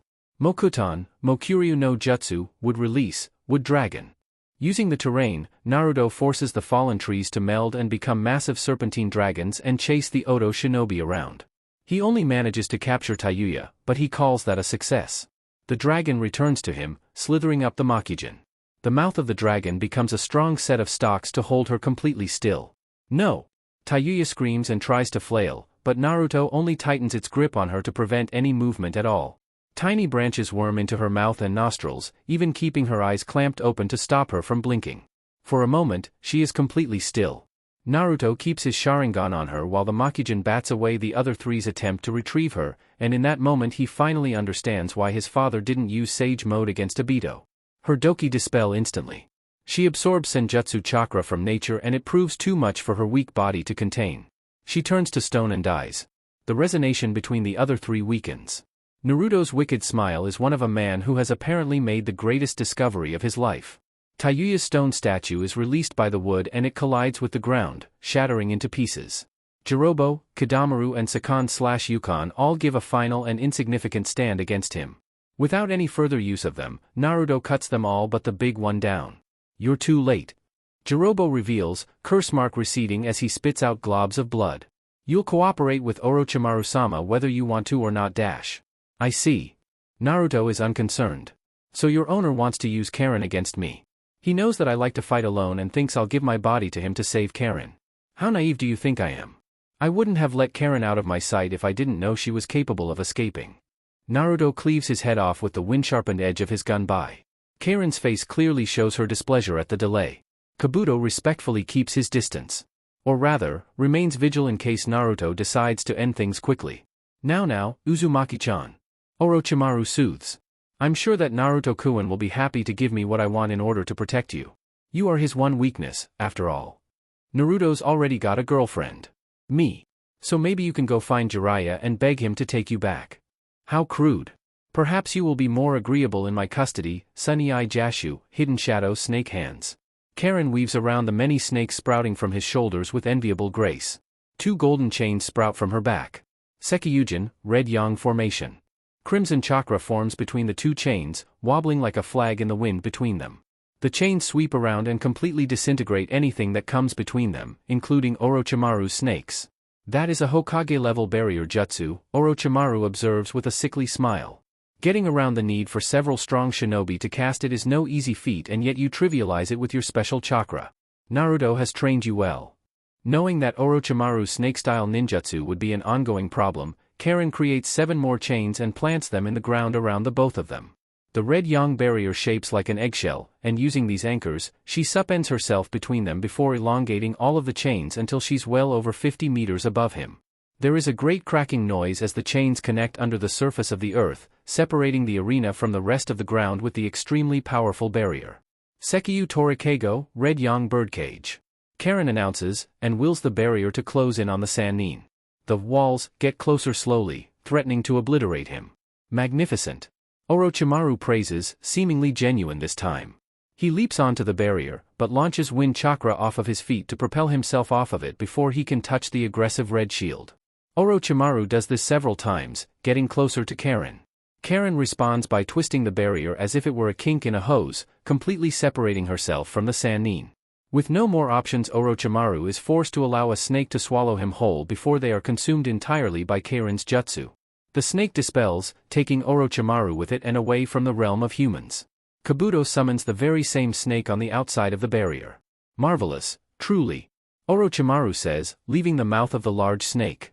They observe the barrier externally as it dissipates, before the extremely long spider leg-like chains start crawling their way over to them once more.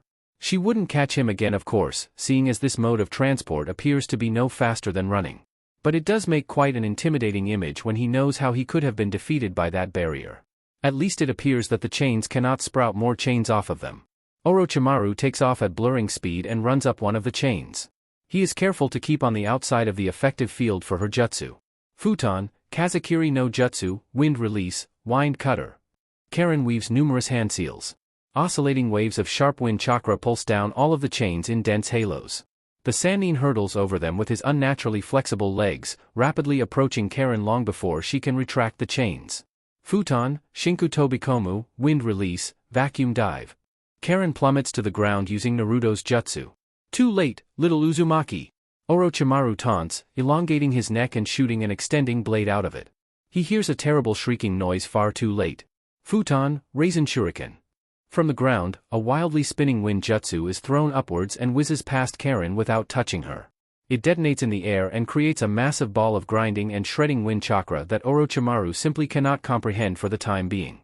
His blade pings off of the violent ball of chakra, before the shuriken bisects him through the middle. The one half of Orochimaru's body that isn't turned to fine dust and gruel sails down to the ground with wide eyes and lands with a wet slap. Naruto catches Karen in a bridal carry and sets her down. Thanks, Naru. She mutters, sucking in her lip as she comes off the adrenaline high of fighting a freaking Sannin. Don't let down your guard just yet. Naruto keeps his eyes on Orochimaru's fallen body, keenly watching as he seems to draw chakra from nothing before regurgitating another version of himself from his mouth. You continue to surprise me, Naruto-kun.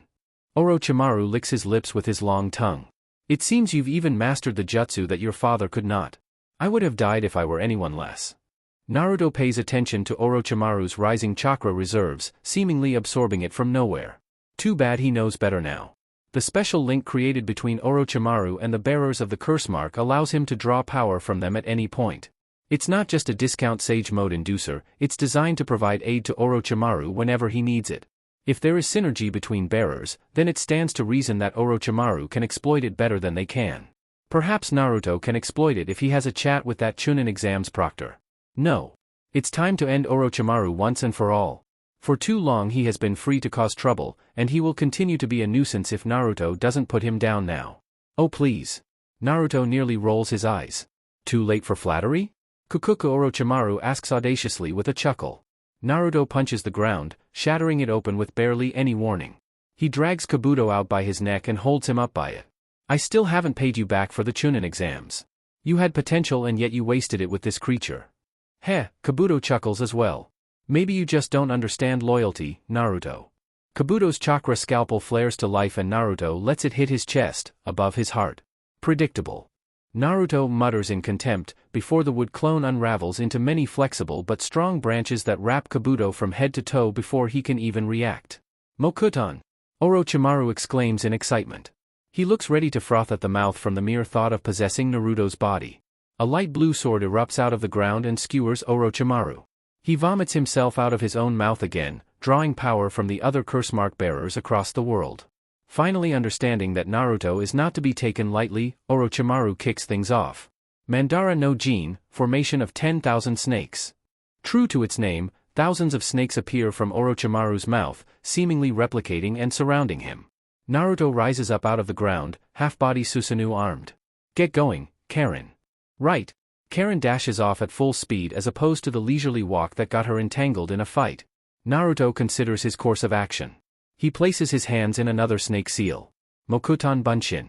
Two of his own head appear out of his broad shoulders, each with a matching pair of arms.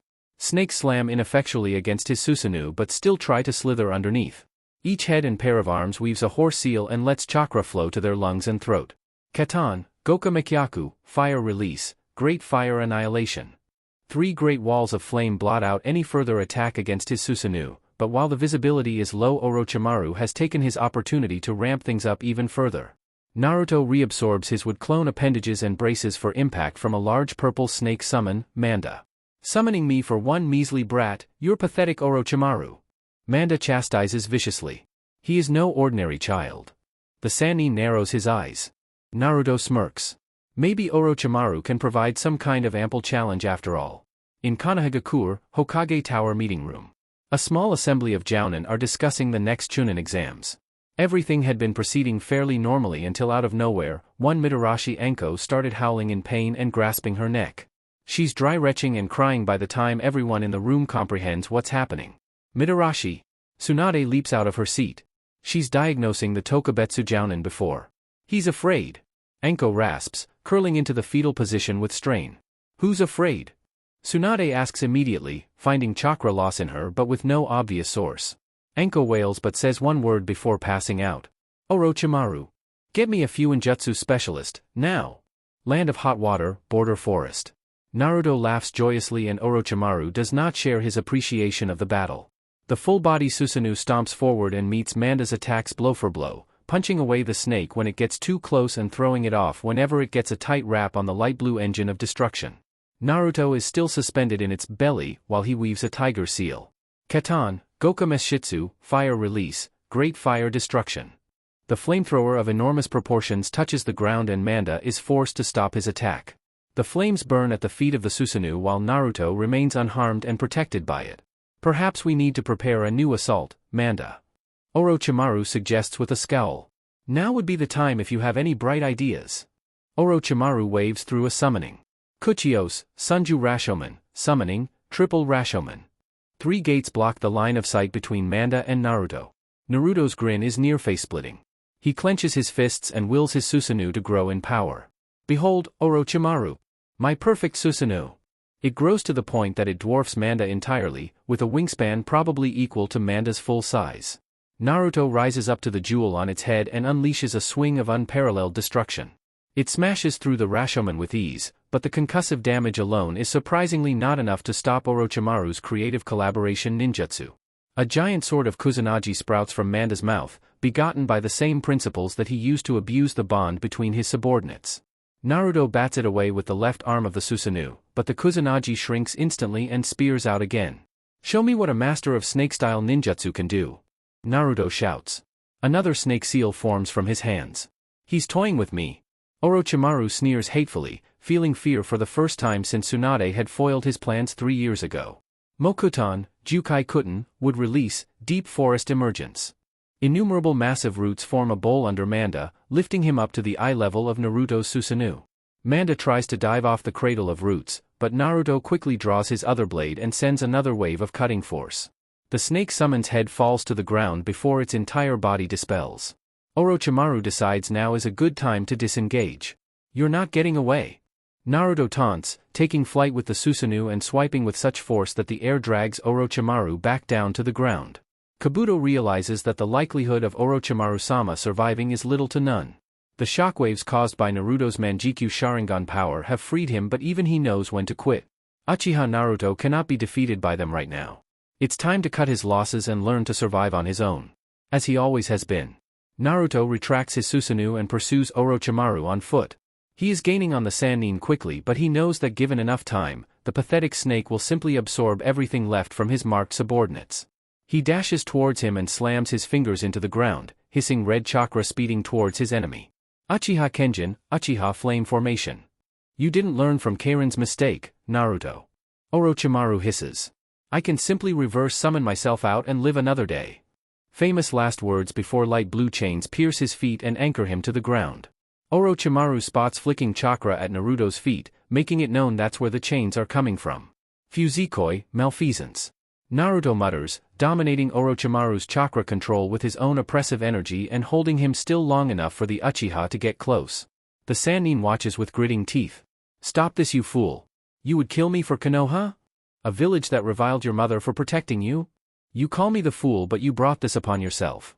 Naruto's self-assuredness has Orochimaru shivering. I might have even left well enough alone if you hadn't brought Karin into this. But you've been a thorn in my side since I had to flee from you the first time we met, and I do not take kindly to an insult against me like that. Kyaku Fuin, contract seal. Naruto slams his open hand against Orochimaru's chest. Orochimaru looks up. What did you do? Exactly what the jutsu is designed to do. Naruto smiles. It prohibits you from receiving help from summons or from anything else that requires a transmission of chakra to or from another being. No clones. No summons. Just you and me. One last ditch is what Orochimaru gives, regurgitating the Kusanagi and attacking Naruto with it. Amaterasu. The only things left behind are the Sannin's head and his precious sword. 20 minutes later, Naruto catches up with Karin and they finally make their way home to Konoha. Yuck. Gross, Naruto, get that thing away from me. Naruto swings Orochimaru's head around and his elongated tongue slaps Karin on the forehead. I'm gonna kill you. In Konohagakure, the hospital. She's stable, Tsunade-sama. Sakura breathes a sigh of relief when the inexplicable convulsions finally stop. Tsunade is still watching Anko closely. The curse mark in particular. Her eyes widen when it starts to peel off of her skin in dead clumps of sickly purple chakra. Oh my god. She trembles. Tsunade-sama? What's this? Tsunade turns to her apprentice. The mark. If it's gone, then that means the person who gave it was sealed before they died. They have no anchor to come back to, so it's disappearing on its own, duh. So that means Sakura is stunned, as are Anko's friends checking on her condition. Orochimaru is dead. Uchiha Naruto. Age, 16. Threat level, S rank. Affiliation, Konohagakure no Sato. Officer status, Jounin. Known relatives, Namikaze Minato, father, deceased. Uzumaki Kushina, mother, deceased. Uchiha Madara, maternal grandfather, unknown status.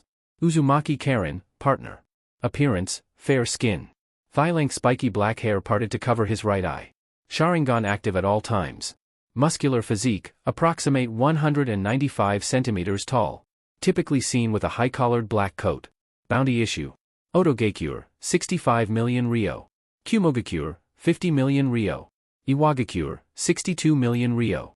Asterisk to be paid on delivery of proof of his capture or death. Reason for issue. Otogakure, assassination of the leader of Otogakure, Orochimaru. Kumogakure, none provided. Iwagakure, none provided. Kekkei Genkai? Manjikyu Sharingan. Mokuton. Uzumaki body and chakra. Combat capabilities. Katan and Futon mastery. Taijutsu master. Suspected control over all 5 basic chakra natures. Barrier ninjutsu. Fuinjutsu specialist. Chakra masking technique. Enhanced sensory prowess. Combat warning, flee on sight.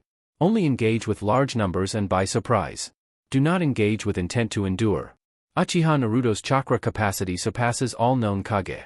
Do not look him in the eyes. Jiraiya feels his knees give out and he drops the bingo book given to him by one of his spies one town over. I think it's high time that we make our way home. He says breathlessly. Jiraiya-sensei? Sasuke questions, holding a stick with a fish on it up to his mouth that had been cooking on their fire. Knowing that Jiraiya has been shaken, Sasuke opens the marked page and chokes violently on his bite of fish. Kakashi sips his sake benignly through his mask. Everyone assembled at the table in the restaurant is annoyed that he has somehow managed to circumvent the common thought that he'd need to take the mask off. Shizune bites her lip in not-so-disguised amusement. They're having a little get-together for Anko, who demanded a celebration at being free from Orochimaru's curse mark. Weeks of investigation and diagnosis yielded no result, but with Anko in a better and happier mood than ever, they were happy to let her treat them to one of the more classy joints in Konoha. That's bullshit. Anko accuses, finger pointed directly at him. Era? Kakashi drawls, I curling up in amusement. I'll take the damn thing off myself. Anko leaps over the table, only to be held back by Kurenai, Gunma and Guy. Shizune giggles and leans on his shoulder. Looks like she's had too much tonight, judging by the flushed look. The glance she gives him makes him grateful that Sakura is babysitting tonight. Kakashi leaps up, however, when the door to the restaurant is slammed open by Hayate and Yugao, both looking deathly pale. What's going on? Anko slurs drunkenly, displeased at the interruption of her late guests. Hayate passes the dog-eared bingo book to Kakashi first. The copynin scans over the page before looking up with a shaky hand. Kakashi? Guy asks, looking concerned. He passes the book to Anko. With trepidation, Anko takes it. Her mouth is moving but not a sound comes out. There's a minute of worried silence before Anko picks the jug of sake. Here's to you, crazy bastard. No one tries to stop her. Take my hands. Naruto says softly after promising not to chase her around with Orochimaru's head. Karen does so, sitting with her legs crossed in front of him. I'm glad that we encountered Orochimaru. It was revealing about the nature of chakra, and now I understand what exactly the religion of Ninshu is. Using our gift of chakra to create, not to destroy. What's going on, Naru? Karen asks him, letting the warmth of his large hands engulf her own. Listen. Naruto says quickly. Listen to my chakra. Listen to it echo within you, and yours within me. Karen tries to indulge him. She feels phantom tingles in her eyes and on her skin. Do you trust me? With your life? Always. Karen hisses at him for daring to question her devotion to him. Good. Because this might sting a bit. Naruto takes a deep breath. Pure white chakra engulfed them both. Inokuryoku says life force rebirth. Karen blacks out. She wakes 3 days later with a worried Naruto hanging over her head. Naru? Karen rasps and Naruto gives her a bottle of water. Are you alright? Any pain, blurry spots in your sight? Are you itchy? Yes, no, no and no? Karen responds confusedly, her hand slapping out clumsily to get her glasses in the same spot that she always puts them. Only to see that they aren't there. Only to see perfectly that they aren't there. No blurry blobs. Perfect clarity. She touches her face and finds that no, she isn't already wearing them. What? Karen whispers. Karen leaps out of bed and runs to the motel room mirror. She cries and cries some more. In her eyes, she sees two perfectly normal scarlet irides, complete with a black pupil in each. And she truly breaks down when she sees on her skin that there is not one single bite mark. Karen doesn't make mention of his ringed, metallic purple gaze. Chapter 14, Threads or Chains. Tsunade-sama. Two familiar chakra signatures have entered the barrier, but they haven't been tagged with our formula. The head of the sensor division presents his findings to Tsunade. Description? Tsunade asks, obviously not wanting to act hastily if they're just two returning shinobi that haven't been exposed to the new detection barrier yet. This is usually the case, but given the infiltration by the Akatsuki 2 years ago, she needs to review any intel and ensure that no one is at risk. We believe that they may be Jiraiya-sama and Uchiha Sasuke. Both have large chakra reserves, and one of them has a powerful seal inscribed on them. The division head pulls up a scroll report, showing a rough copy of the 8-trigram seal that had been used to contain the Nibi. He pulls up a second scroll, showing a number of generic seals used to contain items. One of which is labeled Research. Tsunade's brow twitches nearly unnoticeable, but she smiles slightly. Alright, send in one team of ANBU and make them report to the sensor division first so they can get tagged with the passphrase. I'll meet them there. Understood. The division head dips his head and makes a hasty exit. Tsunade pretends that she's not relishing the opportunity to get up and stretch her legs as she meanders out of the tower. She leaves the menial work to her vetted subordinates. Besides, she deserves a break. Being a Hokage is mentally exhausting. As she walks through the streets of Konoha on a slow trek to the sensory headquarters, she dips her head politely from under her customary Hokage hat at each of the bowing greetings she gets from shinobi and civilians alike. Although the flattering feeling she once felt from such respect has dimmed somewhat, she often feels that she is alone in her desire to see the village truly thrive in this cold world of shinobi. Very few people openly admit their desire to become Hokage, with the vast majority of them being children who ultimately grow out of that goal or come to a realization that they aren't fit for the position. Through pressure from their peers and wavering faith in themselves to become one of the greats of Konoha, many often surrender their desire to become Hokage and chase other pursuits that hold significant meaning to them. She does not revile those choices. It does take a special kind of person to become Hokage, but she often wonders if the coming storms will forge a new soul worthy of becoming Hokage in time. Life has taught her that the unexpected can often wreak havoc in the village, and sometimes the lessons that those tumultuous moments create are not learned as well as they should be. But someday, she wouldn't be here to lead the village anymore, and Konoha would need someone to replace her when that day comes. In conflict, people can truly define themselves and their desires. Chasing after the position of Hokage is more meaningful when a person knows why they're doing it, and what purpose they're doing it for. It's easy for a young shinobi to scream to anyone that will hear them that they will become Hokage, the most recognized face in the village. But those who truly believe themselves when they say it's worth chasing for the result, are few and far in between.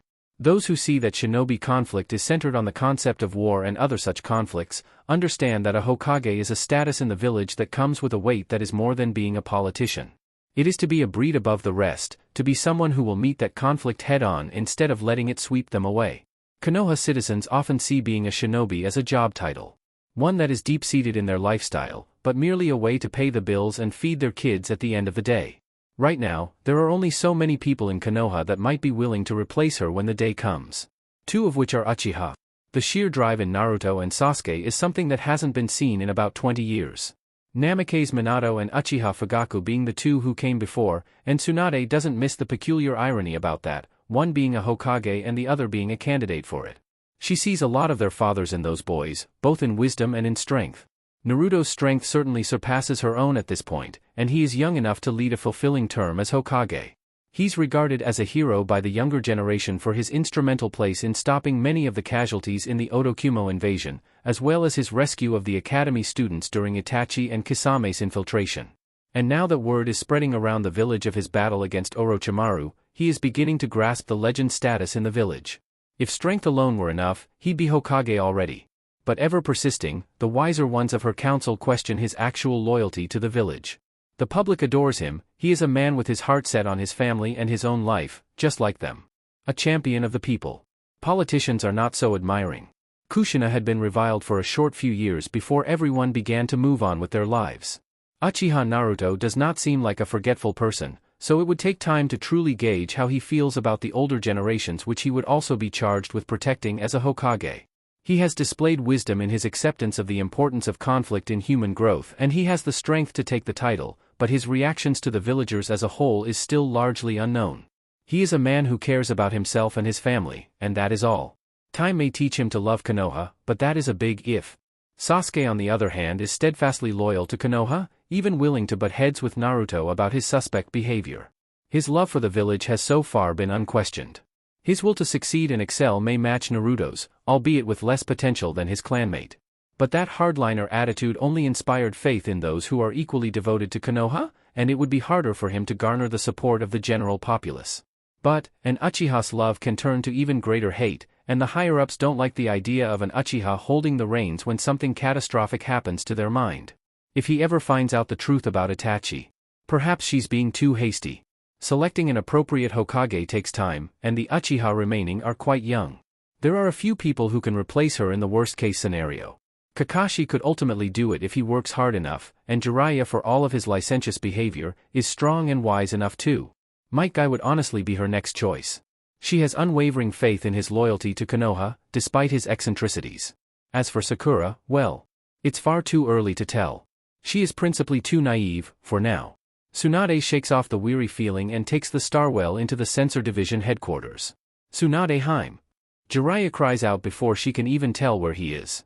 She is glomped as he falls down from his hiding spot on the ceiling, invisibility fading. Her brow twitches. I missed you. Jiraiya's overly dramatic fake sobs are like someone is dragging their nails on a chalkboard. She punches him into the ceiling and through the roof. The division gives her fearful looks and return to their work. It is then she spies the other one she'd been expecting. Taller and healthier than he was before. His hair looked much the same with the exception of the black ponytail at the back of his neck. A white Uchiha zip-up shirt with a blue and red crest on its back stands out in contrast to his dark hair. But his facial structure looks more like his father than his brother or mother, looking more masculine than before. He turns to face her after being branded with the invisible key to the new barrier. Tsunade-sama. Sasuke dips his head respectfully. Not too low. It's just not the style of an Uchiha. Welcome home, Sasuke. Tsunade smiles. It's good to be back. Sasuke smiles back. Sakura briefly moves her long pink hair out of her face as she tries to deal with yet another distraction by an unwanted charge for the day. Research on neural damage caused by seals is something unique and untouched to her before, but someone had piqued her curiosity about it, so she decided to see if she could find anything that might be worth knowing in other fields. She gives a deadpan stare. Minako returns the stare with teary puppy dog eyes, silently begging. You should be in school. Having grown an immunity to it, Sakura doesn't budge. Please, Nachan. Minako is all but sprawling over Sakura's lap, and the young woman is forced to put her textbook down. The academy is so boring. I already know everything. True to being Hatake Kakashi's daughter, Minako is frustrated with Konoha's slow academic system. Only she isn't afforded the opportunity to graduate early like the old days, and neither Kakashi nor Shizun want her to. They tutor her, of course, but they're also her parents, which leads to some difficulty in teaching her without being frustrated. There'd been a phrase that passed her ear once: don't teach someone you like, because you won't like them afterwards. Naruto had gotten away with being truant, but even as a child his skill level had been leaps and bounds ahead of his peers by such a significant margin that even Tsunade-sensei agreed that the academy hadn't been doing him any good. Outside of reading and writing comprehension and ability, anyway. I'll teach you one jutsu, and you go straight back to the academy, and don't skip the academy and come crawling back to me until you're sure you've mastered it, understand? Sakura compromises, but sternly. Please. Minako begs again, willing to do anything not to be sent back to the academy. All right, I want you to pay attention. Sakura knows that Minako is astute, so she gives her simple but not too much so rundown. This jutsu was made by Naruto and he taught it to me. You remember Naruto? Oniai-chan. Minako confirms, though the time past may make her memories of him foggy. It starts out just like Genjutsu. You reach out with your chakra using these signs. She waves the signs slowly and precisely, saying them aloud with each one. You stamp something with the chakra that you just wove. And then, she weaves the remaining signs, bringing the total up to 7. The stack of paper on the desk is suddenly replaced by her backpack that had been laying inconspicuously in the corner. Sogo Kawarimi no Jutsu, mutual substitution. Sakura states after the demonstration. Wadash? Minako looks confused but intrigued. It's like the substitution jutsu, but instead of swapping you, it swaps two different things. When your chakra control is good enough, Sakura points out the window to her neighbor's room across the street. You can swap with things that are far away too. The bag on her desk vanishes and is replaced by the pot plant on the adjacent windowsill, before it swaps back. And if you're really good at chakra control Sakura starts swapping multiple objects in the room, making it seem like a messy blur. You can do several at once and confuse people. Oni-chan made this? Minako asks in amazement. He sure did. He needed it for our Chunin exams, so he invented on the spot. Something dry slips into Sakura's voice, but it is also fond. Show me the signs again. Please. Please show me the signs again. I want to learn Oni-chan's jutsu. The begging is back in full force. Sakura hides an exasperated sigh. Promise me you'll go back to the academy if I do. Minako nods solemnly, light slipping out of her eyes. I promise.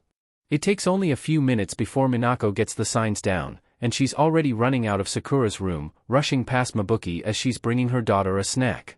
Thank you Nei-chan. Bye Nei-chan. Bye Nei-chan's Kaa-chan. Mabuki sucks in her lip in amusement before entering Sakura's room. Taking on students now, oh great apprentice of the Hokage? Sakura groans at her mother's teasing.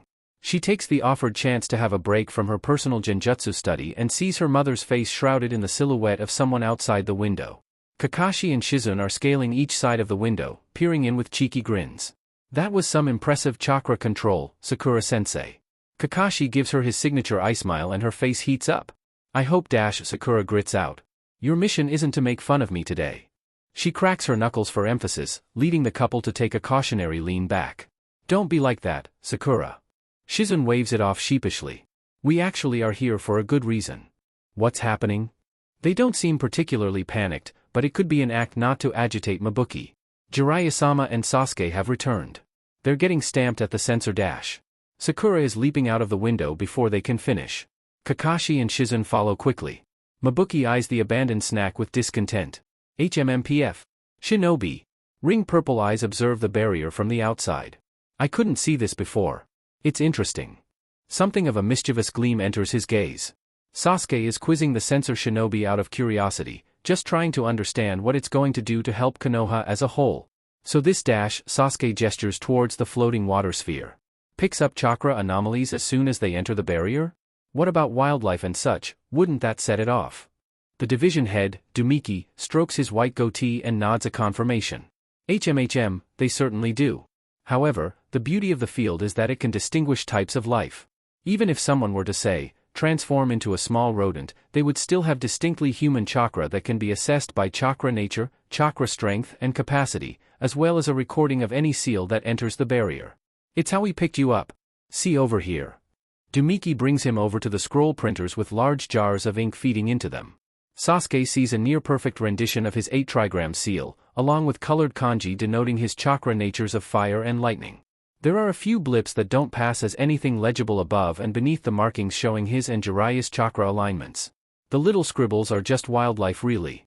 The water sphere in the middle of the room helps us track them just in case, but as you can see, this advanced design is quite sufficient at detecting intruders. If an outlier pops into the barrier, we investigate and see if they're a threat or a friendly that hasn't been tagged with the entry formula. Could a potential intruder tag themselves with the formula if they study the barrier for long enough? Sasuke asks, wanting to know if it's possible that Itachi or his undesirable allies could outsmart the formula. Not unless they take the barrier plan straight from our minds. Dumiki taps his temple. It's impossible to see the barrier. In addition, it's a two-stage system. The sphere displays anomalies and the printers record them in detail. We're right in the heart of the village, so it would really just be a stupid idea to come straight for us when we can alert every shinobi in the village to converge and protect the barrier recipe. You don't tell this to every Konoha shinobi, do you? Sasuke feels that it would be unwise to readily hand out that information to anyone. Of course not. Dumiki scoffs. But I've seen you and what you've done for Konoha, Uchiha-kun. It takes a brave soul to defend Konoha by any means necessary. Sacrificing yourself to prevent Konoha's destruction by becoming a Jinchuriki is something that I can respect. His eyes show his age when he looks at Sasuke directly. I count myself among the most loyal members of Konoha's military and I believe myself to be a good judge of character. Word of your actions and devotion to the village have spread like wildfire. You've got something strong in you, boy, and I'm not talking about your bijou. Even in this age the will of fire burns strong in a good few. Sasuke is somewhat struck by the old man's tangent but feels flattered at the praise. I live to protect Konoha, is all he says in response. No matter the cost. There are many things about this great village that must be protected and preserved. Dumiki nods solemnly with understanding. Children. The culture. The food is to die for. Brotherhood between shinobi. So many beautiful people. Midway through their spiel, the rest of the barrier corps join in. Best women in all the land. The tasteful thickness of Hyuga women. Wild in bed in Azuka. The things that Yamanaka girls can do. An intense sensation of camaraderie emanates from them. Things are silent between them while Tsunade and Jiraiya chitter in the background with hushed whispers. This would probably be one of the safest places to have a discussion about important village details in private, Sasuke thinks. His eyes are drawn back to the water sphere in the middle of the room with general fascination. Does it do this regularly? Sasuke observes a ballooning of the sphere on its equator, denoting where someone would be approaching on the main road. The three barrier shinobi all make exclamations of shock. What the hell is that? This chakra. I've never felt anything like this in my life. Maintain form. Dumiki narrows his eyes, seemingly unnerved by the size of the anomaly. Report. The old man orders. A massive amount of chakra just entered the barrier. Sir, it's far stronger than even Tsunade-sama. Bring me the record reel. Jiraiya and Tsunade evidently hear the commotion and hastily make their way over to them. That's not possible. Dumiki mutters in disbelief. Dumiki Dano? This print says that the person who just entered the barrier possesses all 5 basic chakra natures. Many shinobi can use all 5 natures Dumiki Dano dash. But possessing an affinity to all 5? Dumiki cuts off Jiraiya. Suddenly, the room appears as if the water sphere in the middle of it is collecting the light and everything darkens for a moment. The water sphere ripples from the middle, becoming purple with black rings and a pupil from which they ripple out from. It looks at them before everything in the room goes back to normal, including the sensor sphere. Jiraiya in particular seems struck by the pattern. Tsunade is not so easily thrown off. Umbu. Teams 5 through 7, all of you muster outside of the main gate. Jiraiya, let's go meet whoever this is. Tsunade-sama, they just tagged themselves. Dumiki calls out, seeing that the sensing sphere has returned to its normal shape and the recorder isn't picking up anything else from the intruder. Impossible, huh? Sasuke murmurs, thinking that he might just know what's going on. Naruto withdraws his fingers from over his right eye. Sasuke has grown quite a bit. He comments. This Rinnegan stuff is going to your head. Precious Karen, always there to set him straight. Or so she thinks. He gives her ass a light slap. You perv. Karen tries to use her body weight to push him over, rather ineffectually. Naruto hides a smile. He doesn't need to tell her that he just placed the barrier passcode on her right cheek. Though nobody without the Rinnegan would be able to see it. What can I say? My girlfriend's hot. And don't you dare forget it. What's going on? Sakura asks, seeing the rush of ANBU towards the main gate. Something big is happening. Do you think it could be Akatsuki? Shizun looks toward her husband, eyes darting toward the academy.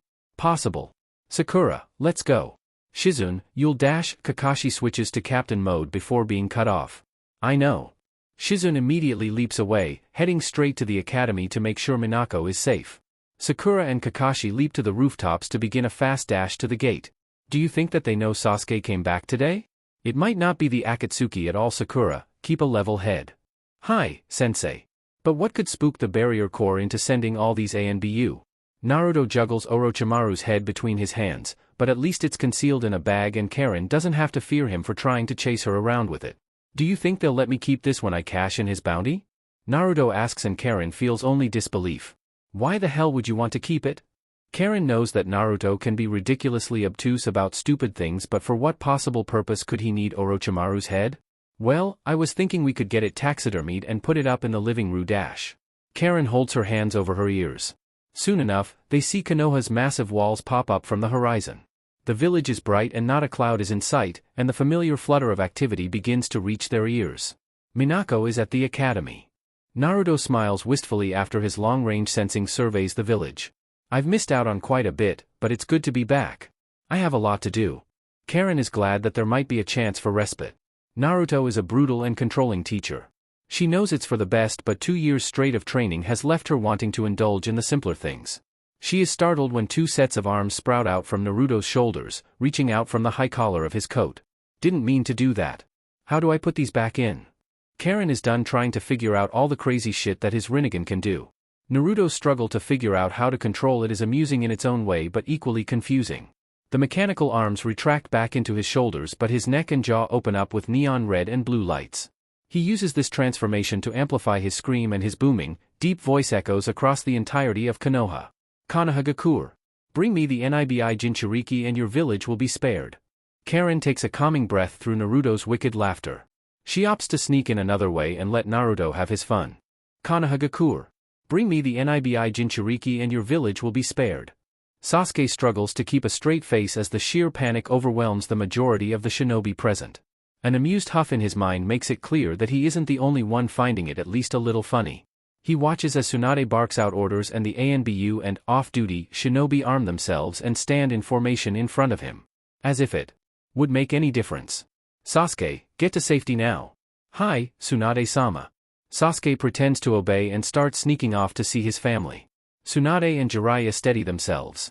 Through the crowd of shinobi, they see a figure clad in black in the distance running at insane speed towards them. Beads of sweat run down the faces of those who are adept at chakra sensing, knowing just how out of their class this threat is. Get ready. Shaky hands grip their swords and others weave signs and set their chakra. The figure is getting too close for comfort. Attack. A sack lands at her feet after the order, causing Jiraiya and herself to be momentarily alarmed as it uncoils and strands of smooth black hair furl out of it. That's Dash. Tsunade looks up too late. That damn brat. Jiraiya facepalms. I see his sense of humor hasn't changed in the slightest. Roars of fake courage erupt and everyone charges before Tsunade can issue the order to stop. They can only watch as every one of them are completely and brutally bulldozed out of his way. The most elite ANBU are flung into the top of the gate. Jounin are thrown into each other and get knocked down like dominoes. Howls of pained horror resound and yet not one is severely wounded. Stand back. An ANBU issues while he and his three teammates whirl up a collaboration jutsu. Futon, Daitapa, Great Breakthrough. Keton, Dai Enden, Great Fire Bullet. Naruto raises an arm while still moving into the village and the wind-enhanced fireball impacts with a translucent shield that absorbs the entirety of it. A pair of arms erupt out of the ground and try to catch his legs. Naruto takes one longer stride and stomps the ground, likely smashing his foot into the head of whoever just tried to grab him. Sorry, Kakashi. Naruto's voice is unapologetic, which annoys Tsunade even more. Her fists clench angrily and she decides to teach this brat a lesson for messing with her and her shinobi. Tsunade-sama. Sakura lands next to her. You're here, good. We're going for the student-teacher punch. Tsunade knows that her beloved apprentice will be more useful if she doesn't know who exactly she's attacking. Tsunade? Jiraiya errs on the side of caution. This might not be a good idea. Naruto is still a blur of motion, too quick for even their trained eyes to see his face and eyes. All they can really see is his hair billowing behind him in the rush. Let's go! Tsunade and Sakura make a synchronized attack, both putting all their might into a combined blow that would leave that moron licking his wounds for the rest of his damn life. Hiya! Naruto pulls out his gunbai at the last second and blocks all of the impressive kinetic energy they could muster. It gains a slight white glow from the wind chakra emanating from it. The gunbai dips slightly, letting him view his assailants in the eyes. Sakura's arm slackens. Naruto? He smirks. Uchiha Geshi, Uchiha return. There is a foreboding pause before the gunbai's stored energy hurls them away, down the street and into the village while they tumble and flail. Did you really have to? Jiraiya asks weakly, predicting that Tsunade would vent that anger out on him at first opportunity. Naruto looks at him like he's the stupid one. The nerve. Kid is taking way too much after his mother. Stand down. Jiraiya orders the pursuing shinobi. He's an ally. Just tend to your bruises and go back to your posts. Jiraiya-sama? One brave female chunin with her brown hair done in buns looks towards the threat on behalf of the men who'd just been made to look like academy students to a Kage. She can only see his back, and is still poised to strike. Naruto actually looks faintly approving. Seems he appreciates someone who's willing to stand up after being beaten down and continue the fight. He turns to face her directly. Well done, chunin. Naruto places his gunbai on his back. You've passed our assessment drill of Konoha's response time to a threat detected in the sensor division. Jiraiya looks in utter shock and disbelief at Naruto. How could he just straight-face lie after the shit he just pulled? What? Tenten looks up at him. Naruto-sama. That's right. Naruto's purple eyes are eerie and yet his face displays someone who is proud of her performance. Maddening. This operation was set up by our Hokage in order to prepare for a potential invasion by the Akatsuki once more. To make the drill seem more real, she asked me to come at you with force. I hope that you can understand, I don't want to be on anyone's bad side here. He finishes his little speech with a charming smile and Jiraiya can only watch in mystification as most of the shinobi and ANBU converge around him to listen. Of course Naruto-sama. Tenten straightens out, leaving Jiraiya gawping. You all did well. Naruto raises his voice. I do, however, hope that this experience has been revealing to all of you. The Akatsuki, or any enemy nation for that matter, will not be so merciful as to let you live as I did in a real invasion. We are no longer dealing with the likes of a pitiful skirmish as we saw 2 years ago, and we must be prepared. Review yourselves now while you can, because when an enemy with my kind of strength comes knocking on Konoha's gate, we'll all meet them with the full might of Konoha and the will of fire. Cheers and screams erupt. In the crowd, Kakashi's jaw hangs low. Didn't you just hurt Tsunade-sama and Sakura-san? One voice calls out over the noise, leading to a brief silence. Come now, those two have busy schedules. Neither of them have time to be here in person. What you just saw were 2 Kagebunshin. Besides, don't underestimate those two. They're too strong to be defeated by one mere attack. Naruto chastises, and the person who asked looked slightly embarrassed. If you have business with her, go straight to the Hokage Tower. Before he can apologize, however, Naruto makes a show of being a commanding presence. Remember to render aid to yourselves and return to your posts. Hi, Naruto-sama. The collective of shinobi call out before limping or vanishing away. Once all but Kakashi and Jiraiya are gone, Naruto's face dissolves into helpless amusement. Pfft, ha ha ha ha. His laughter keels him over and he looks red-faced. It might have been enough to set them off into peals of laughter if his own weren't so scary. Tsunade and Sakura come out from behind the building that they'd hidden behind once Naruto started his speech of inspiring bullshittery, looking red-faced for another reason. The embarrassment is clearly too much to bear for them. Kakashi puts a hand on Naruto's shoulder and looks annoyed that he has to look up to his once shorter student and little brother figure. One of these days, I'm going to strangle you to death. Naruto smirks. That day will never come. Kakashi's visible brow twitches, but before he can retort, Sakura hides the shame at being so utterly decimated and wraps her arms around Naruto, barely managing to wiggle her hands under the gun by. I missed you, you giant idiot. She whispers into him. She feels the rumbling of his chest from his cute, happy laugh. It's so much nicer to hear than the scary noises he'd made in the past. It helps to remind her that despite the monstrous nature of him, that there is a kind, human contrast to everything about him that is oh so easy to admire. For all his conflict-seeking actions and words, inside beats a heart of devotion and love. Her face heats up when he pulls her close. I've missed you too, Sakura. Naruto smiles down at her. She keeps her face pressed to his chest, not wanting him to see how much she's blushing. Yes, this is all very touching, Tsunade grits out, eager to ruin their reunion. Where's your redhead menace? Karen is already in the village. She's dropping off our belongings at our apartment. Naruto pulls away from a reluctant Sakura but doesn't deign to look towards the Hokage. How? Tsunade's tone shifts to something serious. This isn't something to joke about. That barrier is the best preemptive measure we have against another invasion attempt, so you're either lying to me or you found a way to circumvent an advanced barrier that your father laid the groundwork to create. I suppose it wouldn't be conventionally possible, yes. Naruto's response is guileful and dismissive. Sakura takes a closer look at Naruto's face. Now drawn under her more attentive gaze, she does see that he hadn't just gotten taller and deep-voiced. What happened to your Sharingan? She mutters softly. I got the latest edition. Naruto winks before turning slowly to face the other 3 high-ranking shinobi. Jiraiya's breath catches in his throat.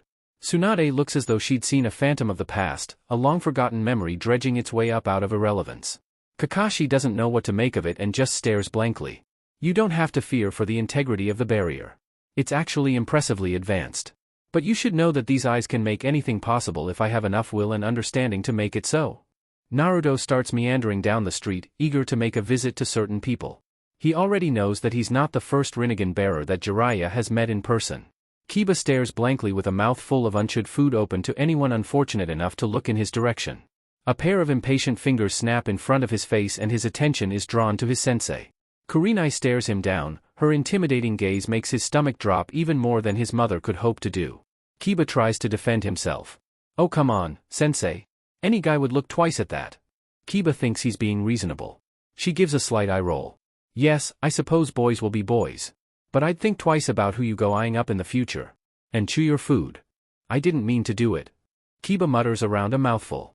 How could he have known some gorgeous redhead would walk past just as he'd been looking in that direction?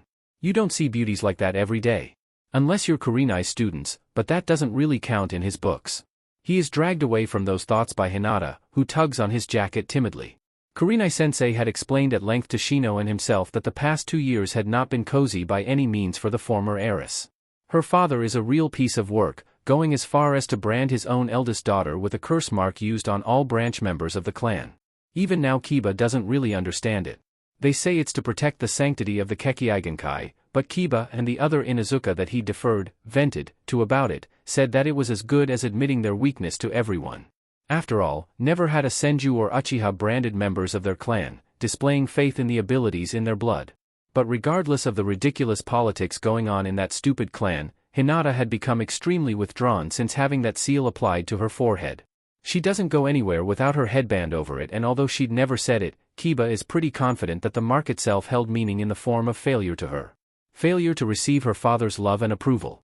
She is getting very thin these days, and damn if he isn't trying to lift her spirits up. Shino hasn't been any help at all, preferring to maintain his clinical outlook on everything and saying everything matter-of-factly, which he doesn't seem to understand isn't helping Hinata. Maybe he doesn't even want to help. The only people she really even speaks to are Kiba, Kurenai, and only 2 members of her clan, Niji and Hizashi-san. The 2 of them are exceedingly kind people with big hearts that are nearly worn on their sleeves.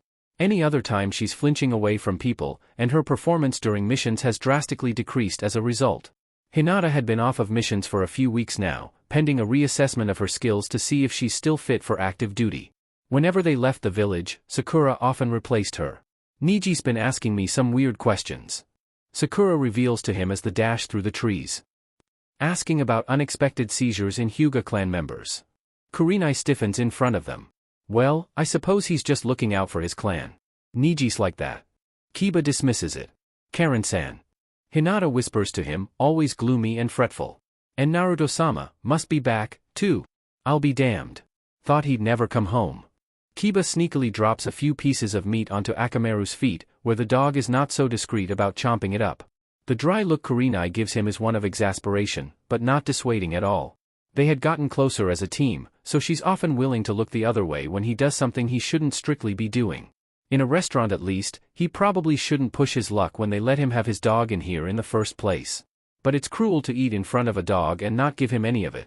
I wonder what he's been up to. Kiba ponders, holding another piece of meat up to Hinata's mouth. She really does need to eat more. Hinata blushes a little and shrinks into herself.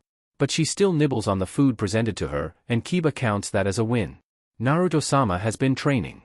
Shino deigns to speak up, pointing out the obvious. Kiba withholds a sigh. Yeah, but I wonder how strong he's gotten. He was already pretty crazy when he was here before. Remember when he held up that lake above the academy? One of my clan's brats has a huge crush on him, and calls him her hero. Shino pulls out a small book from his pouch and opens it to an entry about Naruto. He is responsible for killing Orochimaru. Why are you carrying that around with you?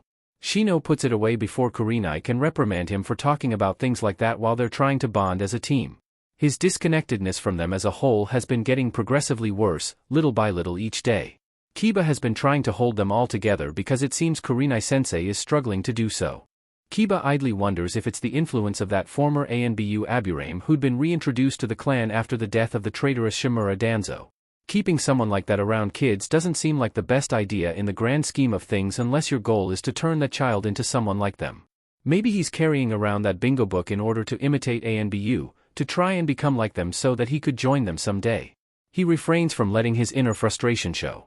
Never once did he think that he'd end up taking the responsibility of making sure that his team wouldn't disband, while also trying to prevent Hinata from sinking into despair any further and trying his best every day to train and study so that he could take the reins of his clan. As much as he doesn't want to admit it, Naruto and Sasuke had been role models to him over the past 2 years. Their relentless chasing of their dreams had been somewhat inspiring, as much as it made him feel inadequate for their progress compared to his own. But he is not them, and he is chasing his dreams as fast as his body will allow him to. Part of him guiltily thinks that Kurenai should be doing more for their team but stops it there. There's no point dwelling on those thoughts. As much as he likes the praise from Kurenai and his clan for his hard work, it still feels like he isn't afforded the time to chase more things that he would like to do. More mission variety, maybe learning things that Inuzuka don't typically delve into.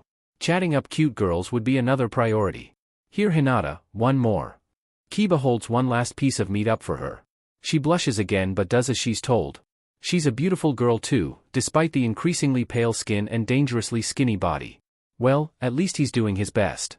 There's only so much of himself that he will sacrifice before he gets fed up, but these burdens he takes upon himself make him stronger and wiser. He'll surpass those who came before him in the Inuzuka clan, and he reluctantly accepts that the Uchiha were who inspired him to improve. Hizashi and Niji are seated before Hayashi, both with identical scowls marring their faces. Hizashi likes to consider himself a patient, a tolerable man, but there's only so much he can take before even he snaps. He used to have a good relationship with his brother, even after being branded with the caged bird seal. He'd even been willing to die for him during the attempted theft of the Byakugan, no, Hinata, before Tsunade-sama set things straight. It had admittedly been a moment of weakness that he later shared with his son, to hate his life so much that he was willing to die and do the right thing for the clan, but expressed that in reality he had been trying to escape the life of a caged bird. Hayashi changed after that incident and took things to heart that he shouldn't have. He embraced the power of his status and used it to further his ambition at the complete expense of the submissive souls of the branch house. Part of him wonders if he would have been better off dead, to maybe make his brother feel even a slight part of compassion for the loss of his brother, but he knows that Niji may very well have fallen into his own doomed footsteps without his father's guidance and lessons. Unfortunately, Hayashi's schemes had all but destroyed his eldest daughter, and Hanabi had fallen completely to her father's cruel and unrestricted influences. You are both to assess the Uchiha boys. Report to me their weaknesses and goals. Get close to them so that the Hyuga may know the best method to remove them from Konoha's control hierarchy. Your softness will make it easier to approach them. Hizashi grits his teeth.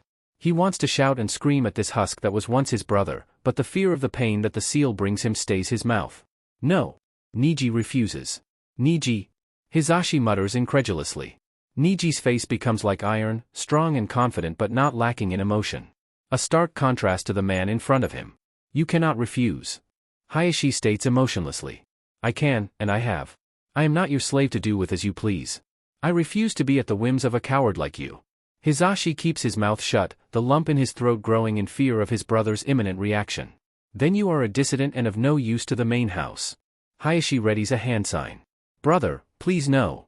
Hizashi leaps to his feet, standing between Niji and Hayashi to try and deflect the ire to himself. Go ahead. Niji smiles with something cunning on his lips. Torture me. Kill me. Hayashi pauses with some confusion. Have you lost your will to live, my son? Hizashi's throat clumps up tightly. I find myself curious as to what excuse you'll give when I turn up at the hospital with neural damage or maybe even dead this time. I think that Hokage-sama would like to know what happened to one her Jounin too, not to mention my team. Hayashi's Byakugan flare to life, the skin around them pulsing in anger. Niji continues unabated. I did some research, you know. Old criminal cases that were hushed up during the reign of the Sandaime Hokage, along with some reports that weren't followed up due to the Uchiha police force being decommissioned. Investigations showed that whenever a member of the branch house came forward with information regarding domestic and sexual abuse, strange things would happen to them.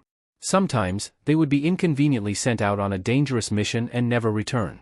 Other times, they would suddenly have an intense stroke or seizure that would result in brain death that was chalked up to a genetic happenstance that occurs in Byakugan wielders that strikes at random.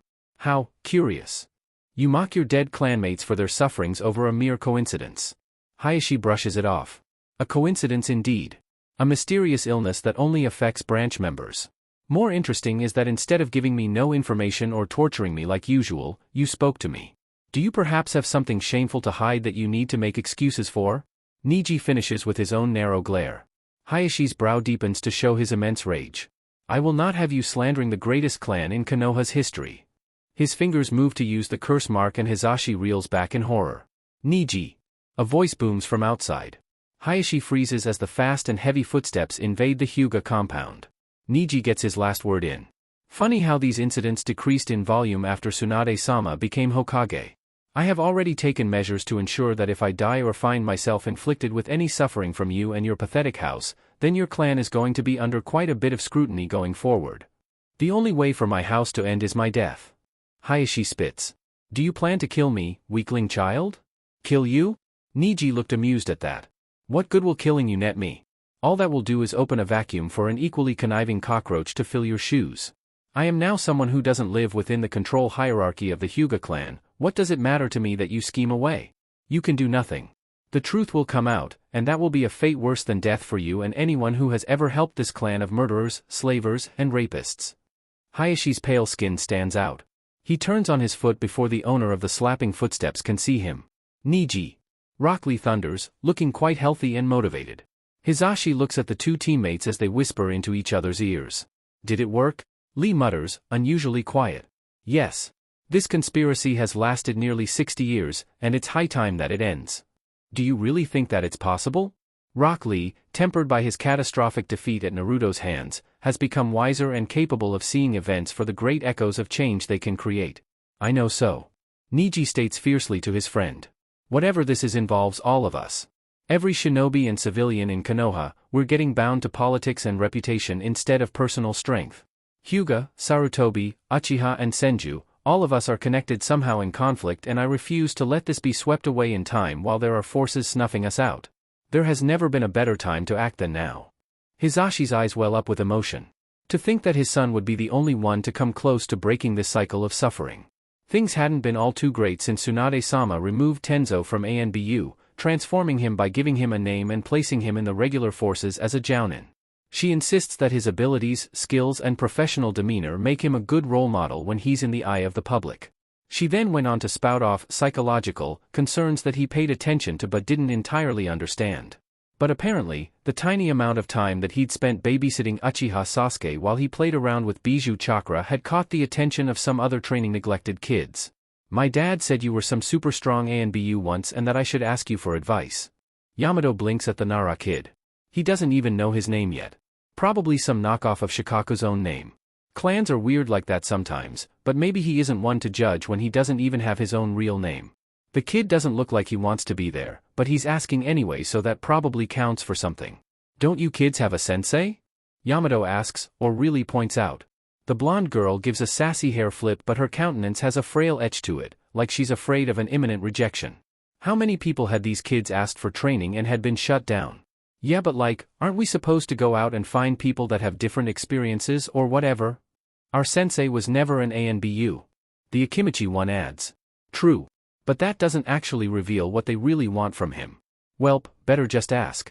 No point in dancing around in conversation. So why did you come to me? The Nara looks like he wants to sigh but opts to hold it in. We want to see if anyone can teach us better than our sensei can.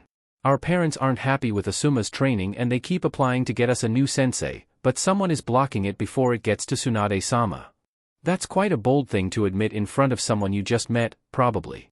Yamato isn't so good with the whole social thing yet, and Kakashi is way too busy to bother him about every little thing he needs help with. But if Shikaku referred Yamato to the kids, then he probably expects him to keep this hush-hush. Okay. Yamato says bluntly. The kids are silent for a moment. Really? Yamanakagaki asks incredulously. Sure, Yamato confirms just as easily. But I want something too. We can pay you for services rendered. Shikamaru jumps on the opportunity. Yamato waves it off. Nah, I just want help. I'm not really good at socializing. I've been an ANBU for pretty much my whole life and I don't really know how to be normal. If you help me, I'll try my best to train you. They blink up at him with undeserved hero worship. Yamato slurps loudly on his ramen while Ino cheers him on. That's bowl 10. You can do it, Yamato-sensei. He's gonna beat his record. Choji eggs him on joyously. Go for it, Yamato-kun. I am cheers with a blush. 11. Tucci cries out, declaring Yamato's new record. Yamato's bowl slips out of his grasp as he tries to put it down. He feels sick. Don't tell me you're gonna hurl, sensei? Shikamaru asks with a conniving smile. Brat. I'll show you all. He holds it in with as much concentration as he can. The curtains of the ramen staff pull open unexpectedly. Time for a mission. Quickly, the mood dims as Sarutobi Asuma enters with his own declaration. Yamato isn't blind or deaf. He prides himself on being like his own role model, the Nidaime Hokage. Always assessing. Always watching and listening and understanding. Meeting any conflict with calculated intelligence. And he knows that while his relationship with Team 10 has improved drastically, it has not with their former, not officially, sensei. Asuma, he has come to understand, is a bitter and grudgeful man. Sure, he hides it under a caricature of the carefree, just an everyday normal man, but he doesn't like it when people impose on what's his. He isn't strong enough to outright say it, but Asuma is someone far too used to having things go his own way. Not unlike many Sarutobi, actually. Even the Sandaime took no advice from anyone, always demanding that his vision be seen to, no matter the cost. He was someone that didn't listen to the common people, only his advisors and members of certain clans and factions. Konoha had survived due to the leadership of better men than him through the fires and horrors of war. Hatake Tsukumo and the Sannin. Namikaze Minato and Uchiha Fugaku, among many famed and powerful people. They disregarded the lunacy that was Sarutobi Hiruzen's battle strategies and forged their own path that more often than not, led to complete victory over Konoha's enemies. Yes, Yamato truly believes that the Sandaime had been the worst Hokage of all of them, and he had been Hokage for far too long.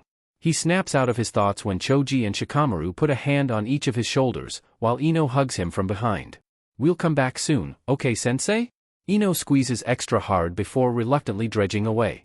"Good luck," Yamato calls out. "Remember, I'm proud of you." They straighten in pride while following their back-hunched, real, sensei.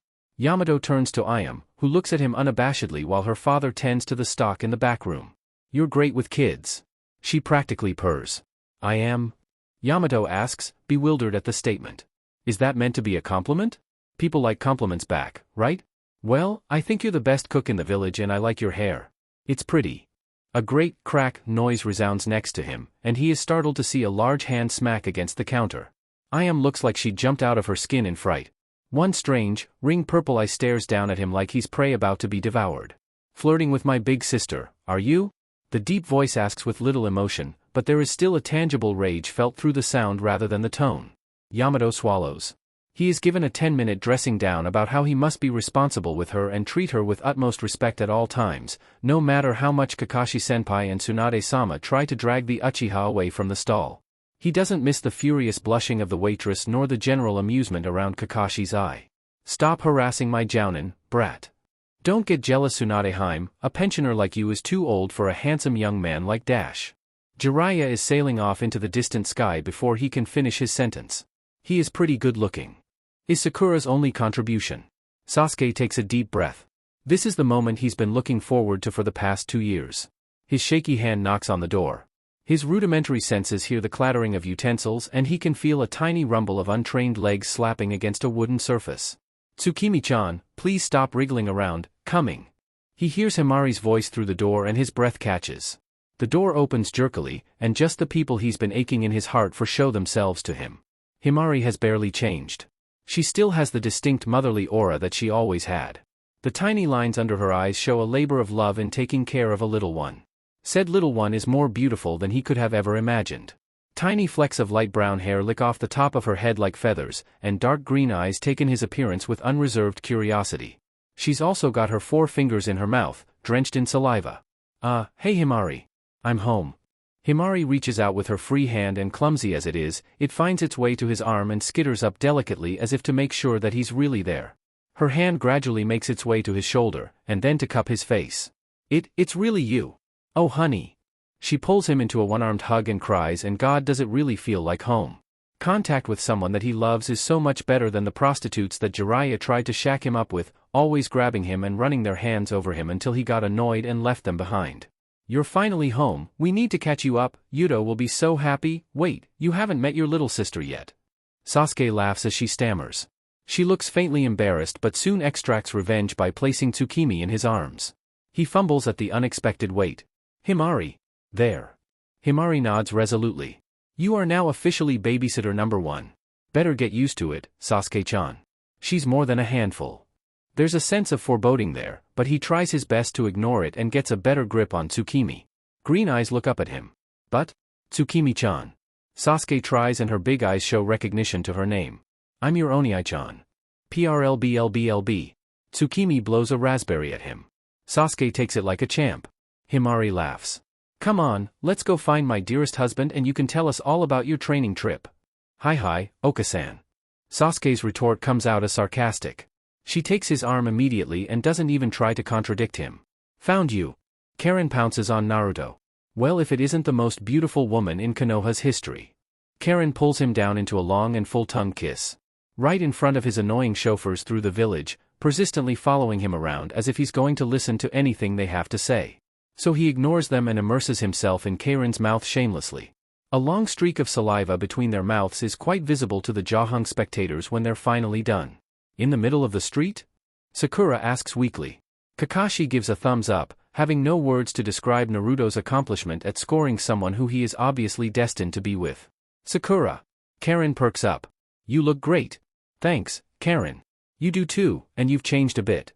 Sakura makes a point of looking at Karen's exposed arms, free of the bites that plagued them before, and she clearly takes notice of her now pupilled scarlet eyes showing off freely and without the lens of glasses obscuring them. Perks of having Naruto as my boyfriend.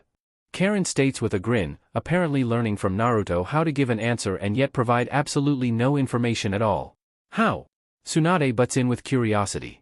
Uchiha Kenjutsu. Naruto deflects quickly. He thinks if he keeps it close to his chest then maybe he can take advantage of it again someday, without being taken advantage of. Tsunade's nose scrunches up in distaste but pushes no further. You haven't seen Sasuke yet? Karen asks her paramour. Not yet, I keep getting distracted. Naruto admits. I'm going to see him now though. This is the part where I go. Jiraiya announces. I've had enough of that brat. You know how much money I spent trying to shack him up with total babes? I never want to see his face again. Tsunade pinches the bridge of her nose and Sakura looks disgusted. Stop being melodramatic. The will of a super pervert cannot falter. The geezer says sagely. I'll meet you in Tsunade's office, kiddo. We have some things to talk about. Later. Naruto waves. He's glad that things have quickly gone back in place between them, no awkwardness of having been away for so long. Jiraiya is just a lecher that for some reason everyone likes. The Toad Sage leaps off in the great journey to find research. Naruto wishes him well. Tsunade blows a strand of hair from her face and an unwitting smile darts across her mouth. Alright, come to my office before the day is done. I won't hold your reunion up anymore. Bye, Tsunade-sensei. Sakura dips her head politely. Shall we? Naruto gives his hand to Karen and she takes it up gladly. Sakura takes up to his other side, looking slightly envious but happy to have their team back together at last. Sasuke keeps the tick to his brow hidden as Himaru laughs patronizingly at his suffering. Tsukimi insists on grabbing his bangs and gives tugs none too gently. Is that my baby girl I hear? Yudo's voice comes from his bakery. Himari leads Sasuke into the bakery and Yudo doesn't take so long to recognize him. Or is at least, less dumbfounded by his appearance. And my baby boy. Yudo laughs and Sasuke nearly cringes at the embarrassing term of endearment. Pa! Tsukimi gurgles at him. He scoops her out of Sasuke's reluctant arms and hooks him around the shoulders like he used to. Come on my boy, welcome home. We have some catching up to do, huh? I was about to say the same thing. A voice from the door resounds. Naruto leans against the doorway of the bakery but doesn't make any move to come in. He instead looks on at the reunited family with some understanding and fondness. The sunlight at his back shades his face and makes his visible eye stand out to them. Himari and Yudo straighten and bow. Naruto-sama. Naruto gives a dismissive gesture. No need to stand in ceremony for me. Friends of Sasuke are friends of mine.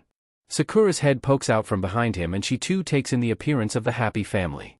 She smiles too, finally getting to see her teammates in the same place at the same time after 2 years, with their sensei too.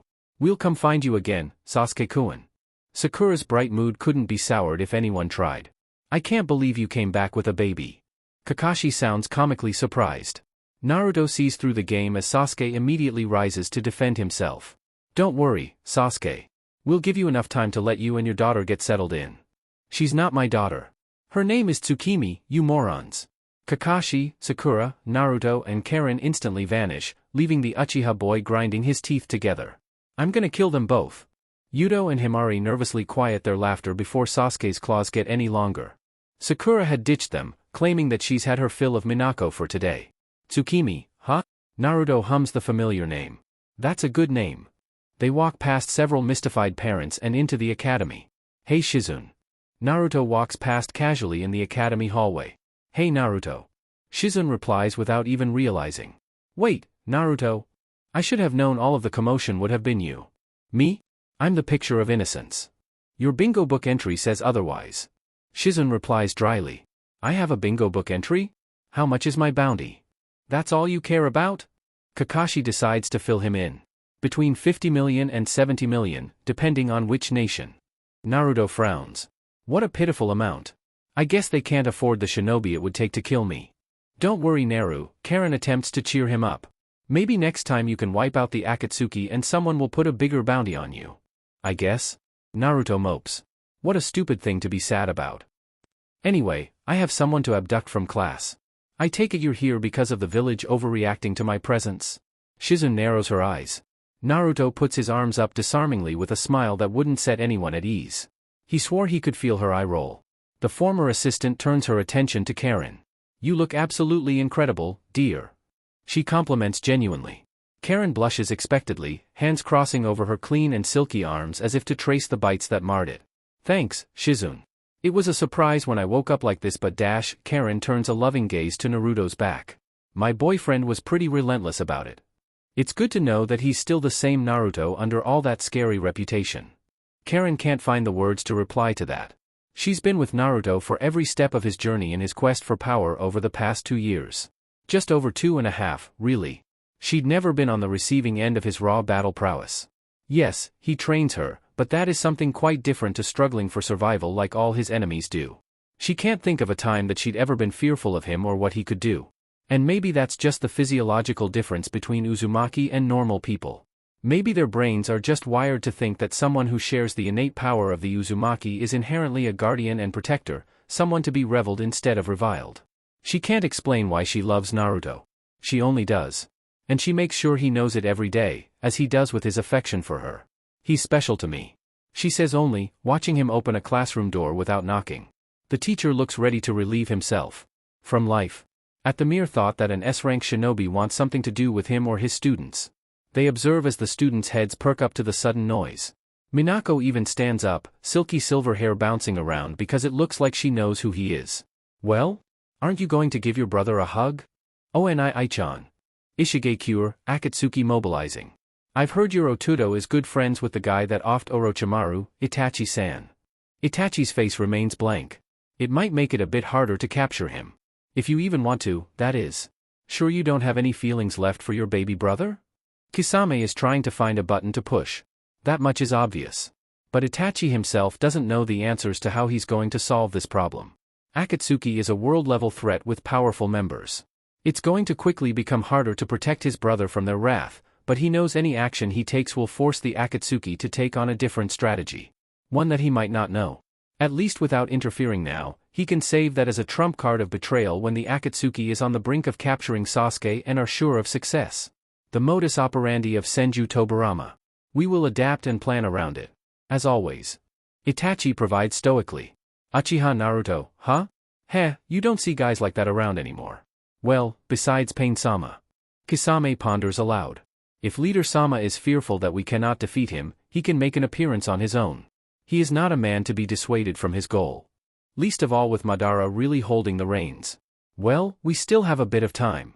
Kisame shrugs it off. Maybe we can start a war here and there. Brew some chaos, draw the Jinchuriki away from the people holding their leashes. Itachi says nothing. He only thinks of how many more evil deeds he can commit to protect Sasuke. How far is he willing to let the rest of the world fall into despair to protect him? He tries to blink away the spots in his eyes but it's no longer illuminating. His sight isn't fuzzy like he thought it would become. No, it's just getting harder to pierce the veil of encroaching darkness that consumes the heart of an Uchiha. Otogekure, hidden base. Yakushi Kabuto. Kabuto swings a chakra scalpel at the unexpected intruder. It goes right through him and this swirly masked man is completely unharmed. He recoils. What kind of jutsu is this? I have a commission for you, young scientist. The masked man continues as if Kabuto hadn't done anything. I'd like you to research a most peculiar trait of the Mokuton. Easier said than done. Kabuto snarls. Don't you think that I'd know more about it if I could get my hands on it? A white creature with a slight green tinge and green hair rises up out of the ground. This is a Zetsu. It's essentially a weak clone of Senju Hashirama. I want you to discover how well it can replicate the Kekkeigenkai traits of shinobi and see if that adaptability can be passed on to a human. I can provide more than enough test subjects for this cause. And if I refuse? Kabuto says just to be petty. To feel some semblance of control for once in his life. The masked man takes no heed of it. Then we part ways. He looks over Kabuto's shoulder. Can go back to grinding up what's left of Orochimaru's corpses, or you can be a part of something greater and define yourself as someone who is more than Orochimaru could have ever dreamed of becoming. Kabuto swallows as sweat beads pour down his face in the humid lab. I accept. Splendid. The man is candid about it. However, killing intent erupts and Kabuto feels like he is drowning. If you double-cross me, you will only wish you had died here and now. Amigakure, Pain's Tower. We still haven't received anything on the QB. Conan states, expressing some desire to halt the plan before they can locate it. It matters little. Pain states stoically. It will appear when the world becomes a calamity once more. It always does. That is only what Madara told you. Conan doesn't want Nagato to fall further into that man's lies and half-truths. He has been correct about a great deal of the nature of this world. Pain dismisses. Conan's nervous habit of pushing her piercing on the inside of her lip rears its head. If you're in there, Nagato, please just think this through.